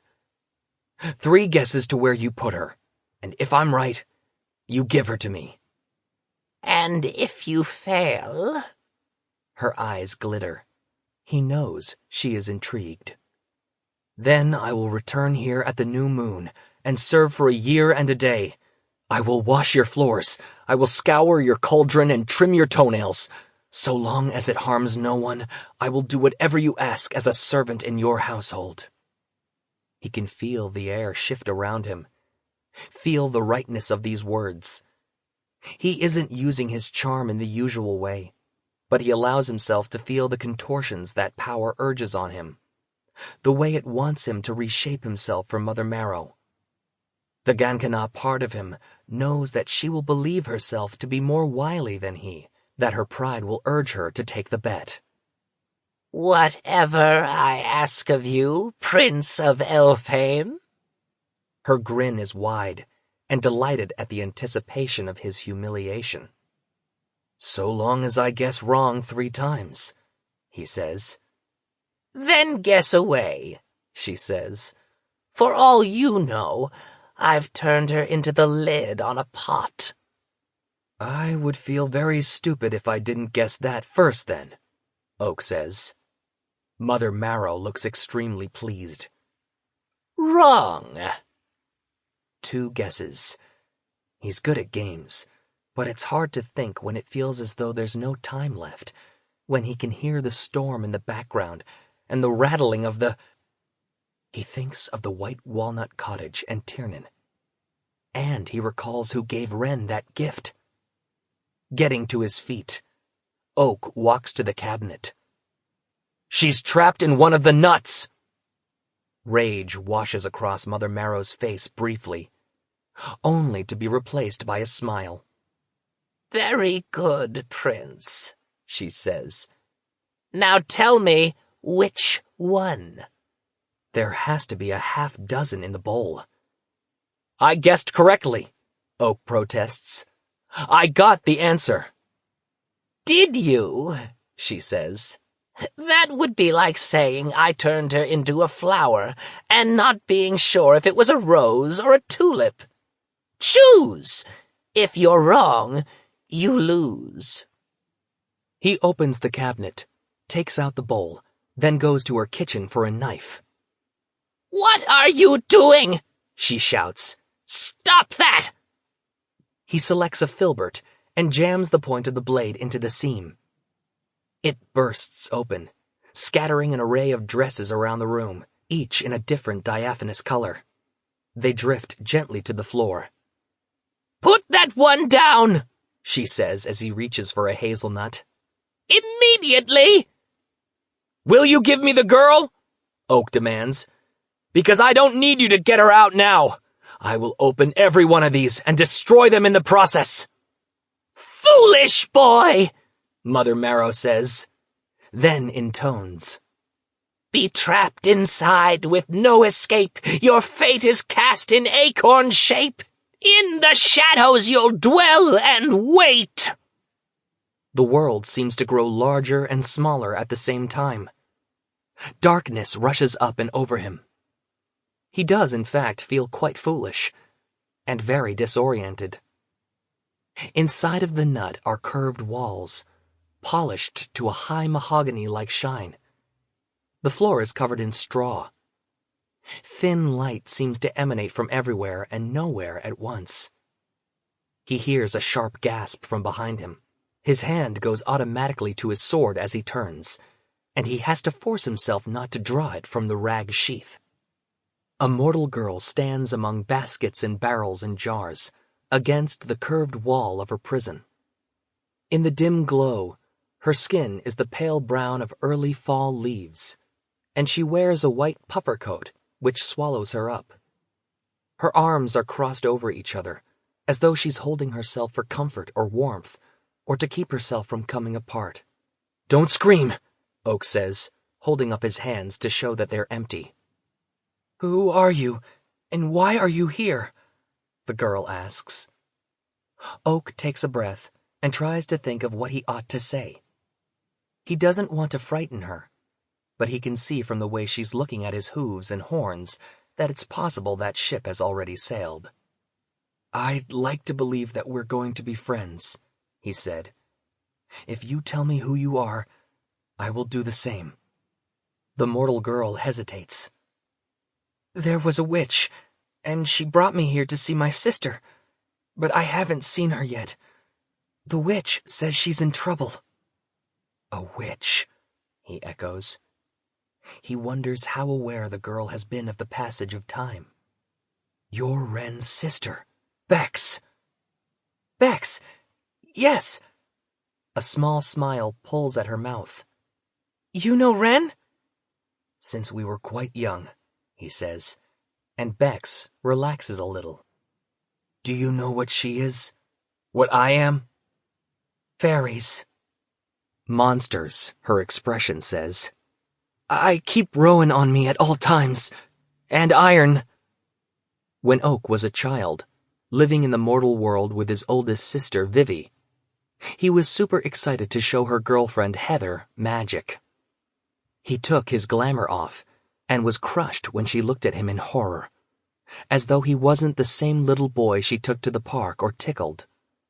He thought of the news as a surprise present, but it turned out to be a jump scare. He didn't realize then how vulnerable a mortal in fairy can be. He should have, though, living with two mortal sisters. He should have, but he didn't. "That's good," he says, thinking of the burn of the iron bars in the citadel. Rowan to break spells, and iron to burn us. "Your turn," Beck says. "Who are you?" "Oak," he says. "The prince," Beck says flatly, all the friendliness gone from her voice. He nods. She takes 2 steps forward and spits at his feet. "The witch told me about you," Beck says, "that you steal hearts, and you were going to steal my sister's. That if I ever saw you, I ought to run." Used to people liking him, or at least used to having to court dislike, Oak is a little stunned. "I would never," he begins, but she's already moving across the room, flattening herself against the curved wall, as though he's going to come after her. There's a sound in the distance, loud and sharp. The walls shake. "What's that?" she demands, stumbling. "My friends," Oak says. "I hope." Bright light flashes, and the prison tilts to one side. Bex is thrown against him, and then they're both on the floor of Mother Marrow's cottage.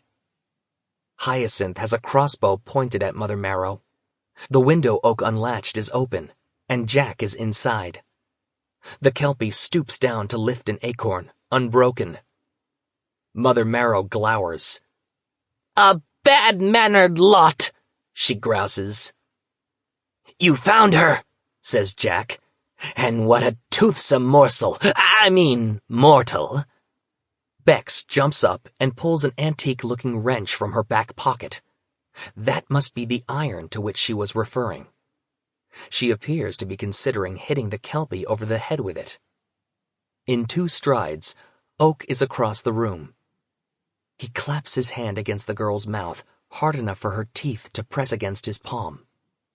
"Listen to me," he says, feeling like a bully, almost certainly because he was behaving like one. I am not going to hurt Ren, or you, but I don't have time to fight you, nor do I have time to chase you if you run. She struggles against him, kicking. He leans down and whispers in her ear, I am here for Ren's sake, and I am going to take you to her. And if you try to get away again, remember this. The easiest way to make you behave would be to make you love me. And you don't want that. She must really not, because she goes slack in his arms. He takes his hand from her mouth, and she pulls away, but doesn't scream. Instead, she studies him, breathing hard. I should have known something was wrong when you knew my name, Bex says. Ren would have never told you that. She says that if you know my name, it would give you power over me. He gives a surprised laugh. I wish, he says, then winces. He should have found a better way to phrase that, one that didn't make him sound quite so much like an actual monster. But there is little for him to do but forge on. You need someone's full name, their true name. Mortals don't have those, not in the way that we do. Beck's gaze shifts to the door of the cottage, and then back, calculation in her eyes. Ren is in trouble, he says. Some people are using your safety to make her do what they want, which is going to mean killing a lot of my people. And you want to use me to stop her, Bex accuses. That's a harsh way of putting it, but true.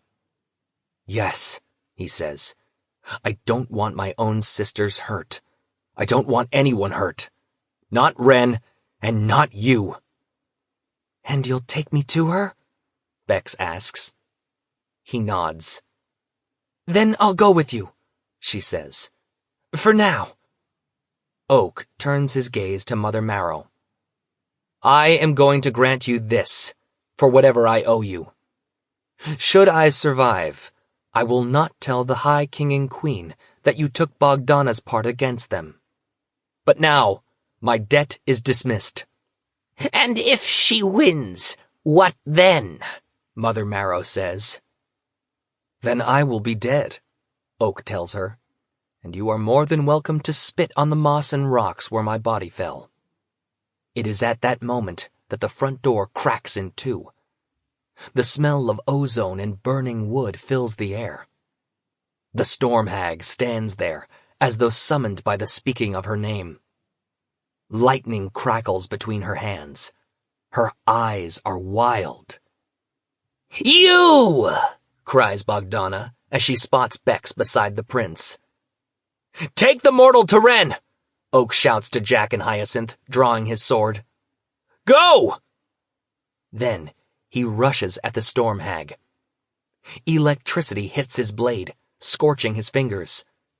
Despite the pain, he manages to swing, slashing through her cloak. Out of the corner of his eye, Oak sees Jack lift Bex and push her feet through the window. From the other side, Hyacinth grabs hold of her. Bogdana reaches for Oak with her dagger-like fingers. I am going to enjoy stripping the skin from your flesh! He swings, blocking her grab. Then he ducks to her left. She takes another step toward him. By now, Hyacinth and Jack are out of sight. Bex with them. A move occurs to Oak. A risky move, but one that might work. One that might get him to Ren faster than anything else. What if I surrender? He asks. He can see her slight hesitation. Surrender? I'll sheathe my sword and go with you willingly. He shrugs, lowering his blade a fraction. If you promise to bring me straight to Ren with no tricks. No tricks, she echoes. That's a fine thing coming from you. I want to see her, he says, hoping he seems convincing. I want to hear from her lips what she's done and what she wants. And you don't want to leave her alone too long. Bogdana regards him with a sly expression. Very well, Prince. She reaches out and runs her long claws over his cheek, so lightly that they only scrape his bruises. If I can't have the sister, then you'll be my prize, and I'll have you well seasoned by the time I end you. Chapter 23.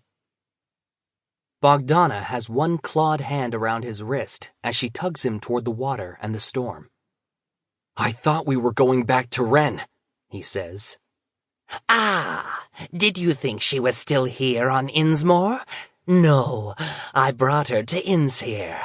We were there together when Mother Marrow signaled me. He should have suspected Mother Marrow had a way to let Bogdana know her hostage was being released, and regrets his generosity with her. All he is likely to get in the way of gratitude is a curse. On Innsheir, he says, staying with the part that matters. If Ren and Bogdana made it to Innsheir, what did that mean for his family? Come, Bogdana says, stepping off the edge of the rocks. A swirling wind catches and lifts her, as it caught and lifted the ship.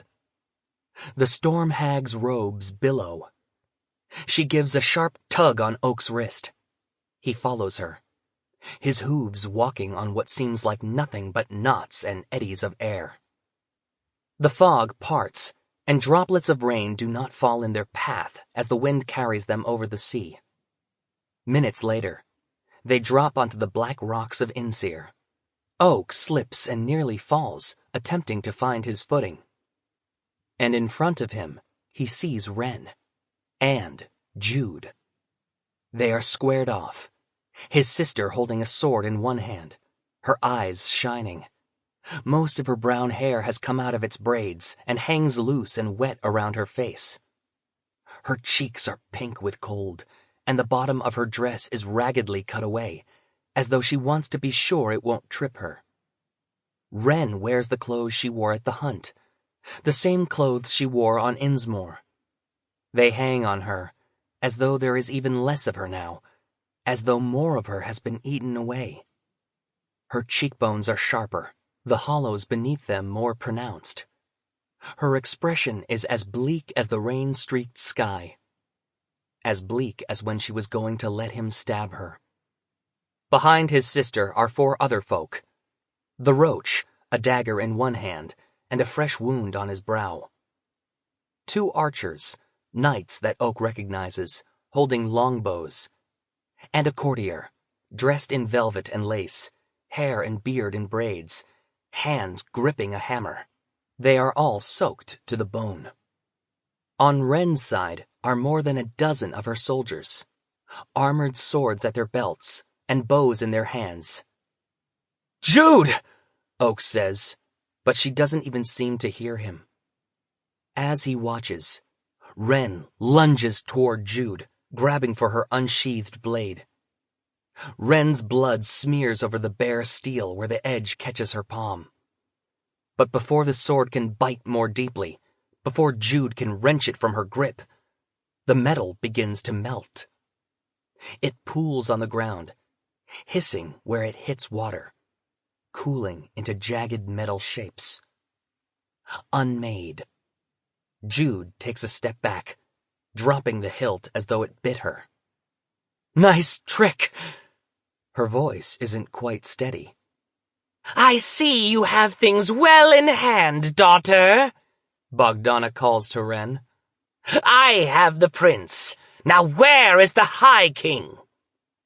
Shoot them! Jude snaps, ignoring Bogdana's words, and instead focusing on the falcons transforming into soldiers. Shoot all our enemies! Arrows fly, soaring through the air in a beautiful and deadly arc. Before they can fall, Ren raises a hand. She makes a small motion, as though brushing away a gnat. The arrows break and scatter like twigs caught in a harsh wind. Jude has pulled 2 daggers from her bodice, both of them curved and sharp as razors. Oak steps away from Bogdana, hand on the pommel of his own sword. "Stop!" he shouts. The storm hag sneers. "Don't be foolish, boy. You're surrounded." Several of the falcons have notched their own bows, and though Oak believes Wren doesn't want more death, if they fire, he isn't at all sure she'd stop her own archer's arrows from striking. It would be a drain on her power, and her falcons would take it much amiss. "I have your sister!" he calls, because that's the important thing. That's what she needs to know. "I have Bex!" Wren turns, her eyes wide, hair plastered to her neck, lips parted. He can see her sharp teeth. "He's stolen her from us!" Bogdana shouts. "Believe nothing he says! He would use her to fetter you, child!" Jude looks across at them, eyebrows raised. "Blackmail, brother? Impressive." "That's not—" he starts. "You have some decisions to make," Jude tells him. "The falcons follow your lady, but perhaps she wants your head on a pike as much as the storm hag does. Give her an inch, and she might take your life." Bogdana answers before Oak can. "Ah, Queen of Elfheim, you see how useless your weapons are. You're married to the faithless child of a faithless line. Your crown was secured with my daughter's blood." "My crown was secured with a lot of people's blood." Jude turns to her archers. "Ready another volley!" "You cannot so easily hurt us with sharp sticks," Wren says, but her gaze keeps drifting to Oak. She must be aware that this is his family, and he has hers. Wren's magic harrowed her before they got to Elfheim. She sagged in Oak's arms just the day before. She cannot stop arrows endlessly. He's not sure what she can do. "Randolin is dead," the prince tells the storm hag. "He conspired against Elfheim. He poisoned the ghost. He planned this coup long before he tried to involve you in it. There is no reason to let him drag you down too." "Don't let him manipulate you," Bogdana says, as though it's Wren he's trying to convince. "He's using you just as Randolin hoped to. Randolin, who wanted to help put Prince Oak on the throne. See how the counselor was rewarded for his loyalty? And this is the person you would trust not to use your sister against you?"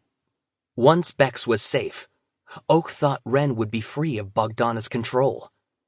And she is, but that doesn't mean she's free. He has Bex. He can control Wren, the way Bogdana did. He could make her crawl to him, as assuredly as if strips of the bridle were digging into her skin. He doesn't know how to convince her that's not what he intends to do. "You care for your sister, and I mine. Let's end this. Tell Bogdana to stop the storm. Tell your falcons to stand down. This can be over." Bogdana sneers. "He gave the mortal to Jack of the Lakes. Jack's likely drowned her by now." Wren's eyes widen. "You didn't." "He's bringing her to you," Oak says, realizing how bad it sounds. Not only that, but he isn't sure it's possible for Jack to bring Bex here, if he even guesses where they are. Oak nearly drowned getting across. "You believe that, girl?" snaps Bogdana. "They would have delighted if one of their arrows had pierced your heart. Let's find the High King and cut his throat. Your falcons can watch the prince." Oak may be able to draw and strike before Bogdana can stop him. But if Wren tells her archers to fire, he'll be dead. He has no magical cloak to hide behind. Jude shifts her stance. "Anyone who goes toward that tent, kill them," she orders her remaining folk. "And you, little queen, better not interfere. If Oak has your sister, I assume you want her back in one piece." That's not helping, Jude, he says. I forgot, she says. We're not on the same side. You're hiding the High King from me, Bogdana asks. He must be the coward everyone says, letting you fight his battles. Oak sees rage flash across Jude's face, watches her swallow it. I don't mind fighting.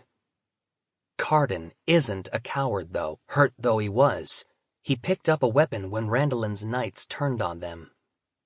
How badly wounded must he be not to be here now? Not to even have given Jude his cloak. Carden was bleeding when Oak left, but he was conscious. He was giving orders. So before this battle happens, and we all have to pick sides, I have a question. Jude's gaze sharpens. She's stalling, Oak realizes, but has no idea what she can gain from it. If you wanted the throne for Ren so badly, why not let her marry him? She was supposed to marry Prince Oak this very evening, isn't that so? Wouldn't that have given her a straight path to the throne? After she became High Queen, all she'd have to do was what she intended all those years ago. Bite out his throat. Perhaps Jude just meant to remind him not to trust Ren. As though you would ever let Prince Oak come to his throne, Bogdana sneers. Generally speaking, one doesn't have to let one's heir do the inheriting, says Jude. Of course, perhaps you're acting now because you had no choice. Maybe Randalin moved ahead without consulting you. You meant for the marriage to happen, but he set the thing in motion before you managed it. Bogdana's lip curls. Do you think I care about the treason of one of your ministers? Your courtly intrigues are of little consequence. No, with Ren by my side, I can return Inseer to the bottom of the sea. I can sink all the isles. It would destroy Ren to do that. The magic would unmake her along with the land. We can all die together, Oak says, in one grand, glorious final act of stupidity fit for a ballad. Ren's hands tremble, and she presses them together to conceal it. He notices how purple her lips have gone.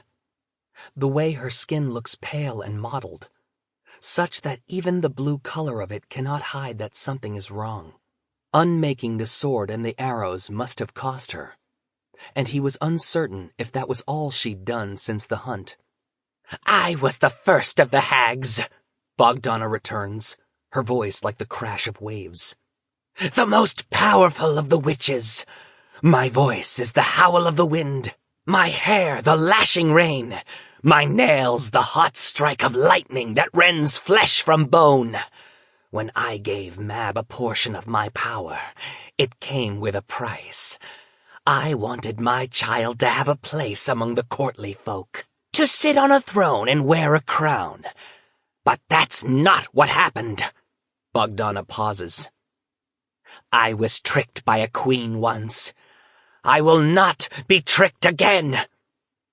Mab is gone, Oak says, trying to reason with her, hoping that he can find the real words, the true words, ones that will be persuasive because they are right.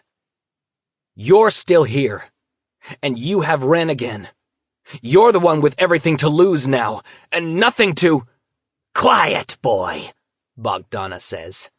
Do not try your power on me. It lets me know what you want. He glances at Ren. I don't need to charm you to tell you this isn't the way to get it. Bogdana laughs.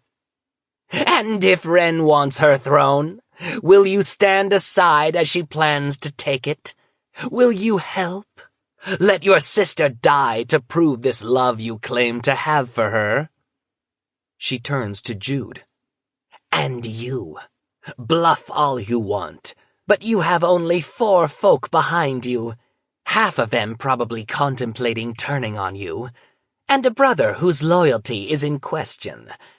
Surely your people do not want to face 3 times as many soldiers, all of whom can shoot at will while you return no volley. I would greatly reward boldness. Should one of them kill the king of Elfheim? What if I give you Oak's head instead of Carden's? Jude asks suddenly. The prince turns toward his sister. She can't really mean that. But Jude's eyes are cold, and the knife in her hand is very sharp. And why would I accept such a poor offer? Asks the storm hag. We had him for months. We could have executed him any time we wanted. I could have killed him on Innsmore less than an hour ago. Besides, wasn't it you who reminded me how much easier to establish Wren as the new High Queen if she marries your heir? If Oak were dead, that would thin the Greenbrier line by half, says Jude. Mere chance might do the rest. Carden was hurt. He might not survive the night. I schemed my way to the throne, despite being mortal. Make me your ally instead of him. I am the better bet. I know Elfheim politics, and I am mercenary enough to make practical choices. He knows she's not serious about her offer, but that doesn't mean she's not serious about wanting to kill him. How foolish Oak has been, making himself seem like Carden's enemy. How can he prove to Jude now, here, that he has always been on her side, that he never plotted with Randolin, that he was trying to catch the conspirators so that something like this could never happen? But how could Jude ever guess what Oak was planning to do when she has no idea what he's already done? Oak wouldn't fight you, Wren says. Bogdana's eyes glitter. Oh, I think he will. What if I make the prince this bargain? Win, and I will let Wren keep you as a pet. I will let you live. I'll even let you marry her, if she so desires. That's very generous, he says, since Wren can already marry whomsoever she wants. Not if you're dead, says Bogdana. You want me to fight my own sister? He asks, voice unsteady. I very much do. Bogdana's lips pull into a grim, awful smile. High Queen, I will not merely accept the prince's head, struck off by one of your soldiers. Just as I was tricked into murdering my own kin, it will be justice to see you kill yours. But I will spare the one of you who kills the other. Let the High Queen abdicate her throne, and I won't chase her. She may return to the mortal world and live out the brief span of her days. And Carden? Jude asks. The storm hag laughs. How about this?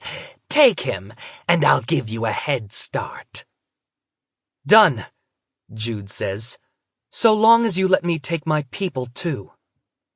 If you win, Bogdana says.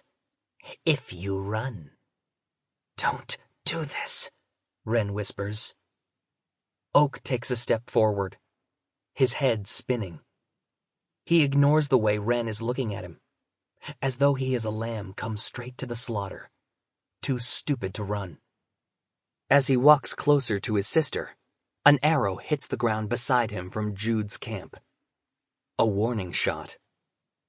He really hopes that was a warning shot and not a miss. Prince Oak, says Jude, you're making some very dangerous decisions lately. He takes a deep breath. I understand why you'd think I was planning to betray.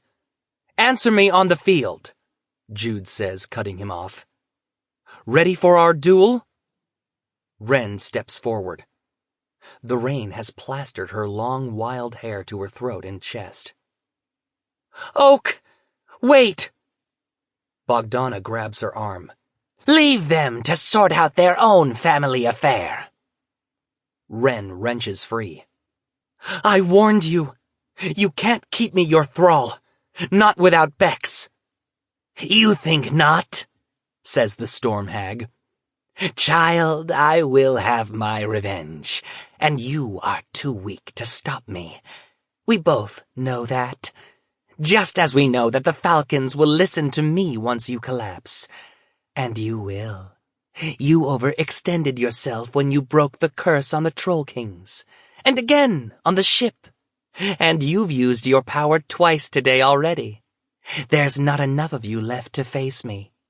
There's barely enough of you to remain standing. Jude is adjusting her dress, slicing it so that she can tie the sides of the skirt into makeshift pants. What is her game?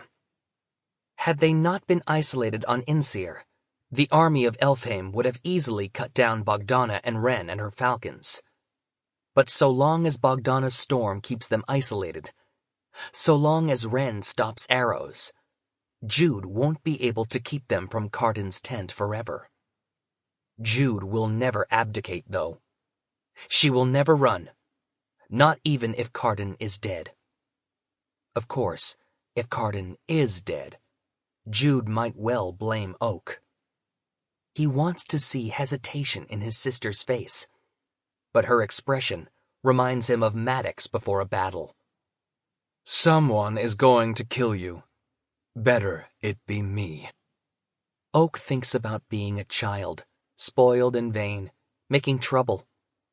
It shames him to think of smashing things in Vivi's apartment, crying for his mother when they took him there for his protection.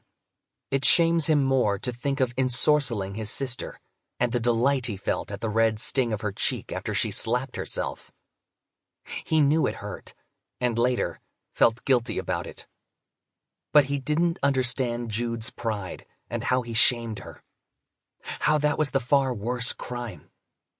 Jude attributes most of her worst impulses to their father, sparing Oak's provocation. Sparing Oriana, too, who never made room in her heart for a little mortal girl who lost her mother. Still, that anger and resentment have to be in her somewhere, waiting for this moment. I heard that Maddox offered the High King a duel, says Bogdana. But he was too much a coward to accept. My father should have asked me, Jude says, unbothered by the insult to her beloved.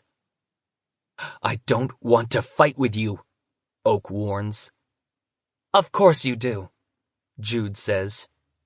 Van, bring me my favorite sword, since Ren ruined the other one. I left it where I changed clothes.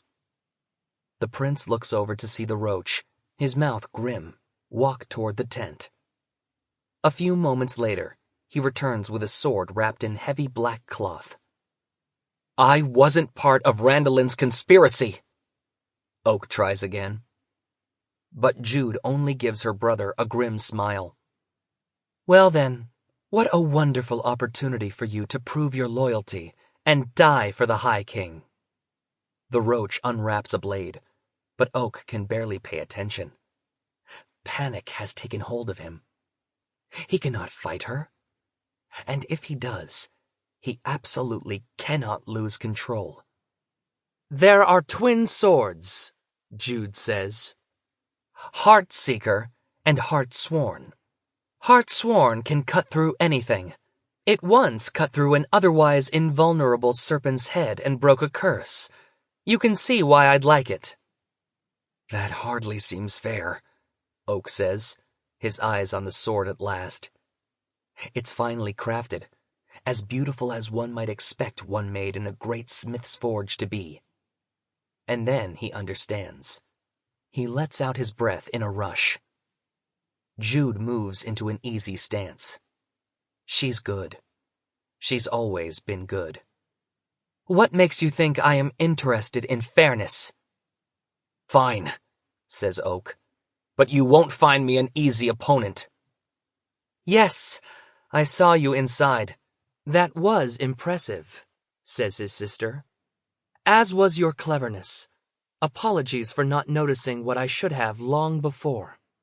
Apology accepted, says Oak with a nod. Jude rushes at the prince. Oak parries, circling. Carden's okay then? He asks as quietly as he is able. He'll have an impressive scar, she returns, voice low. I mean, not as impressive as several of mine, obviously. Oak lets out a breath. Obviously. But what he's really doing is getting the courtiers and servants off Insir. Jude goes on softly. Through the undersea. His ex-girlfriend is still queen there. He's leading them through the deep. Oak glances toward the tents. The ones that Jude threatened to murder anyone who went near. The ones that are empty. Swordplay is a dance, they say. Jude raises her voice as she slashes her blade through the air. 1, 2, 3, 1, 2, 3. You're terrible at dancing, Oak says, forcing himself to stay in the moment. He will not lose himself in the fight. He will not let himself go. She grins and moves in, nearly tripping him. Ren was being blackmailed, he tells her, dodging a blow almost a moment too late, distracted by trying to think of what he can say to make her understand. The thing with her sister.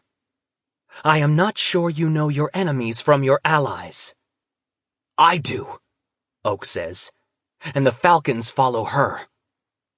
Tell me that you're sure of her, Jude says. Really sure. Oak thrusts, parries. Their swords clang together.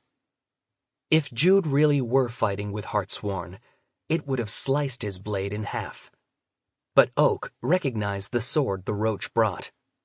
It was Nightfell, forged by her mortal father. As soon as Jude lifted it, Oak understood her game at last. With as few soldiers as they had, she knew they had to get close to their enemy. Knew they needed the edge of surprise. I'm sure, says Oak. Okay. Jude presses her attack, forcing Oak back closer and closer to the storm hag. This dance I'm good at. 1, 2, 3! Together they turn. Oak presses the tip of his sword to one side of Bogdana's throat. Jude's goes to the other. The Falcons turn their weapons toward Oak and Jude. Pull back bowstrings. On the other side, Elfheim's knights are ready to return a volley of arrows. If anyone fires, as close as they are to Bogdana, the storm hag is likely to be hit. But that doesn't mean they won't be hit too. He tells me we can trust you, Jude says to Ren. Hold, Ren tells the Falcons, her voice shaking a little. He can see in her face that she, despite everything, expected to find one of their blades to her throat. Lower your weapons, and the High Court will do the same. Get away from her! A voice comes from one of the tents, and Bex steps into view. She's soaked through and shivering, and when she sees them, her eyes go wide. Ren? Horror clouds Ren's expression as Bex steps out of the shelter of the canvas into the rain. One hand goes to cover her mouth automatically, to hide her sharp teeth. Ren never wanted her family to look at her and see a monster. Oak notes her swaying a little, with nothing nearby to grasp to keep her upright. Ren has been drinking up far too much magic. She must feel as though she is fraying at the edges. She may be fraying at the edges. Bex, Ren says so quietly that he doubts the girl can hear the words over the storm. The mortal takes a step toward her. She's actually here, Ren says, sounding odd. She's okay. Oh no, says Bogdana. That girl isn't your kin. You're my child, mine, and you, boy. Lightning arcs down out of the sky toward Oak. He steps back, lifting his sword automatically, as though he could block it like a blow. For a moment, everything around him goes white. And then he sees Ren lunge in front of him. her hair wild and wind-tossed around her head, electricity flashing inside her as though fireflies are trapped beneath her skin. She caught the bolt. Her lips curve, and she gives an odd, uncharacteristic laugh. Bogdana's lips pull back in a hiss of astonishment. But she's accomplished this. Oak no longer has his sword to her throat, and even Jude has taken a step back. The storm hag shakes her head. You imprisoned the prince. You threw him into your dungeon. He tricked you. You can't trust him. Ren slumps to her knees, as though her legs collapsed beneath her. This is done, Oak warns Bogdana. You're done. Do not think to choose him over me, Bogdana snaps, ignoring him. Your sister is a game piece. He'll use that mortal girl to manipulate you, to do exactly what he wants, rather than use her, as I did, to help you take what is yours. And she is in more danger from him than she could ever be from me. Ren's hands still spark with the after effects of the bolt. You keep telling me that others will do to me what you have already done. I know what it is to want something so much that you would rather have the shadow of it than nothing, even if that means you will never have the real thing. And love is not that. You could have trusted me to choose my allies, could have trusted how I would decide to use my powers. But no, you had to bring my sister here, and show her all the things I was afraid she would see. Show her the me that I was afraid for her to know. And if she spurns me, I am certain you will glory in it. The proof that I have no one but you. Ren looks across the mud at Bex. Prince Oak will make sure you get home. But, the girl begins. You can trust him, Ren says. No, child, Bogdana snaps. Thunder rumbles. Dust devils begin to swirl around her, sucking up sand. We have come too far. It's too late. They will never forgive you. He will never forgive you. Oak shakes his head. There is nothing to forgive. Ren tried to warn me. She would have given up her life to keep from being your pawn. Bogdana remains focused on Ren. Do you really think you're a match for my power? You caught one bolt of lightning, and you're already coming apart.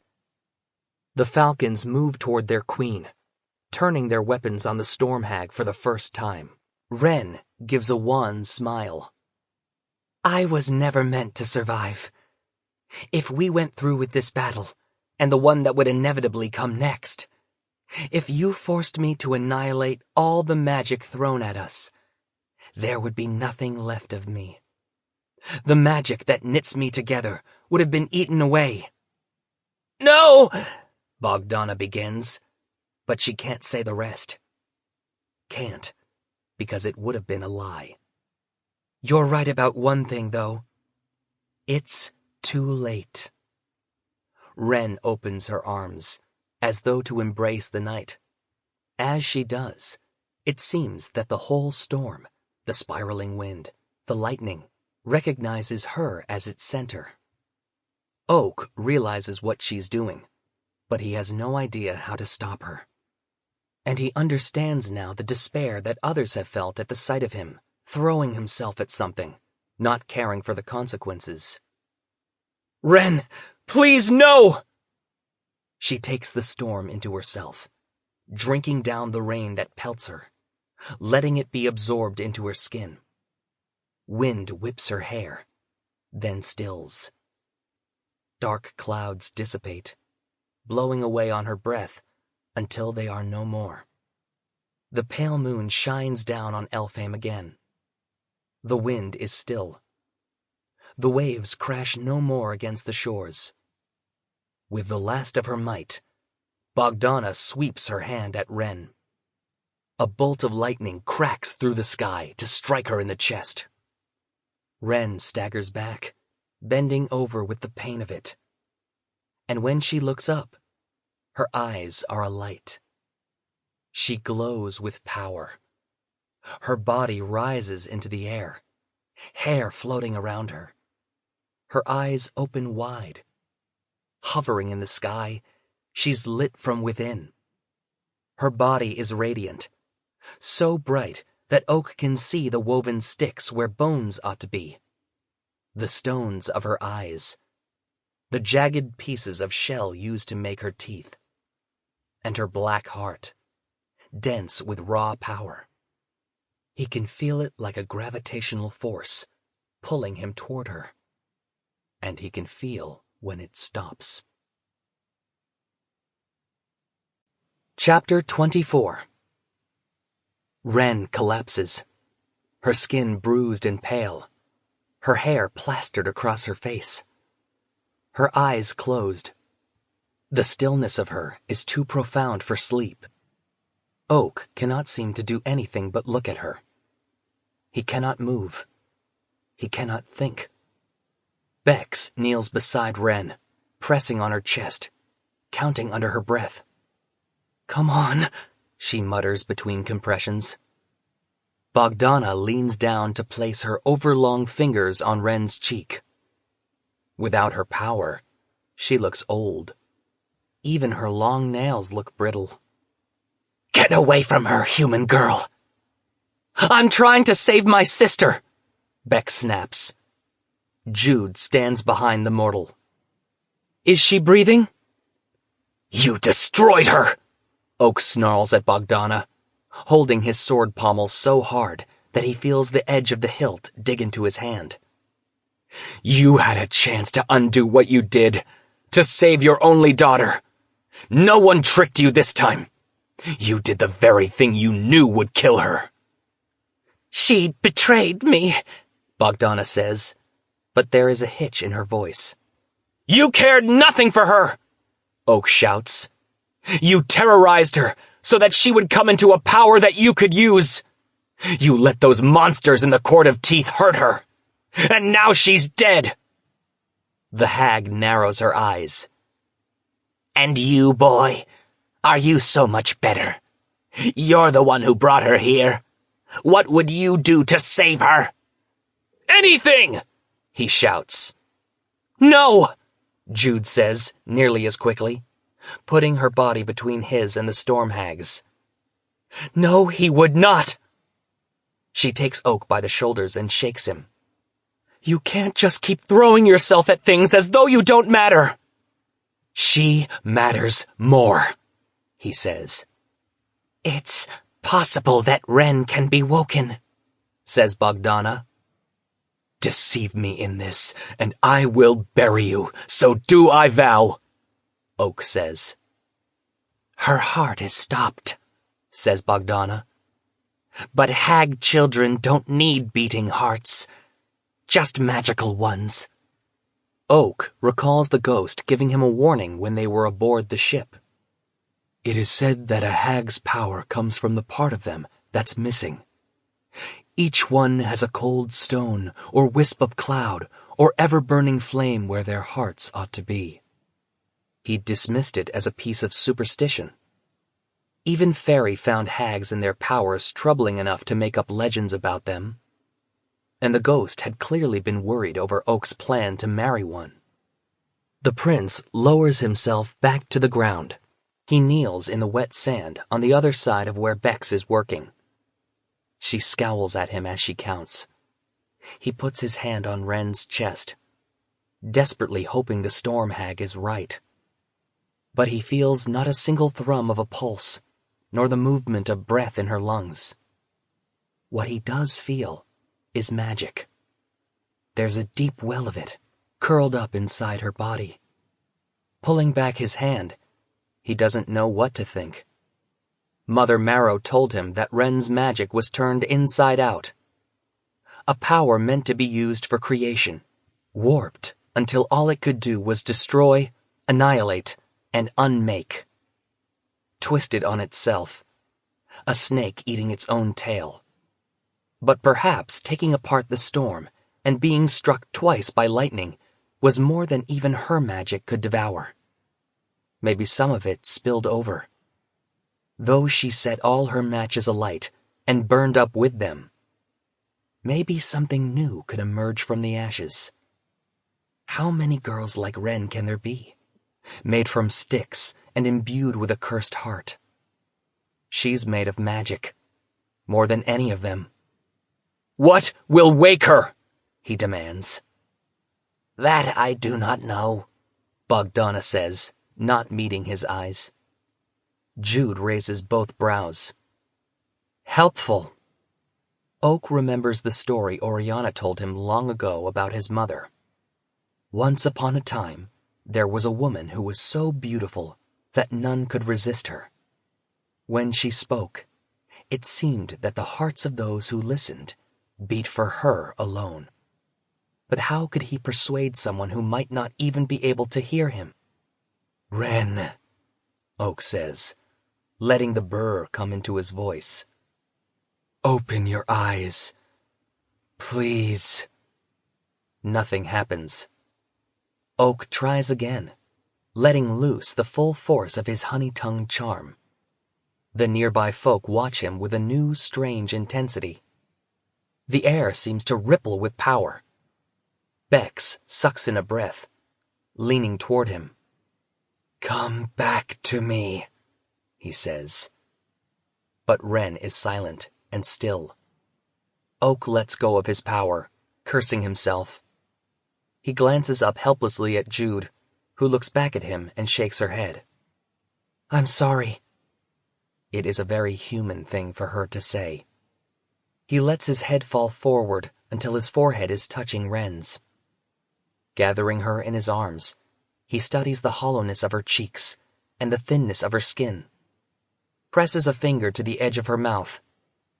Oak thought his magic was just finding what people wanted to hear and saying it in the way they wanted. But since he's let himself really use the power, he discovered that he can use it to find truth. And for once, he needs to tell her the truth. "I thought love was a fascination, or a desire to be around someone, or wanting to make them happy.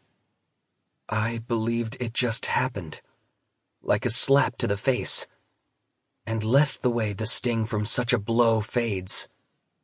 That's why it was easy for me to believe it could be false, or manipulated, or influenced by magic. Until I met you, I didn't understand to feel loved, one has to feel known. And that, outside of my family, I had never really loved, because I hadn't bothered to know the other person. But I know you, and you have to come back to me, Wren. Because no one gets us but us. You know why you're not a monster, but I might be. I know why throwing me in your dungeon meant there was still something between us. We are messes, and we are messed up. And I don't want to go through this world without the one person I can't hide from, and who can't hide from me. Come back, he says again, tears burning the back of his throat. You want, and you want, and you want, remember? Well, wake up and take what you want. He presses his mouth against her forehead, and startles when he hears her draw in a breath. Her eyes open, and for a moment, she stares up at him. Wren? Beck says, and smacks Oak on the shoulder. What did you do? Then she pulls the prince into her arms and hugs him hard. You've been listening so intently. Now is the perfect time to take a deep breath, close your eyes, and let the music wash over you. We appreciate your time and support.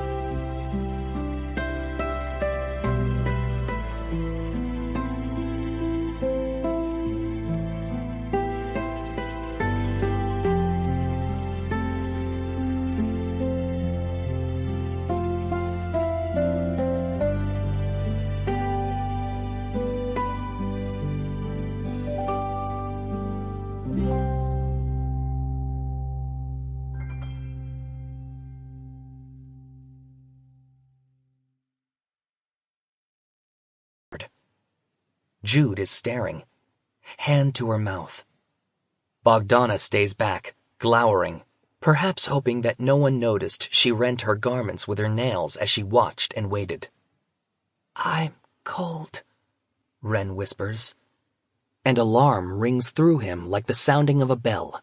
She could walk barefoot through the snow and not have it hurt her. He never heard her complain of even the most frigid temperatures. Oak stands, lifting Ren in his arms. She feels too light, but he is reassured by her breath ghosting across his skin, the rise and fall of her chest. He still cannot, however, hear the beat of her heart. With the storm stopped, it seems that all of Elfheim has forded the distance between Inseer and Innsmire. There are boats aplenty, and soldiers. Grima Mog's second in command is barking orders. Bex scavenges a blanket from one of the tents, and Oak manages to bundle Ren in it. Then he carries her to a boat and commandeers it to take him back across so he can bring her to the palace. The journey is a blur of panic, of frantic questions, plotting steps. Finally, he carries her into his rooms. By then, her body is shivering, and he tries not to let terror leak into his voice as he speaks to her softly, explaining where they are and how she will be safe. He puts Ren in his bed, then pushes it close by the fire and piles blankets on top of her.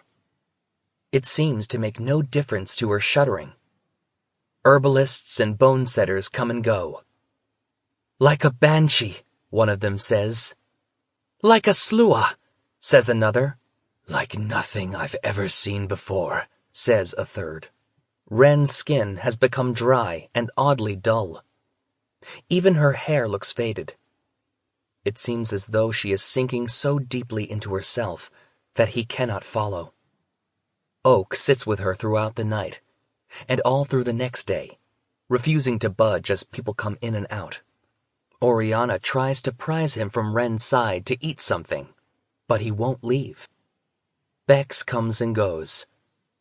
That afternoon, she sits for a while, holding her sister's hand and crying as though she were already gone. Tiernan brings them both hard cheese, fennel tea, and some bread. He also brings news of Bogdana, who is being held in the prisons of Hollow Hall, soon to be moved into the Tower of Forgetting. Bex makes up a bed for herself on the floor out of scavenged cushions. Oak gives her one of his robes, all of gold and spider silk to wear. As night comes on, Ren seems like a husk of herself. When he touches her arm, it feels papery under his fingers. A wasp's nest instead of flesh. He draws his hand back and tries to convince himself of something other than the worst. "She's not getting better, is she?" the mortal girl says. "I don't know," Oak says, the words hard to get out, so close to being a lie. Bex frowns. "I think I met your, father. He was telling me about the Court of Teeth." Well, he should know all about that place, Oak thinks but doesn't say. "I guess I can see why Ren thought she couldn't come back to my family. And it wasn't because, I don't know, not because she didn't want to see us." "She was willing to do a lot for your sake," Oak says, thinking of all the ways Ren must have struggled to free them from Bogdana's trap. How despair must have closed in around her when she realized she was going to have to choose between an agonizing death for her sister and the deaths of many others. "I just wish," Beck says, "I wish I'd talked to her when I first saw her sneaking into the house. I wish I'd followed her. I wish I'd done more. Done something." Over the past few days, Oak has been making a comprehensive and damning list of all the better choices he could have made. He's wondering whether he ought to admit them out loud when Bex screams. He rockets to his feet, not sure what she's seeing. And then he does. Inside of the husk of Ren, something is moving, shifting beneath her skin. What is that? Bex says, scuttling back until she hits the wall. Oak shakes his head. The dullness of Ren's skin suddenly makes him think of the shed casings that spiders leave behind. He reaches out an unsteady hand. Ren moves again, and this time the papery flesh tears. Skin emerges, vibrant blue. Her body cracks open like a chrysalis. Bex makes an alarmed sound from the floor. From within, a new Ren emerges. Her skin the same cerulean blue. Her eyes the same soft green. Even her teeth are the same, sharp as ever when she parts her lips to take a breath of air. But on her back are two feathered wings, light blue-gray at the tips, with darker feathers closer to her body. And when they unfurl, they are large enough to canopy him, Bex, and Ren. She stands, naked and reborn, looking around the room with the sharp gaze of a goddess, deciding whom to bless and whom to smite. Her eyes settle on the prince. "You have wings," he says, awestruck and foolish. He sounds as though he took a hard blow to the head. That isn't far from how he feels. Astonished joy has robbed him of all cleverness. "Ren?" Bex whispers. Ren's attention swings to her, and he can see the mortal girl flinch a little under the weight of it. "You don't have to be afraid," Ren says, although she looks positively terrifying right then. Even Oak is a little frightened of her. Bex draws in a breath and pushes herself off the floor. Picking up a fallen blanket, she hands it to her sister, then gives Oak a pointed look. "You should probably stop staring at her like you never saw a naked girl with wings before." Oak blinks and turns away shamefaced. "Right," he says, heading for the door. "I'll leave you both." He looks back once, but all he sees are feathers. In the hall, a guard comes immediately to attention. "Your Highness," he says, "Tiernan went to rest a few hours ago. Shall I send for him?" "No need," says Oak. "Let him be." The prince moves through the palace like a stunned sleepwalker, desperately happy that Ren is alive. So happy that when he finds Maddock in the game room, he can't contain his smile. His father stands from behind a chess table. "You look pleased. Does that mean—" Time, never particularly well calculated by the folk, has blurred at the edges. He's not sure how long he's been in that room. Awake. Alive. "Come, sit," Maddox says. "You can finish Valmoran's game." Oak slips into the chair and frowns at the table. What happened? In front of Maddox are several captured pawns, a bishop, and a knight. On Oak's side, only a single pawn. "He wandered off when he realized he was going to lose," says the redcap. Oak blinks at the game, too exhausted to have any move in mind, no less a good move. "Your mother isn't particularly happy with me right now," Maddox says. "Your sisters either." Because of me? It was perhaps inevitable, but he felt guilty to hasten it along. Maddox shakes his head. "Maybe they're right." That's alarming. "Everything okay, Dad?" Unlike Oriana, Maddox smiles at his use of the human term. Dad. Perhaps he likes it better because when Jude and Taryn used it, it meant they cared about him in a way he might not have thought they ever would. That mortal girl being around made me think. It has to be strange for him to be back in Elfheim, and yet no longer the Grand General. To be back in his old house, without his kids there, and to be away from Insir when the rest of them were in danger.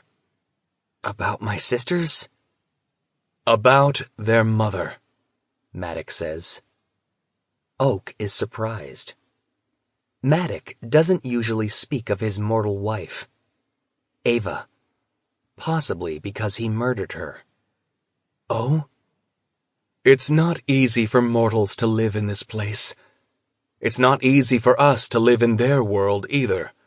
But it's easier. I shouldn't have left her so much alone.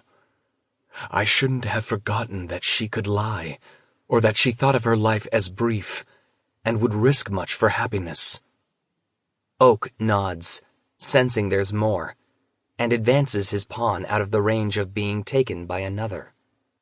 And I shouldn't have told myself that cultivating a killing instinct I couldn't control had no chance of bringing me tragedy. I shouldn't have been so eager to teach the same to you. Oak thinks of the fear he'd felt when his father struck him to the ground all those years ago, of the hard kernel of shame he carried at that terror, and his own softness, at how his sisters and mother protected him. No, Oak says. Probably not. Maddox grins. And yet, there are few things I would change. For without all my mistakes, I would not have the family I do. He moves his queen, sweeping across the board, to rest in a place that doesn't seem imminently threatening. Since Maddox would almost certainly have the crown if not for one of Ava's mortal daughters, that was quite an admission. Oak moves his knight to take one of his father's undefended bishops. I'm glad you're home. Try not to get banished again. Maddox shifts his castle. Checkmate, he says with a grin, leaning back in his chair. On his way back to his rooms, Oak stops at Tiernan's. He taps lightly enough that if Tiernan is really asleep, the sound won't rouse him. Yes, comes a voice. Hyacinth. Oak opens the door. Tiernan and Hyacinth are in bed together. Tiernan's hair is rumpled, and Hyacinth is looking quite pleased with himself. Oak smirks and comes to sit at the foot. This won't take long. Hyacinth shifts so he's leaning against the headboard. His chest is bare. Tiernan shifts up too, keeping a blanket over himself.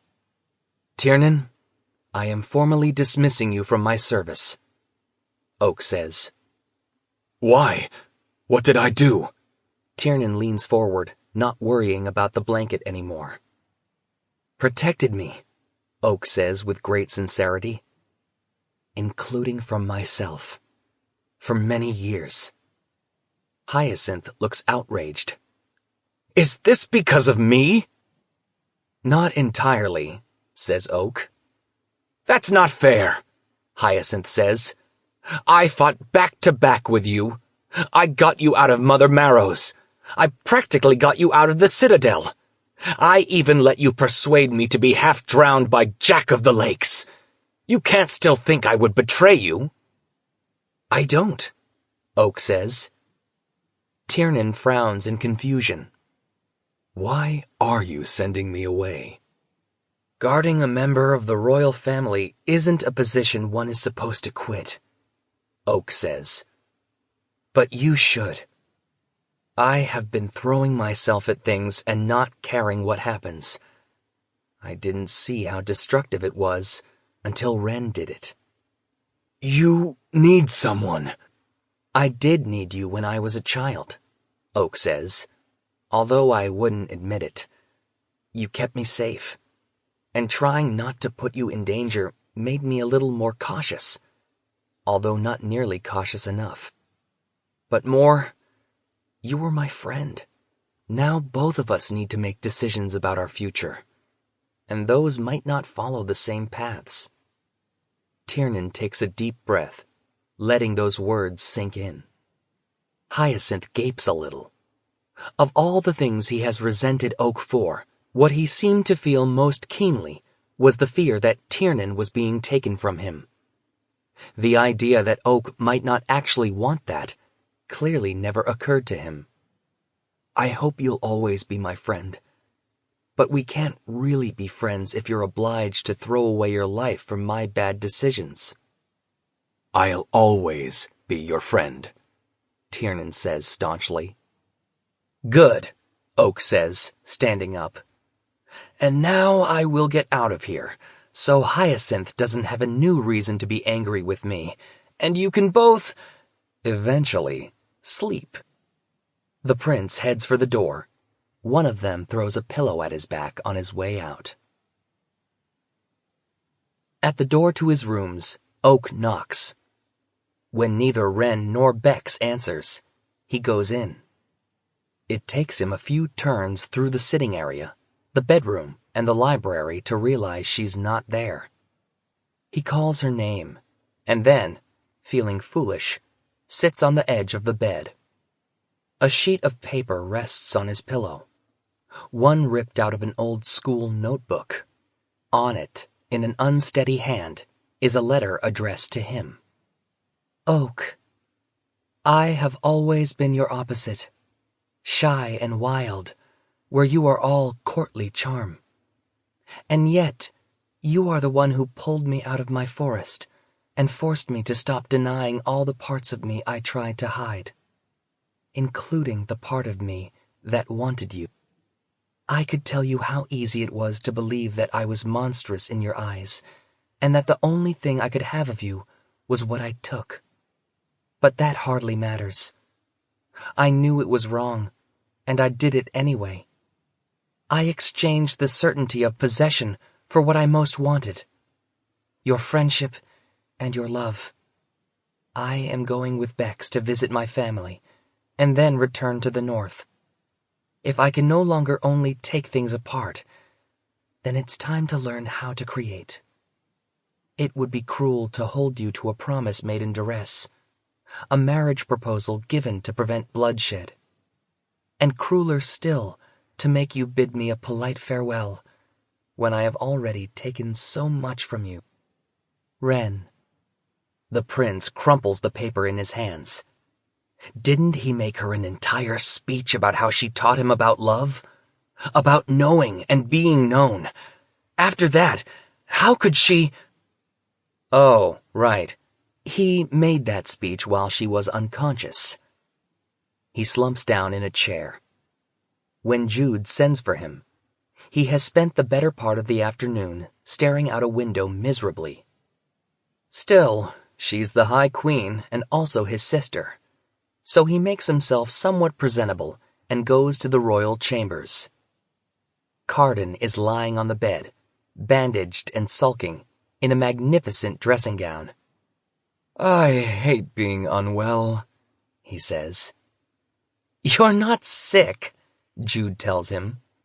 You are recovering from being stabbed, or rather, throwing yourself on a knife.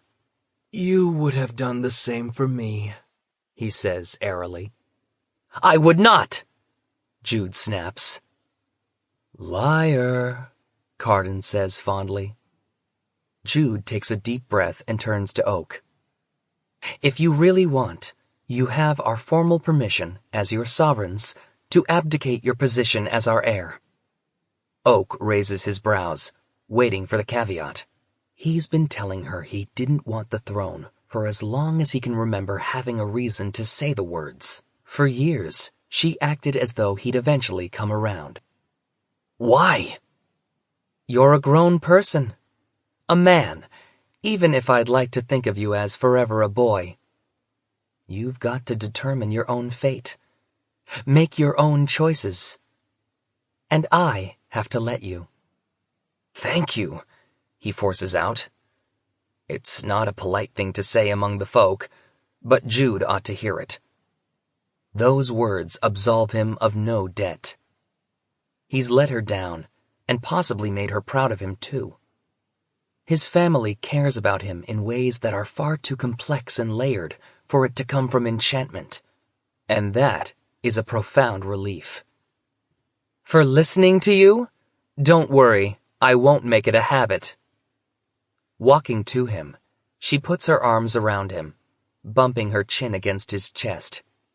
You're so annoyingly tall. I used to be able to carry you on my shoulders. I could carry you, Oak offers. You used to kick me with your hooves, she tells him. I wouldn't mind a chance for revenge. I bet, he laughs. Is Taryn still angry? She's sad, Jude says, and feels guilty, like this is the universe punishing her for what she did to Locke. If that were true, so many of them deserved greater punishment. I don't think I wanted Garrett dead. He isn't dead, Jude says matter-of-factly. He's a tree. He supposes it must be some comfort to be able to visit and speak with him, even if he can't speak in return. And perhaps someday the enchantment could be broken when the danger was past. Perhaps even the hope of that was something. And you had every reason to be mad. We did keep secrets from you, Jude goes on. Bad ones, small ones. I should have told you what the ghost had done. I should have told you when Maddock was captured. And you should have told me some things too. A lot of things, Oak agrees. We'll do better, Jude says, knocking her shoulder into his arm. We'll do better, he agrees. Speaking of which, I would speak with Oak for a moment, Carden says. Alone. Jude looks surprised, but then shrugs. I'll be outside, yelling at people. Try not to enjoy it too greatly, says Carden as she goes out. For a moment, they are silent. Carden pushes himself up off the bed. Messy black curls fall over his eyes, and he ties the belt of his deep blue dressing gown more tightly. I am sure she doesn't want you getting up, Oak says, but he offers his arm. Carden is, after all, the High King. And if he slipped, Jude would like that even less. Carden leans heavily on the prince. He points toward one of the low brocade couches. Help me get over there. They move slowly. Carden winces under his breath and occasionally gives an exaggerated groan. When he finally makes it, he lounges against one of the corners, propped up with pillows. Pour me a goblet of wine, won't you? Oak rolls his eyes. Carden leans forward.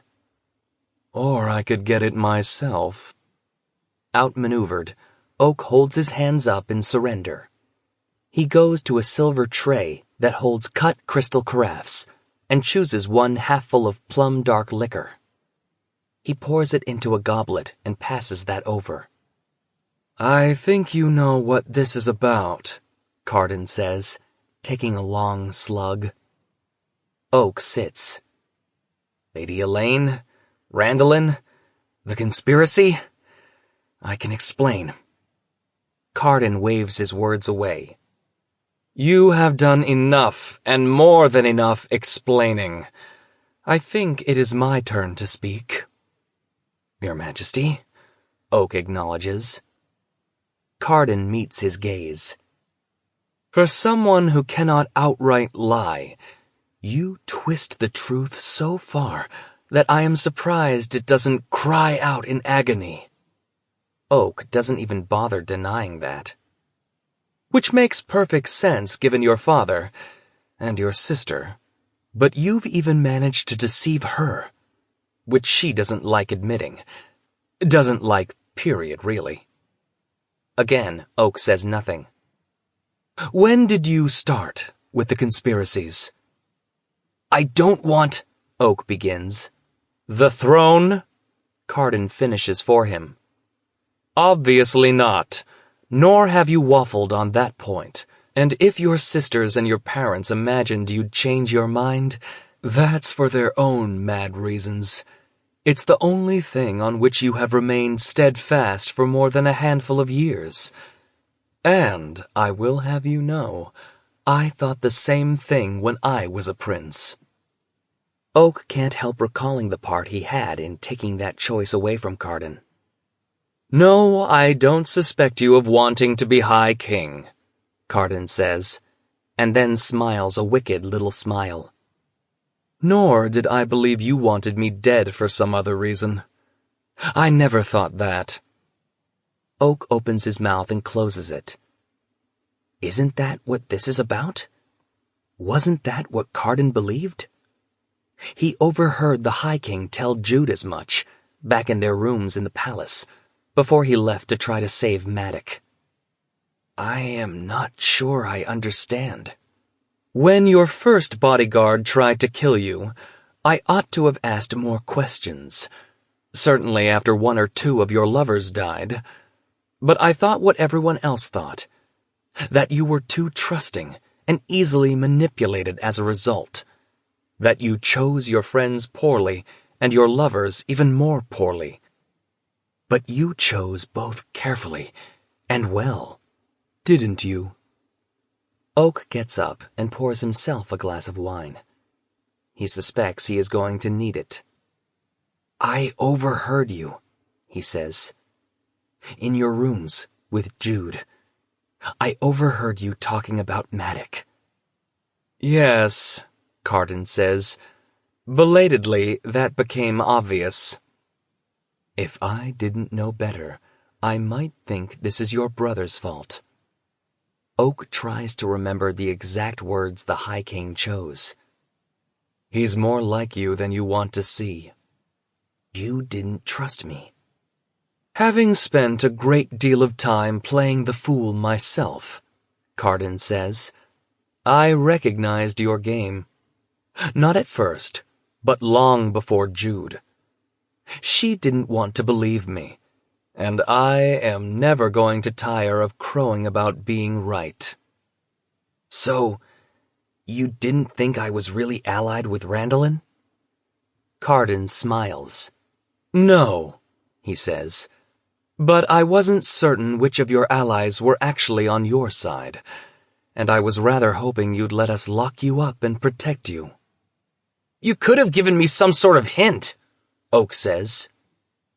Carden raises a single brow. Oak shakes his head. Yes, well, fine. I could have done the same. And fine, you were losing blood. Carden makes a gesture as though tossing off Oak's words. I have little experience of dispensing brotherly wisdom, but I know a great deal about mistakes, and about hiding behind a mask. He salutes with his wine glass. Some might say that I still do, but they would be wrong. To those I love, I am myself. Too much myself sometimes. Oak laughs. Jude wouldn't say that. Carden takes a deep swallow of plum-dark wine, looking pleased with himself. She would, but she'd be lying. But most importantly, he raises a single finger, I knew what you were up to before she did. Then a second. And if you decide you want to risk your life, perhaps you could also risk a little personal discomfort and let your family in on your plans. Oak lets out a long sigh. I will take that under advisement. Please do, says Carden. And there is one more thing. Oak takes an even bigger slug of his wine. You may recall that Jude gave you permission to abdicate. Well, that's all well and good, but you can't do it immediately. We'll need several months more of your being our heir. Months? Oak echoes, completely puzzled. The High King shrugs. More or less, maybe a little longer, just to make the court feel as though there's some kind of backup plan, if something happens while we're away. Away? After so many surprises, Oak seems unable to do more than repeat the things Carden tells him. You want me to stay the heir while you two go off somewhere? And then I can step down, be deprinced, whatever? Exactly that, says Carden. Like on a vacation? Carden snorts. I don't understand, Oak says. Where are you going? A diplomatic mission, says Carden, leaning back on the cushions. After that last little rescue, Nicasia has demanded we honor our treaty, meet her suitors, and witness the contest for her hand and crown. And so, Jude and I are headed to the Undersea, where we will go to a lot of parties and try very hard not to die. Chapter 25. Oak steps onto the crust of ice, his breath clouding in the air. He is dressed in thick furs, his hands wrapped in wool, and then in leather, even his hooves wrapped. And yet, he can still feel the chill of this place. He shivers, thinks of Wren, and shivers again. The stone forest is different from what he remembers. Lush instead of menacing. He is not pulled toward it now, nor does he feel pursued by it. As he passes, he attempts to see the Troll Kings, but the landscape has swallowed them up. All he can see is the wall they built. When he approaches it, he finds that a great ice gate, newly built, stands open. He passes through. As he does, some falcons fly into the air from the top, probably to announce his arrival.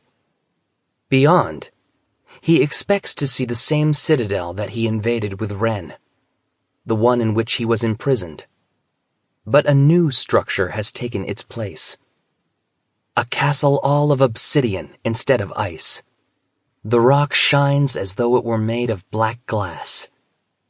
If anything, it looks more forbidding and impossible than what was there before. Certainly more pointy. Hag Queen. He thinks of those whispered words and is more aware than ever why folk are afraid of this kind of power. Oak trods past copses made entirely from ice, animals sculpted from snow peering out from their branches. It makes him think, eerily, of the forest in which he found Wren, as though she has recreated parts of it from memory. She made all of this with her magic. The magic that should have always been her inheritance. The doors to the new castle are high and narrow, without a knocker nor any handles. He pushes, expecting resistance, but the door swings open at the touch of his gloved hand. The black hall beyond is empty but for a fireplace large enough to cook a horse, crackling with real flames. No servants greet him. His hooves echo against the stone. He finds her in the third room, a library, only a portion of it stocked with books, but clearly built for the acquisition of more. She is in a long dressing gown of a deep blue color. Her hair is down and falls over her shoulders. Her feet are bare. She sits on a long, low couch, novel in hand, wings spread. At the sight of her, he feels a longing so sharp that it is almost pain. Wren sits up. I didn't expect you, she says, which is not encouraging. He thinks of visiting her in the forest when they were young, and how she sent him away for his own good. Perhaps wisely, but he isn't about to be sent away easily again. She goes to one of her shelves and returns the book, sliding it back into place. I know what you think, Oak says.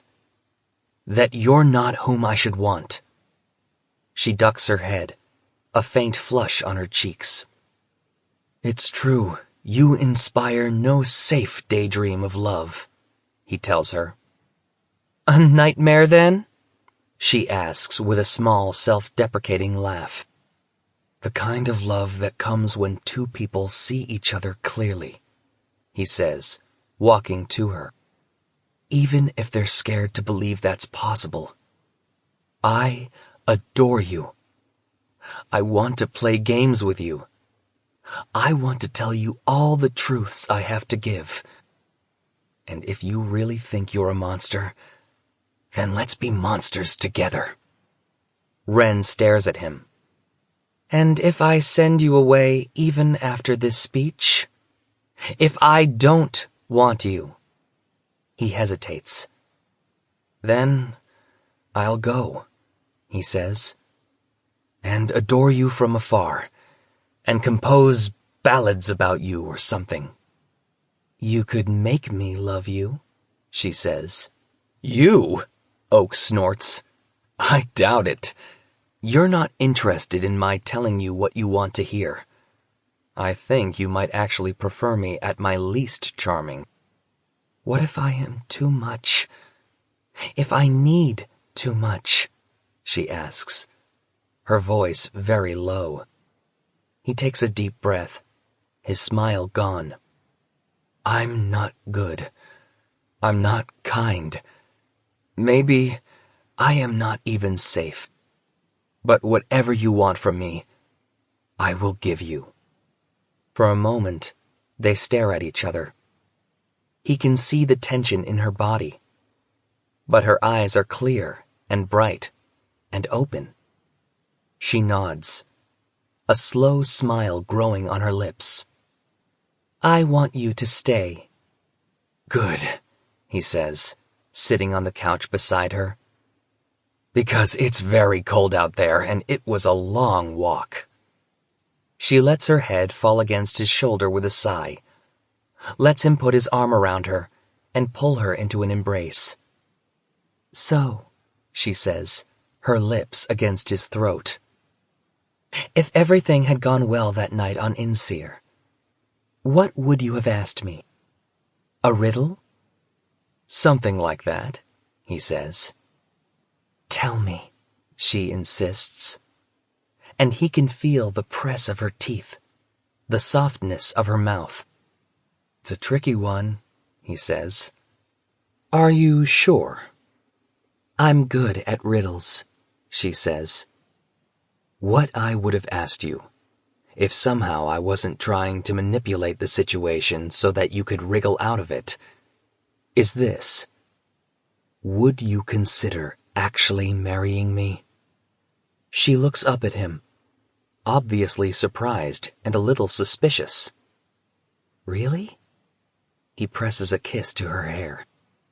If you did, I would be willing to make the ultimate sacrifice to prove the sincerity of my feelings.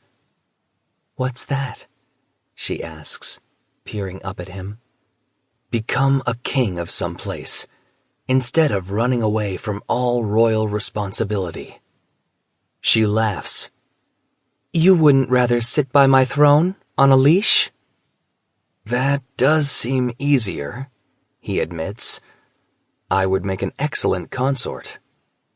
Then I'll have to marry you, Prince Oak of the Greenbrier line, Ren says, with a sharp-toothed smile. Just to make you suffer.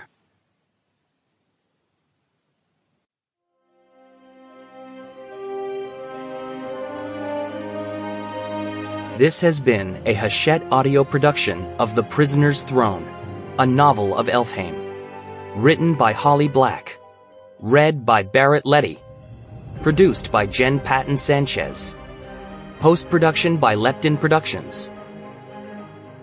The Prisoner's Throne is also available in print and as an ebook from Little Brown & Company, a division of Hachette Book Group. For more Hachette audio productions, visit us at hachetteaudio.com. Thank you for listening. Text copyright 2024 by Holly Black. Audio production copyright 2024 Hachette Audio. All rights reserved. Hachette Book Group supports the right to free expression and the value of copyright. The purpose of copyright is to encourage writers and artists to produce the creative works that enrich our culture.